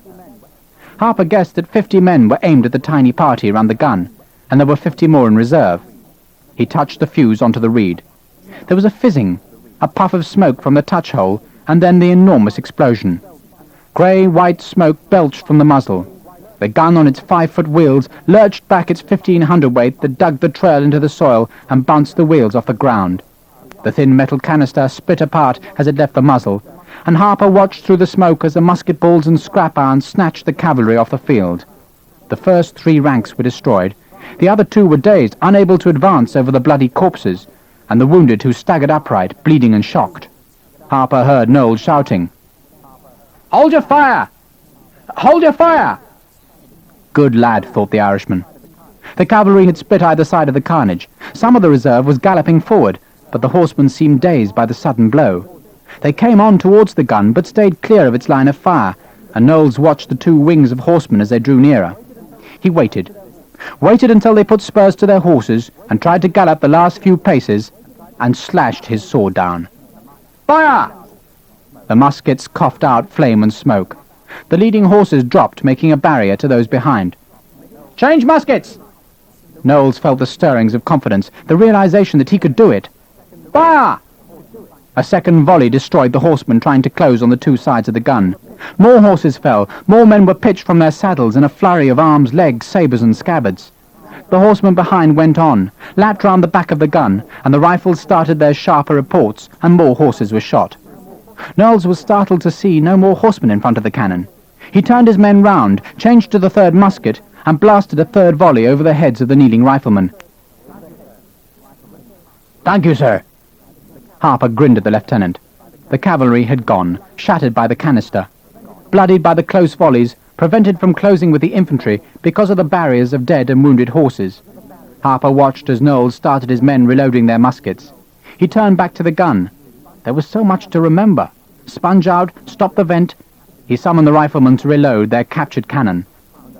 Sharpe had seen the 4-pounder fire, watched the horsemen cut down in a bloody swathe. Then he had turned to the chasseurs, attacking his own formation. As the cavalry had come closer, he had halted the three ranks, turned them to face the French except for the rear rank that about turned to deal with the horsemen who had enveloped the small formation. The horsemen were in savage mood. An easy victory had been snatched away from them.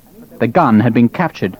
But there was still the insolent colour waving from the small group of infantry. They spurred towards Sharpe, their discipline ragged, their mood simply one of revenge and a determination to crush this tiny force like a boot heel stamping on a scorpion. Sharpe watched them come. Forrest glanced nervously at him and cleared his throat, but Sharpe shook his head. "Wait, Major. Always wait." He and Forrest stood beneath the defined colour. It taunted the French. They spurred towards it. The trumpet rang out its curdling charge. The chasseurs screamed revenge, raised their sabres, and died. Sharpe had let them come to 40 yards, and the volley destroyed the first line that opposed the British. The second rank of French horsemen clapped spurs to their mounts. They were confident. Had the British not fired their volley? They jumped over the writhing remains of the first rank, and to their horror saw that the red-coated ranks were not busy reloading, but were calmly aiming their muskets again. Some pulled desperately at their reins, but it was too late. The volley from Sharpe's second set of muskets piled the horses beside the bodies of the first line. "Change muskets!" The rear rank fired once and twice.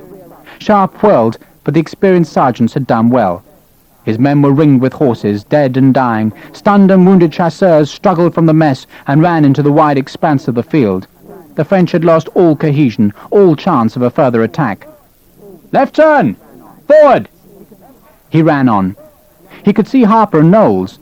The young lieutenant looked calm, and Sharpe could see the ring of French dead that showed he had learnt to hold his fire. The cannon fired again, shrouding the group in smoke, and Sharpe glanced back to see more horsemen fall where they were reforming ranks off to his right.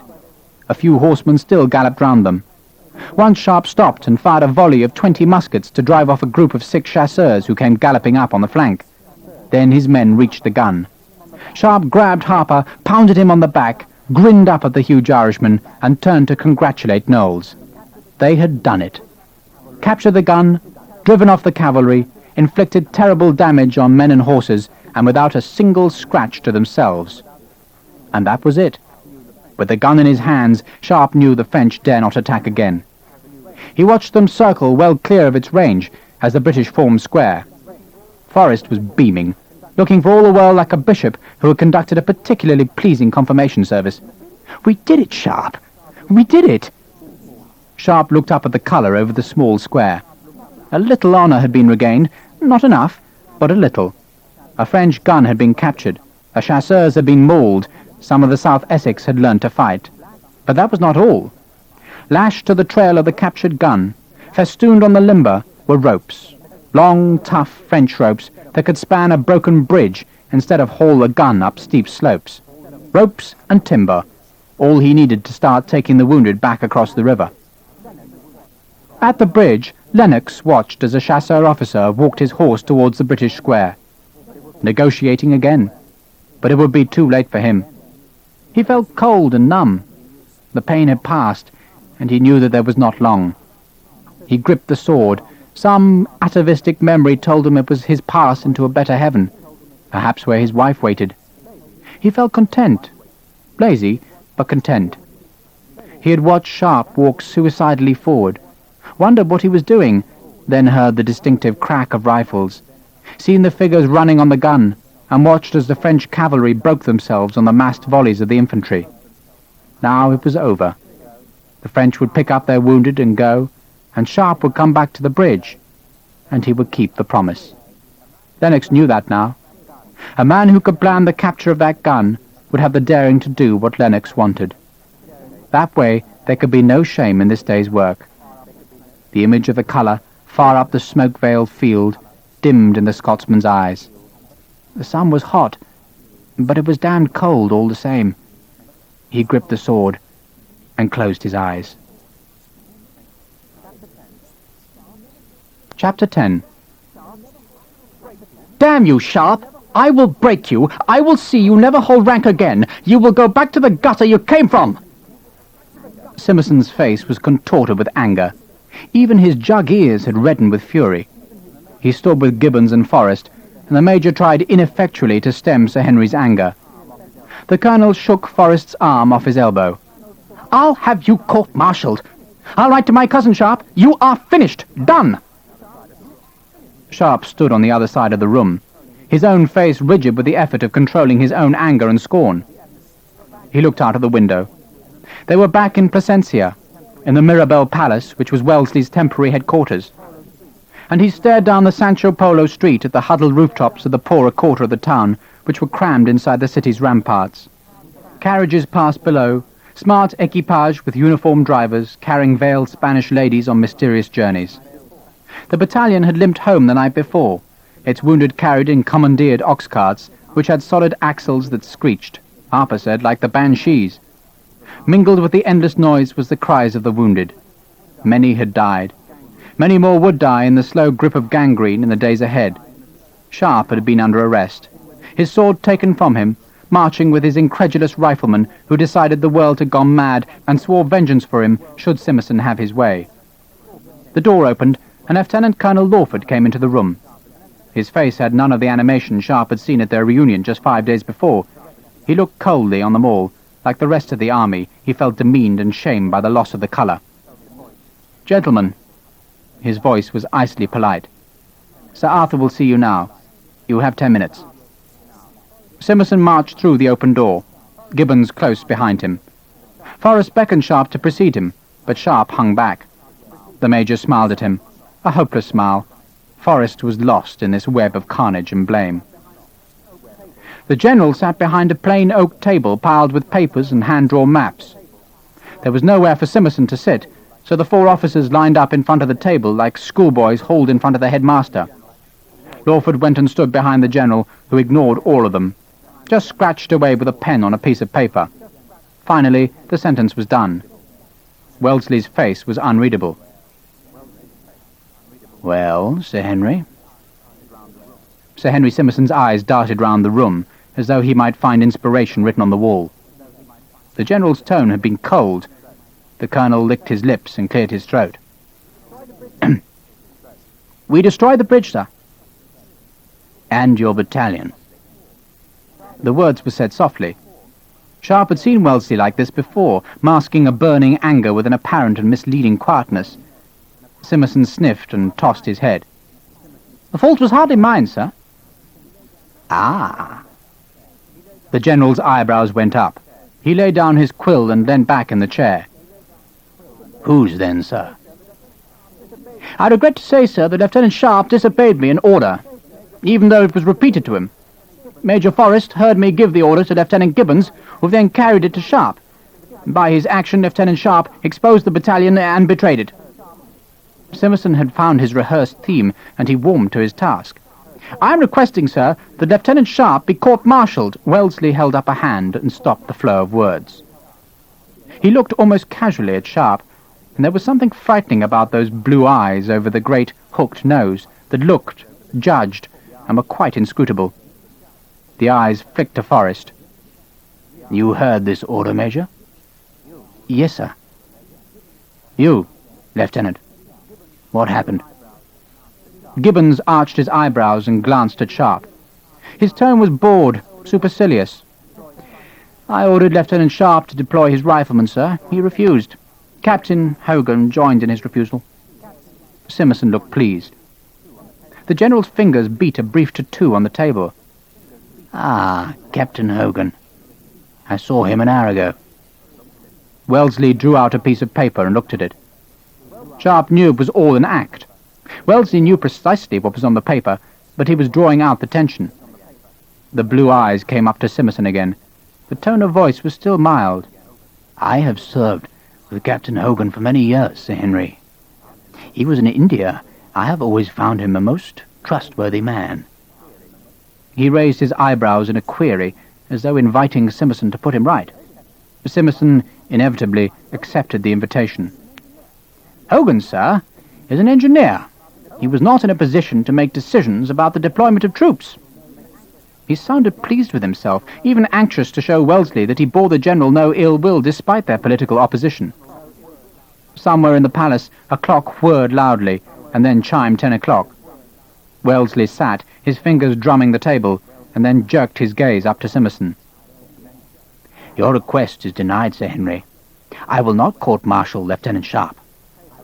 He paused for a second, looked at the paper and back to Simmerson.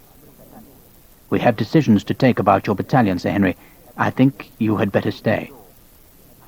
Lawford moved to the door. Wellesley's voice had been hard and cold, the tone final, but Simmerson exploded, his voice rising indignantly. He lost my colour! He disobeyed! Wellesley's fist hit the table with a crash.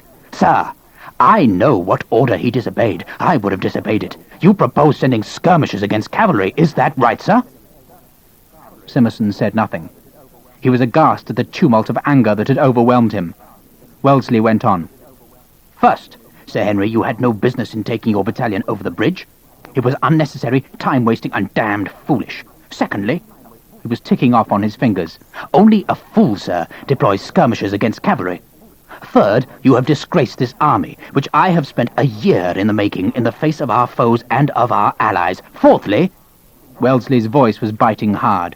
The only credit gained in this miserable engagement was by Lieutenant Sharpe.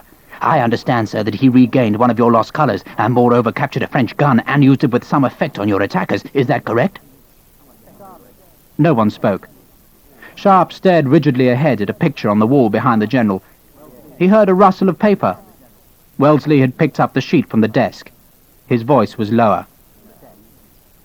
You have lost, sir, as well as your colour, 242 men either killed or injured. You lost a major, 3 captains, 5 lieutenants, 4 ensigns, and 10 sergeants. Are my figures correct? Again, no one spoke. Wellesley stood up. Your orders, sir, were those of a fool. The next time, Sir Henry, I suggest you fly a white flag and save the French the trouble of unsheathing their swords. The job you had to do, sir, could have been done by a company. I was forced by diplomacy to commit a battalion, and I sent yours, sir, so that your men would have a sight and taste of the French. And I was wrong. As a result, one of our colours is now on its way to Paris to be paraded in front of the mob. Tell me if I malign you. Simmerson had blanched white. Sharpe had never seen Wellesley so angry. He seemed to have forgotten the presence of the others, and he directed his words at Simmerson with a vengeful force. You no longer have a battalion, Sir Henry. It ceased to exist when you threw away your men under colour. The South Essex is a single battalion regiment. Is that right? Simmerson nodded and muttered assent. So you can hardly make up your numbers from home. I wish, Sir Henry, I could send you home. But I cannot. My hands are tied, sir, by Parliament and the Horse Guards and by meddling politicians like your cousin. I am declaring your battalion, Sir Henry, to be a battalion of detachments. I will attach new officers myself and draft men into your ranks. You will serve in General Hill's division. But, sir... Simmerson was overwhelmed by the information. To be called a battalion of detachments, it was unthinkable. He stammered a protest. Wellesley interrupted him. I will furnish you with a list of officers, sir. Are you telling me you have promised promotion already? Simmerson nodded. Wellesley looked at the sheet of paper he was holding. To whom, Sir Henry, did you give command of the light company? To Lieutenant Gibbon, sir. Your nephew? Wellesley paused to make sure that Simmerson answered. The colonel nodded bleakly. Wellesley turned to Gibbons. You concurred in your uncle's order to advance a skirmish line against cavalry? Gibbons was trapped. He licked his lips, shrugged, and finally agreed. Wellesley shook his head. Then you are plainly not a fit person to lead a light company. No, Sir Henry. I'm giving you one of the finest skirmishers in the British Army to lead your light troops. I have gazetted him captain. Simmerson said nothing. Gibbons was pale with anger. Lawford grinned at Sharpe, and the rifleman felt the flutter of hope. The general flicked his gaze to Sharpe, and back to Simmerson. I can think of few men, Sir Henry, who are better leaders of light troops in battle than Captain Sharpe. He soared. He had done it. He had escaped. It didn't matter that it was with Simmerson. He had become a captain. Captain Sharpe. He could hardly hear the rest of Wellesley's words. The victory was complete, the enemy routed. He was a captain. What did it matter that the Gazette was an artificial promotion pending the acceptance of the Horse Guards? It would do for a while. A captain. Captain Richard Sharpe of the Battalion of Detachments. Wellesley was bringing the interview to a close. Simmerson made one final effort. I shall write... Simmerson was indignant, desperately clinging to whatever shreds of dignity he could rescue from the torrent of Wellesley's disdain. I shall write to Whitehall, sir, and they will know the truth of this. You may do what you like, sir, but you will kindly let me get on with waging our war. Good day. Lawford opened the door. Simmerson clapped on his cocked hat, and the four officers turned to go. Wellesley spoke. Captain Sharpe? Sir? It was the first time he had been called captain. A word with you. Lawford closed the door on the other three. Wellesley looked at Sharpe, his expression still grim. You disobeyed an order. Yes, sir. Wellesley's eyes shut. He looked tired. I have no doubt but that you deserve a captaincy. He opened his eyes. Whether you will keep it, Sharpe, is another matter. I have no power in these things, and it is conceivable, likely, that the Horse Guards will cancel these dispositions. You understand? Yes, sir. Sharpe thought he understood. Wellesley's enemies had succeeded in dragging him before a board of inquiry only last year, and those same enemies wished only defeat on him now. Sir Henry was numbered among them, and the colonel would even now be planning the letter that would be sent to London. The letter would blame Sharpe, and, because the general had sided with him, would be dangerous for Wellesley too.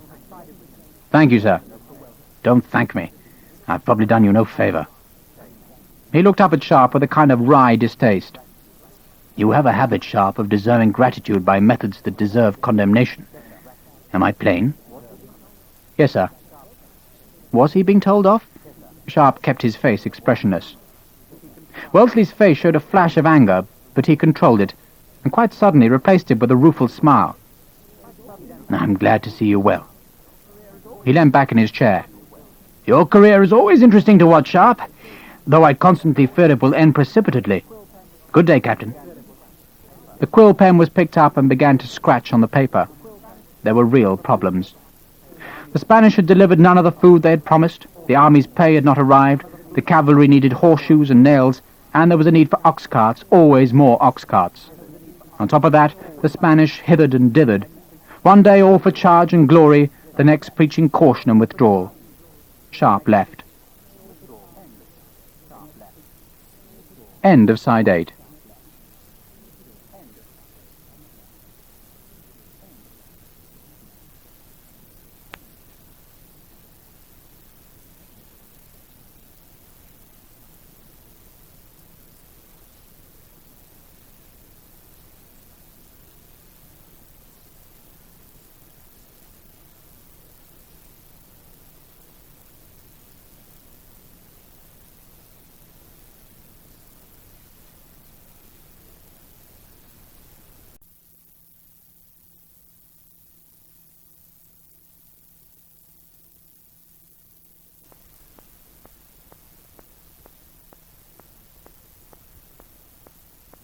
Side 9.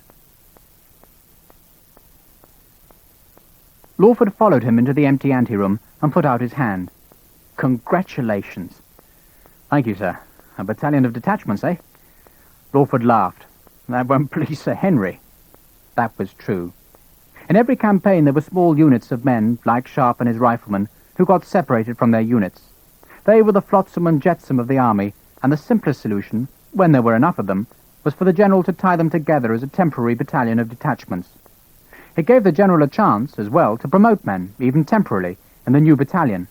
But none of that was the reason Simmerson would be displeased. By making the shattered South Essex into a battalion of detachments, Wellesley was literally wiping the name South Essex from his army list. It was a punishment that was aimed at Simmerson's pride, though Sharpe doubted whether a man who appeared to take the loss of his king's colour with such remarkable equanimity would be for long dismayed by the downgrading of his battalion. His face betrayed his thoughts, and Lawford interrupted. "You're worried about Simmerson?" "Yes." There was no point in denying the fact. You need to be. Sir Arthur has done what he can for you. He's given you promotion. You will believe me when I say that he had written home of you in the highest terms." Sharpe nodded. "But?" Lawford shrugged.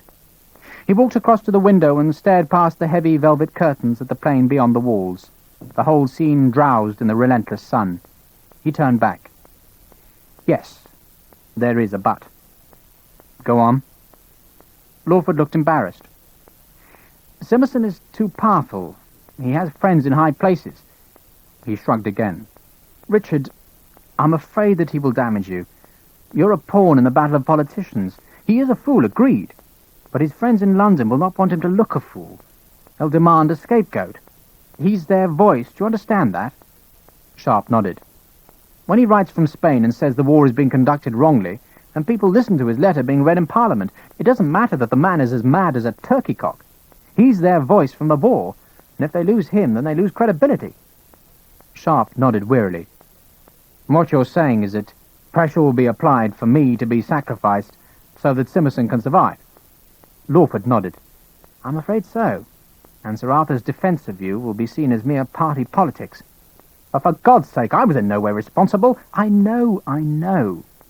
Lawford spoke soothingly. "It makes no difference. He has chosen you as his scapegoat." Sharpe knew he spoke the truth. For a few weeks he was safe while Wellesley marched further into Spain and brought the French to battle. But after that a letter would come from the Horse Guards, a short and simple letter that would mean the end of his career in the army. He was sure he'd be looked after. Wellesley himself might need an estate manager, or would recommend him to someone who did, but he would still eke out his years under a cloud as a man named officially responsible for losing Simmerson's colour. He thought of his last conversation with Lennox. Had the Scotsman foreseen it all? There is another way. He spoke quietly. Lawford looked at him. "What?" "When I saw the colour being lost, I made a resolution. I also made a promise to a dying man."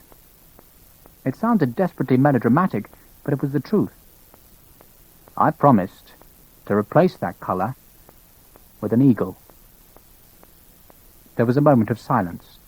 Lawford whistled softly. "It's never been done." "There's no difference between that and them taking a colour." That was easily said, but he knew that the French would not make the job as easy for him as Simmerson had for them. In the last 6 years the French had appeared on the battlefield with new standards. In place of the old colours, they now carried gilded eagles mounted on poles. It was said that each eagle was personally presented to the regiment by the Emperor himself, and the standards were therefore more than just a symbol of the regiment. They were a symbol of all France's pride in their new order. To take an eagle was to make Bonaparte wince in person. Sharpe felt the anger rise in him. "I don't mind replacing Simmerson's flag with an eagle, but I'm bloody angry that I have to carve my way through a company of French grenadiers just to stay in the army." Lawford said nothing.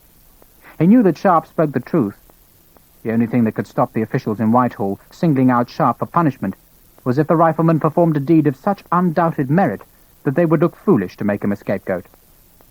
Privately, Lawford thought Sharpe had done more than enough. He had regained a colour, captured a gun, but the account of his deeds would be muddied in London by Simmerson's telling. Nope, he had to do more. Go further. Risk his life in an attempt to keep his job. Sharpe laughed ironically. He slapped his empty scabbard. "Someone once said that in this job you're only as good as your last battle." He paused. "Unless, of course, you have money or influence." "Yes, Richard, unless you have money or influence." Sharpe grinned. "Thank you, sir. I'll go and join the happy throng. I presume my riflemen come with me?" Lawford nodded. "Good luck." He watched Sharpe go. If any man could pluck an eagle from the French, he thought that the newly made captain, Richard Sharpe, was that man. Lawford stood in the window and looked down into the street. He saw Sharpe step into the sunlight and put the battered shako on his head. A huge sergeant was waiting in the shade, the kind of man Lawford would happily wager 100 guineas on in a bare-fisted prize fight. And he watched as the sergeant walked up to Sharpe. The two men talked for a moment, and then the big sergeant clapped the officer's back and uttered a whoop of joy that Lawford could hear 2 floors above. "Lawford."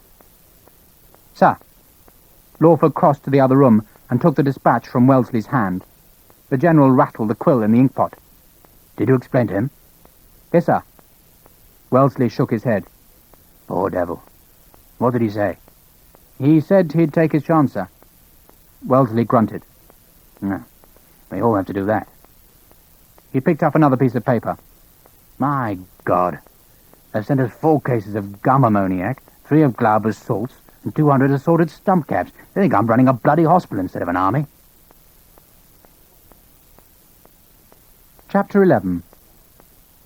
The boots of the Coldstream Guards rang on the flagstones, echoing hollowly in the darkness, fading down the steep street to be replaced by the leading companies of the 3rd Guards. They were followed by the 1st Battalion of the 61st, the 2nd of the 83rd, and then by 4 full battalions of the crack King's German Legion. Sharpe, standing in a church porch, watched the Germans march past.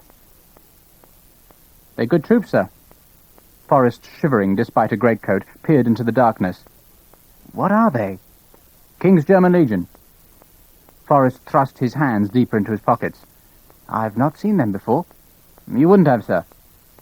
The Germans were a foreign corps of the army, and the law said they were allowed no nearer the British mainland than the Isle of Wight. Overhead the church clock struck 3 times. 3 o'clock on the morning of Monday, the 17th of July, 1809, and the British army was leaving Plasencia. A company of the 60th went past, another German unit with the incongruous title of the Royal American Rifles. Forrest saw Sharpe staring ruefully at the marching riflemen with their green jackets and black belts. "Homesick, Sharpe?" Sharpe grinned in the darkness. "I'd rather it was the other rifle regiment, sir." He yearned for the sanity of the 95th, rather than the worsening suspicion and moroseness that was infecting Simmerson's battalion. Forrest shook his head. "I'm sorry, Sharpe." "Don't be, sir. I'm a captain at least." Forrest ignored the statement. "He showed me the letter, you know." Sharpe knew. Forrest kept apologizing, and had mentioned the letter twice already. Dereliction of duty, gross disobedience, even the word treason had found its place into Simmerson's scathing account of Sharpe's actions at Val de la Casa, but none of that was surprising. What had disturbed Sharpe was Simmerson's final request, that Sharpe be posted, as a lieutenant, to a battalion in the West Indies. No one ever purchased a commission in one of those battalions, even though promotion was quicker there than anywhere else in the army, and Sharpe had even known men resign rather than go to the sun-drenched islands with their lazy garrison duty. "It may not happen, Sharpe." Forrest's tone betrayed that he thought Sharpe's fate was sealed. "No, sir." "Not if I can help it," thought Sharpe, and he imagined an eagle in his hands. Only an eagle could save him from the islands where fever reduced a man's life expectancy to less than a year, from the dreadful sweating disease that made Simmerson's request into a virtual death warrant unless Sharpe resigned his hard-won commission. Almost every unit marched before them, 5 regiments of dragoons and the hussars of the King's German Legion, over 3,000 cavalry in all, followed by an army of mules carrying fodder for the precious horses. The cumbersome artillery, with their guns, limbers, and portable forges, added even more mules, more supplies, but mostly it was infantry who disturbed the quiet streets. 25 battalions of unglamorous infantry, with stained uniforms and worn boots, the men who had to stand and face the world's best artillerymen and cavalry, and with them marched even more mules mixed up with the battalion's women and children. The battalion finally took the road across the river well after sunrise, and if the previous days had been hot, it now seemed as if nature was intent on baking the landscape into one solid expanse of terracotta. The army crept across the vast, arid plain and stirred up a fine dust that hung in the air and lined the mouths and throats of the parched infantry. There was no trace of wind, just the dust, the heat and glare, the sweat that stung the eyes, and the endless sound of boots hitting the white road. In one village there was a pool that had been trampled into foul, sticky mud by the cavalry, but even that was welcomed by the men, who had long before emptied their canteens and now skimmed the sour water from the surface of the glutinous mud.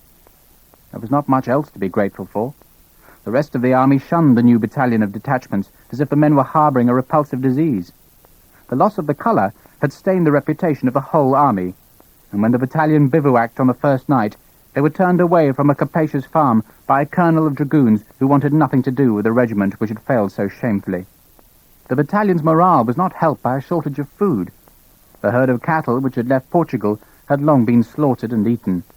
The supplies promised by the Spanish had not appeared, and the men were hungry, sullen, and cowed by Simmerson's brutality.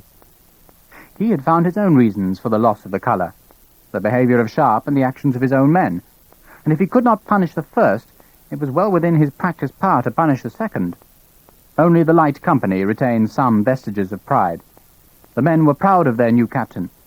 Throughout the battalion, Sharpe was now believed to be a magic man, a lucky one, a man whom enemy swords and bullets could not touch.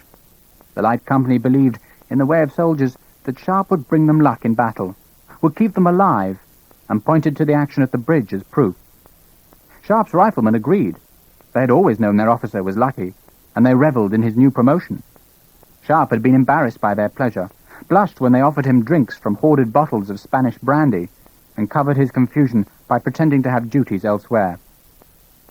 On the first night of the march from Plasencia, he lay in a field, wrapped in his greatcoat, and thought of the boy who had fearfully joined the army 16 years before. What would that terrified 16-year-old, running from justice, have thought if he knew he would one day be a captain? On the second night, the battalion was more fortunate.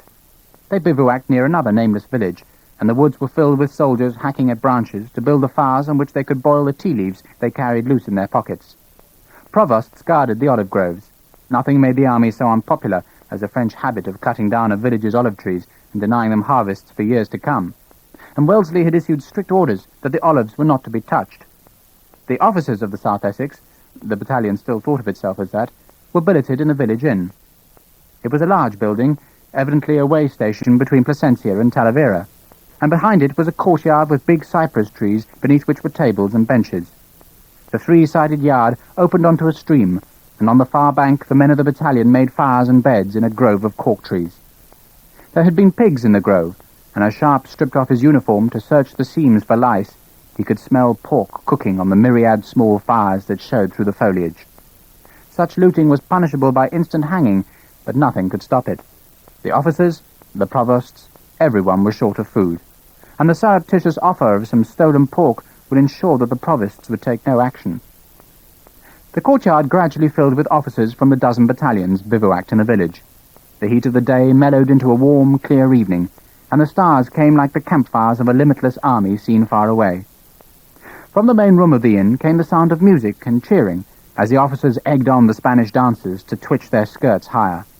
Sharpe pushed his way through the crowded room and glimpsed Simmerson and his cronies sitting playing cards at a corner table. Gibbons was there. He was now permanently attached to Simmerson's staff, and the unpleasant Lieutenant Berry. For a second, Sharpe thought about the girl. He had seen her once or twice since the return from the bridge, and felt a surge of jealousy. He pushed the thought away. The officers of the battalion were split enough as it was. There were Simmerson's supporters who toadied to the colonel and assured him that the loss of the colour had been no fault of his, and there were those who had publicly supported Sharpe.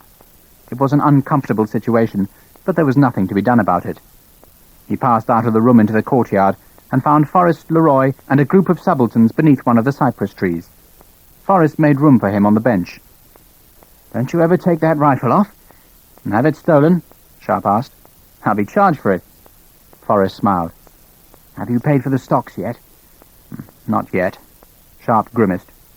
"But now I'm officially on the battalion's payroll, I suppose it will be deducted from my pay, whenever that arrives." Forrest pushed a wine bottle towards him. "Don't let it worry you. Tonight the wine's on me." There was an ironic cheer from the officers round the table. Unconsciously, Sharpe felt the leather bag round his neck. It was heavier by 6 gold pieces, thanks to the dead on the field at Val de la Casa. He drank some wine. Oh, it's filthy. There's a rumor, Leroy said dryly. I hear that when they tread the grapes, they don't bother to get out of the winepress to relieve themselves. There was a moment's silence, and then a chorus of disgusted voices. Forrest looked dubiously into his cup. I don't believe it. In India, Sharpe said, some natives believe it very healthy to drink their own urine. Forrest looked owlishly at him. That cannot be true. Leroy intervened. Perfectly true, Major. I've seen them do it. A cupful a day. Cheers. Everyone round the table protested, but Sharpe and Leroy stuck to their story. The conversation stayed with India, of battles and sieges, of strange animals, of the palaces that contained unimaginable wealth. More wine was ordered, and food brought from the kitchens. Not the pork that smelt so tantalizingly from the lines, but a stew that seemed to consist mainly of vegetables. It felt good to be sitting there. Sharpe stretched his legs under the table, and then back against the cypress trunk, letting the tiredness of the day flow through him.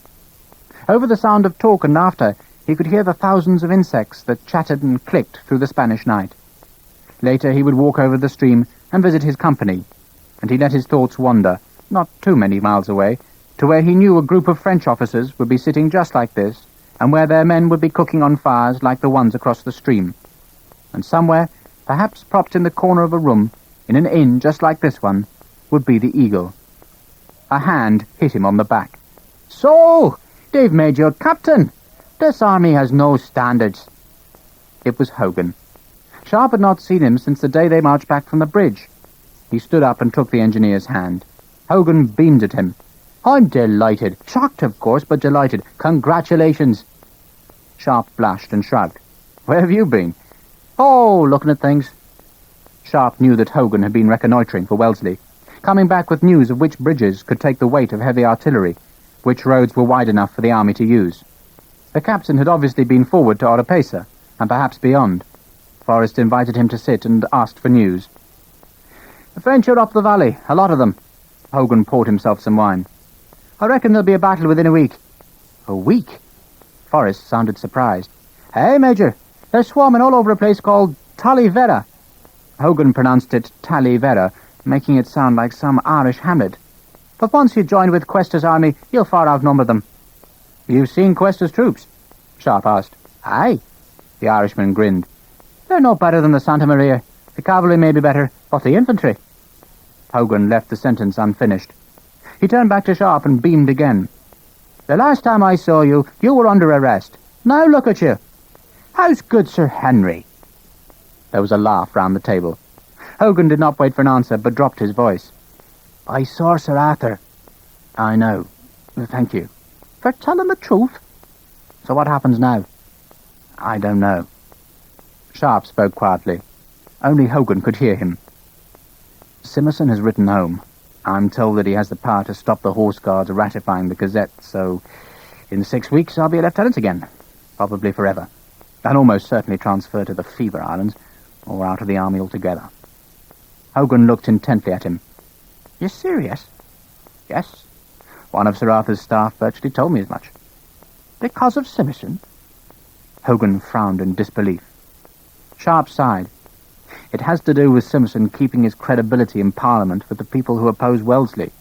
I'm the sacrifice. Don't ask me, it's way over my head. And what about you? You were under arrest too. Hogan shrugged. Sir Henry forgave me. He doesn't take me seriously. I'm just an engineer. No, it's you he's after. You're an upstart, a rifleman. You're not a gentleman, but you're a better soldier than he'll ever be, so... He squeezed his thumb and forefinger together. He wants rid of you. Listen. Hogan leant even nearer. There'll be a battle soon. Has to be. The idiot will probably make as big a mess as he did before. They can't protect him forever. That's a terrible thing, God knows. But you should pray he makes as big a mistake again. Sharpe smiled. I doubt if we need to pray. From one of the upper windows that looked onto the balconies that ran round the courtyard, there came a woman's scream, terrifying and intense, stopping all conversation beneath the trees. Men froze with their cups half lifted to their mouths and stared at the dark doorways that led to the bedrooms. Sharpe got to his feet and reached instinctively for his rifle. Forrest put a hand on his arm. It's not our business, Sharpe. In the courtyard there was a moment's silence, some nervous laughter, and then the conversation started again. Sharpe felt uneasy. It could have been anything. One of the women who lived at the inn could be ill, possibly even a difficult childbirth, but he felt certain it was something else. A rape? He felt ashamed that he had done nothing. Forrest tugged at his arm again. "Sit down. It's probably nothing." Before Sharpe could move, there came another scream. This time a man's, and it turned into a bellow of rage. A door burst open on the top floor, spilling yellow candlelight onto the balcony, and a woman ran out of the room and darted towards the stairs. A voice shouted, "Stop her!" The girl tore down the stairs as though the fiends of hell were after her. The officers in the courtyard cheered her on and shouted abuse at the two figures who emerged after her, Gibbons and Berry. They stood no chance of catching her. Both men looked drunk, and as they burst from the room, they lurched and blinked round the courtyard. "It's Josephina," Forrest said. Sharpe watched the girl half run, half fall down the stairs until she reached the other side of the courtyard from their table. For a second she looked desperately round as though looking for help. She was carrying a bag, and Sharpe had a glimpse of what could have been a knife in her hand, and then she turned and ran into the darkness, over the stream towards the lights of the battalion's fires. Gibbons stopped halfway down the stairs. He was dressed in trousers and shirt, and one hand was clutching the unbuttoned shirt to his stomach. In the other hand was a pistol. "Come back, you lousy bitch!" He jumped the last flight of steps and fumbled with the lock of his pistol. "What's the matter, Gibbons? Girl took your colours?" The voice came from one of the tables in the courtyard.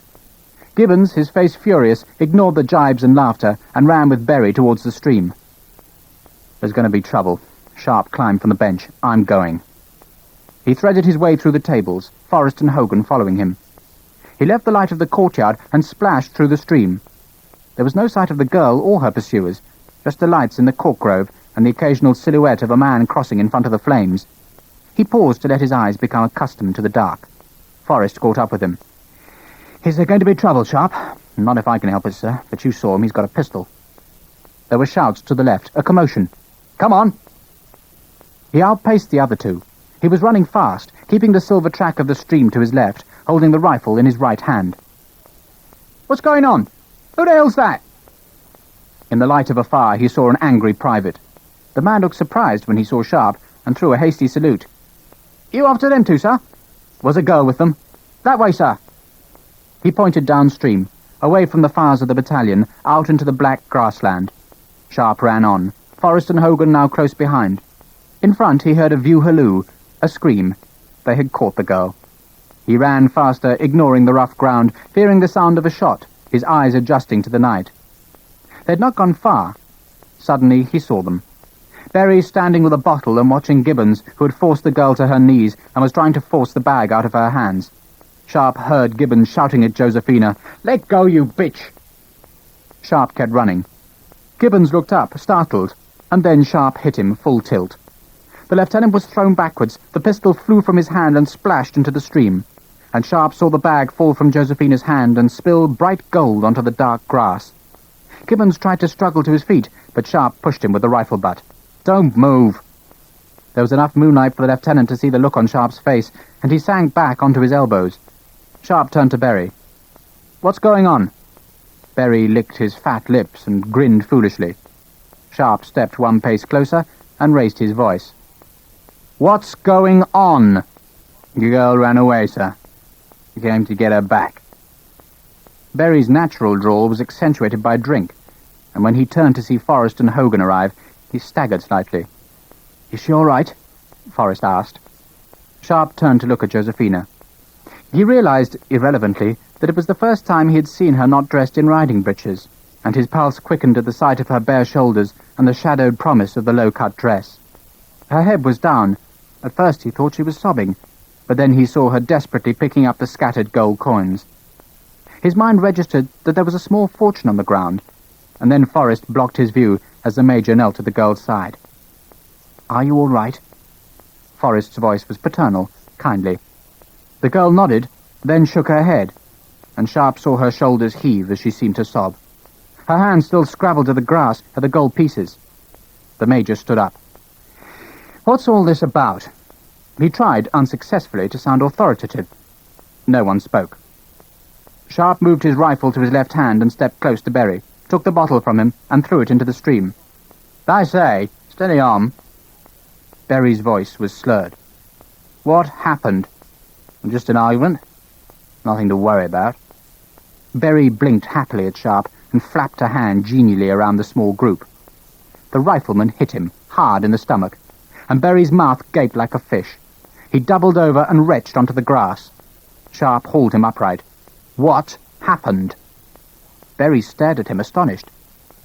You hit me? I'll bloody crucify if you don't talk. We were playing cards. I won. So? There was an argument. Sharpe waited. Berry pushed a lank piece of black hair off his forehead as though trying to rescue a shred of dignity. She refused to pay her debt. Josephina had watched Sharpe hit Berry, and, standing silently to one side, Hogan had watched her smile with excitement as the lieutenant crumpled. "It's not true!" The girl was angry. "You cheated! I was winning!" She had stood up, taken 2 steps towards Berry. Hogan saw her face and knew that she would scratch the lieutenant's eyes out given half a chance. He took her elbow, restrained her. He at least knew that the truth of who won, who lost, or who cheated would probably never be known. "So what happened?" The Irish voice was soft. Josephina gestured at Berry. "He wanted to rape me. Christian hit me." Sharpe turned towards Gibbons. The blonde lieutenant had scrambled to his feet and watched Sharpe walk towards him. There was a bloodstain on his white shirt, and Sharpe remembered the knife. Josephina had evidently cut at him, but done little damage. "Is it true?" Sharpe asked. "Is what true?" Gibbons' voice was touched with contempt. "That you hit her, and that Lieutenant Berry tried to rape her." Gibbons laughed. Trying to rape Josephina Lacosta is like forcing money onto a beggar, if you follow my meaning. Hogan knew he should step forward, that the tension was too much, but Sharpe broke the silence that had followed Gibbons' sneering remark. "Say that again." Sharpe's voice was soft. Gibbons looked scornfully at the rifleman, and when he spoke his voice was invested with all the contempt he had for the lower classes. "Try and understand. We were playing cards. Miss Lacosta lost her money and staked her body instead. She refused to pay up and instead decamped with our money. That is all." "It's not true!" Josephina was crying. She left Hogan's side and came up to Sharpe, looked at him with her eyes wet with tears, and clasped the bag between her hands. "It's not true. We were playing cards. I won. They tried to steal it from me. I thought they were gentlemen." Gibbons laughed. Sharpe turned on him. "You hit her." He had seen a bruise on her cheek. "You wouldn't understand." Gibbons sounded bored. "What wouldn't I understand?" Sharpe stepped closer to the lieutenant. Gibbons negligently brushed a blade of grass from his sleeve. "How gentlemen behave, Sharpe. You'll believe her because she's a whore, and you're used to whores. You're not used to gentlemen. Call me sir." Anger flared in Gibbons' face. "Go to hell!"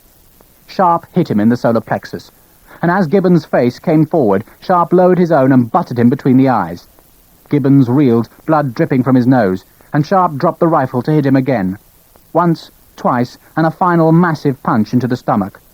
Like Berry, Gibbons folded up and vomited. He dropped to his knees, clutching his belly, and Sharpe contemptuously pushed him with his boot, and the lieutenant keeled over into the mud. "Lieutenant Berry?" "Sir?" "Mr. Gibbons is a little the worse for drink. Get him out of here and clean him up." "Yes, sir." Berry was not going to argue with Sharpe. He helped Gibbons uncertainly to his feet. The colonel's nephew was gasping for breath, heaving from his stomach, and he pushed Berry away and turned to stammer at Forrest between gasps. "You saw him. He hit me." Hogan stepped forward, his voice crisp and authoritative. "Nonsense, Lieutenant. You were drunk and fell over. Go home to bed."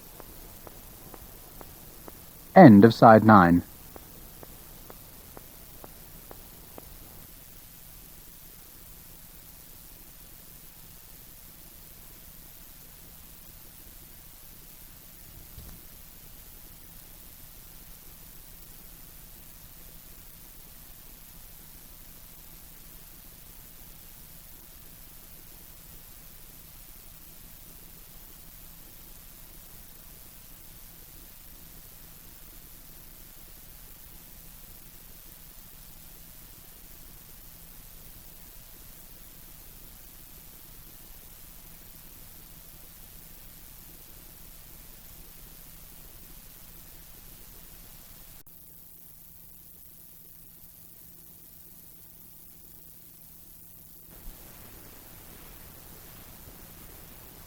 Side 10. The two lieutenants stumbled into the darkness. Sharpe watched them go. Bastards. You can't play cards over a woman. Hogan smiled sadly. You know why they made you into an officer, Richard? Why?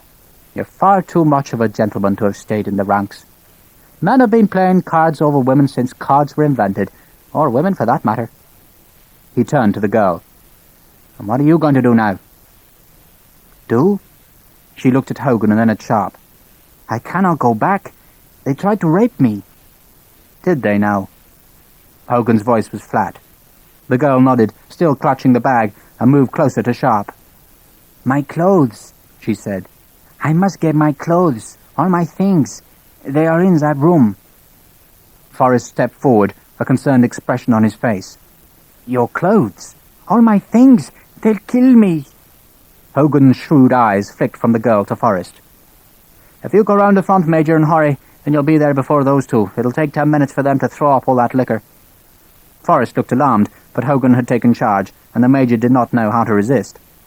Hogan took Josephina by the elbow and gave her to Forrest. Go with Major Forrest and rescue your things. Hurry! She stepped to Forrest, but turned back to Sharpe. But where do I spend the night? Sharpe cleared his throat. She can use my room. I can double up with Hogan. Forrest twitched at her elbow. Come on, my dear, we must hurry. The two of them splashed through the stream and hurried towards the lights of the inn. Hogan watched them go and turned to Sharpe. Double up with me? It would be best, wouldn't it? Hypocrite! You mean you'd double up with her? Sharpe said nothing. He suspected that Hogan had pushed the girl away with the Major because he wanted to talk to Sharpe alone, but the rifleman had no intention of making his friend's life any easier by bringing up the subject. He leant down and picked up his rifle and felt the lock to see if any dampness or mud had seeped into the pan. The lights of the battalion fires smeared the hillside with a dying red glow. You know what you're doing, Richard? Hogan's voice was noncommittal. What do you mean? The Irishman smiled.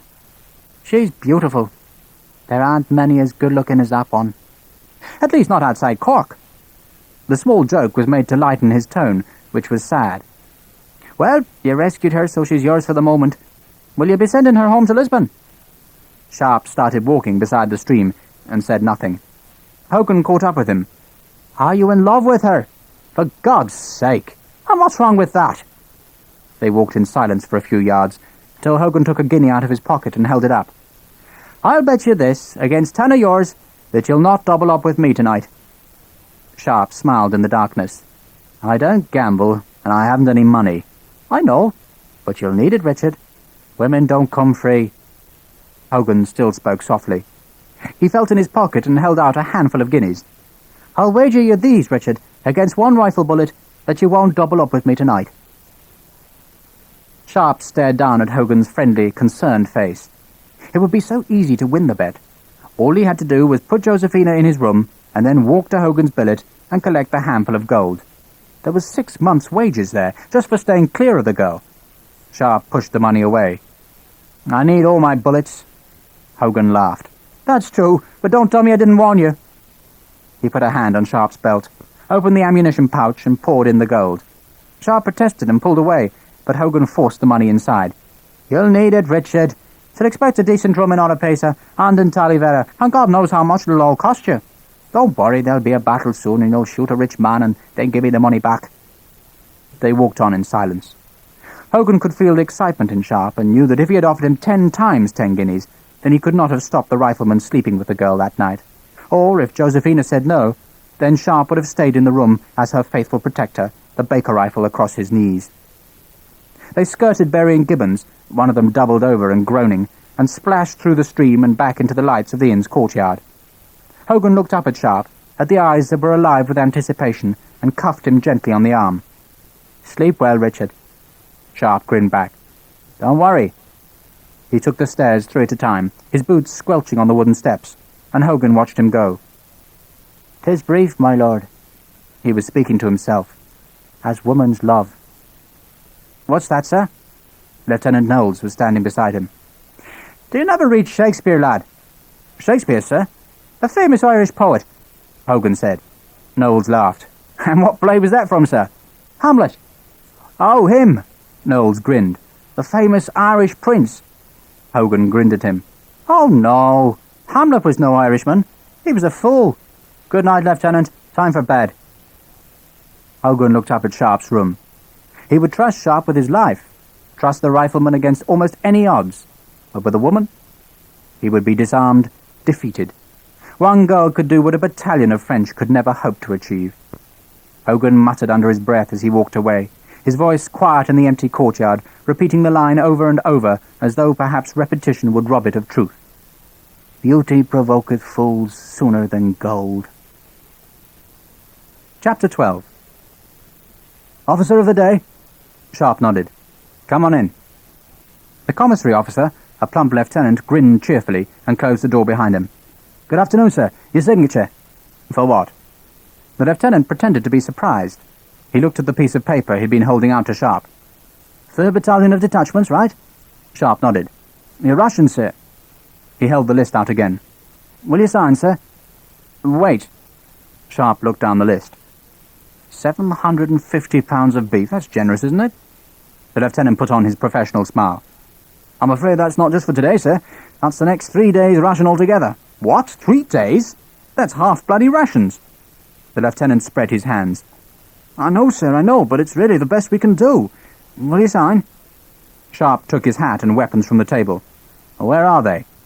The lieutenant sighed. I'm sure you don't want to... Where are they? Sharpe's voice boomed in the small room. The lieutenant smiled, opened the door, and beckoned Sharpe into the courtyard, where the lieutenant's working party was standing by a string of pack mules. The lieutenant pulled the cover off a keg of freshly killed beef. Sir? Sharpe picked up the top piece and dangled it in front of the plump commissary officer. Put laces in it and you could march on it. The lieutenant smiled. He had heard it all before. Sharpe took another piece of gristle from the keg. It's uneatable. How many kegs? The lieutenant waved at the mules. All this, sir. Sharpe looked out of the courtyard into the bright street. Another mule stood patiently in the late afternoon sunlight. What's that? A mule, sir. The lieutenant smiled brightly. He saw Sharpe's face. Sorry, sir. My little joke.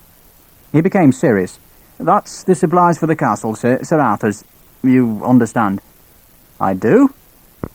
Sharpe walked under the arch towards the mule, the lieutenant alongside, and waved the muleteer away. I happened to see the supplies delivered to the castle this morning, Lieutenant, and nothing went missing. The lieutenant smiled helplessly. Sharpe was lying. They both knew that. But then so was the lieutenant, and they both knew that too. Sharpe pulled the cover off the nearest keg. Now that, Lieutenant, is beef. I'll have both these kegs instead of 2 of the others. But, sir, this is your dinner, Lieutenant. And you and your fellow officers will sell the rest. Right, I'll take it. The lieutenant recovered the keg. Why don't you let me give you a fine chicken we just happened to find, Captain? As a gift, of course. Sharpe put his hand on the mule. You want me to sign, Lieutenant? I think I'll weigh the beef first. The lieutenant was beaten. He smiled brightly and gave Sharpe the list. I wouldn't want you to go to the trouble, sir. Let's just say you'll take all the kegs, these included. Sharpe nodded. The day's bargaining was over, and his own working party unloaded the mules and took the beef down to the outskirts of Oropesa, where the men of the battalion were quartered. The supply situation was hopeless, and getting worse. The Spanish army had been waiting at Oropesa, and they had long eaten any spare food from the surrounding countryside. The town's steep streets were filled with troops, Spanish, British, and Germans from the Legion, and there was already friction between the Allies.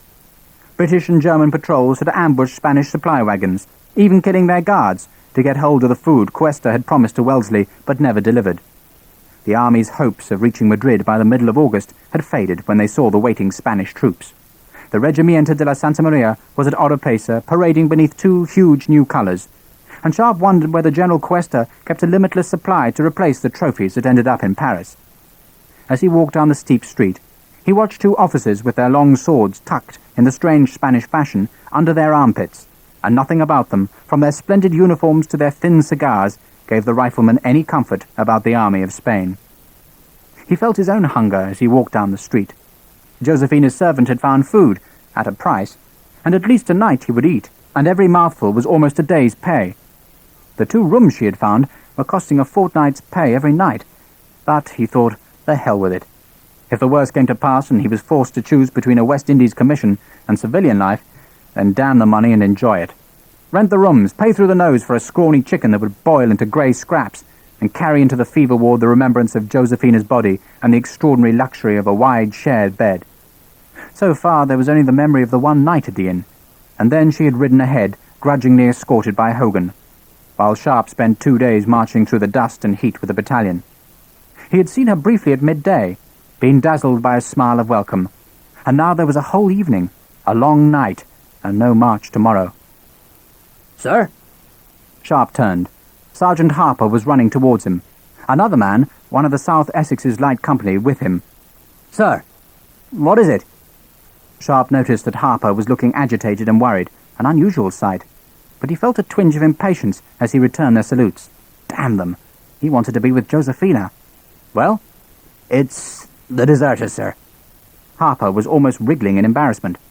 Deserters? You know, sir, the ones who escaped at Costello. The day they had met up with the South Essex, Sharpe remembered the men being flogged because 4 deserters had slipped past the guard in the night. He looked hard at Harper. How do you know? Kirby's the mater there, sir. He pointed to the man standing next to him. Sharpe looked at him. He was a small man who had lost most of his teeth. Well, Kirby? Dunno, sir. You want to be flogged, Kirby? The man's eyes jerked up to his, astonished. What, sir? If you don't tell me, I'll have to presume you are helping them to escape. Harper and Kirby were silent. Finally, the sergeant looked at Sharpe. Kirby saw one of them in the street, sir. He went back with him. 2 of them were wounded, sir. Kirby came to see me. And in turn, you came to see me. Sharpe kept his voice harsh. And what do you expect me to do? Again they said nothing. Sharpe knew that they hoped he could work a miracle, that somehow lucky Captain Sharpe could find a way to save the 4 men from the savage punishment the army gave to deserters. He felt an unreasonable anger mount inside him, alloyed with impatience. What did they think he was? Fetch 6 men, Sergeant, 3 riflemen and 3 others. Meet me here in 5 minutes. Kirby, stay here. Harper stood to attention. But, sir, go! There was a translucent quality to the air, that quality of light just before dusk when the sun seemed suspended in coloured liquid. A gnat buzzed irritatingly round Sharpe's face, and he slapped at it. The church bells rang the Angelus, a woman hurrying down the street crossed herself, and Sharpe cursed inside because he had promised Josephina to join her just after 6 o'clock. Damn the deserters! Damn Harper for expecting a miracle! Did the sergeant really think that Sharpe would condone desertion? Behind him, frightened and nervous, Kirby fidgeted in the roadway, and Sharpe thought gloomily of what this could mean to the battalion. The whole army was frustrated, but at least they could look forward with a mixture of fear and eagerness to the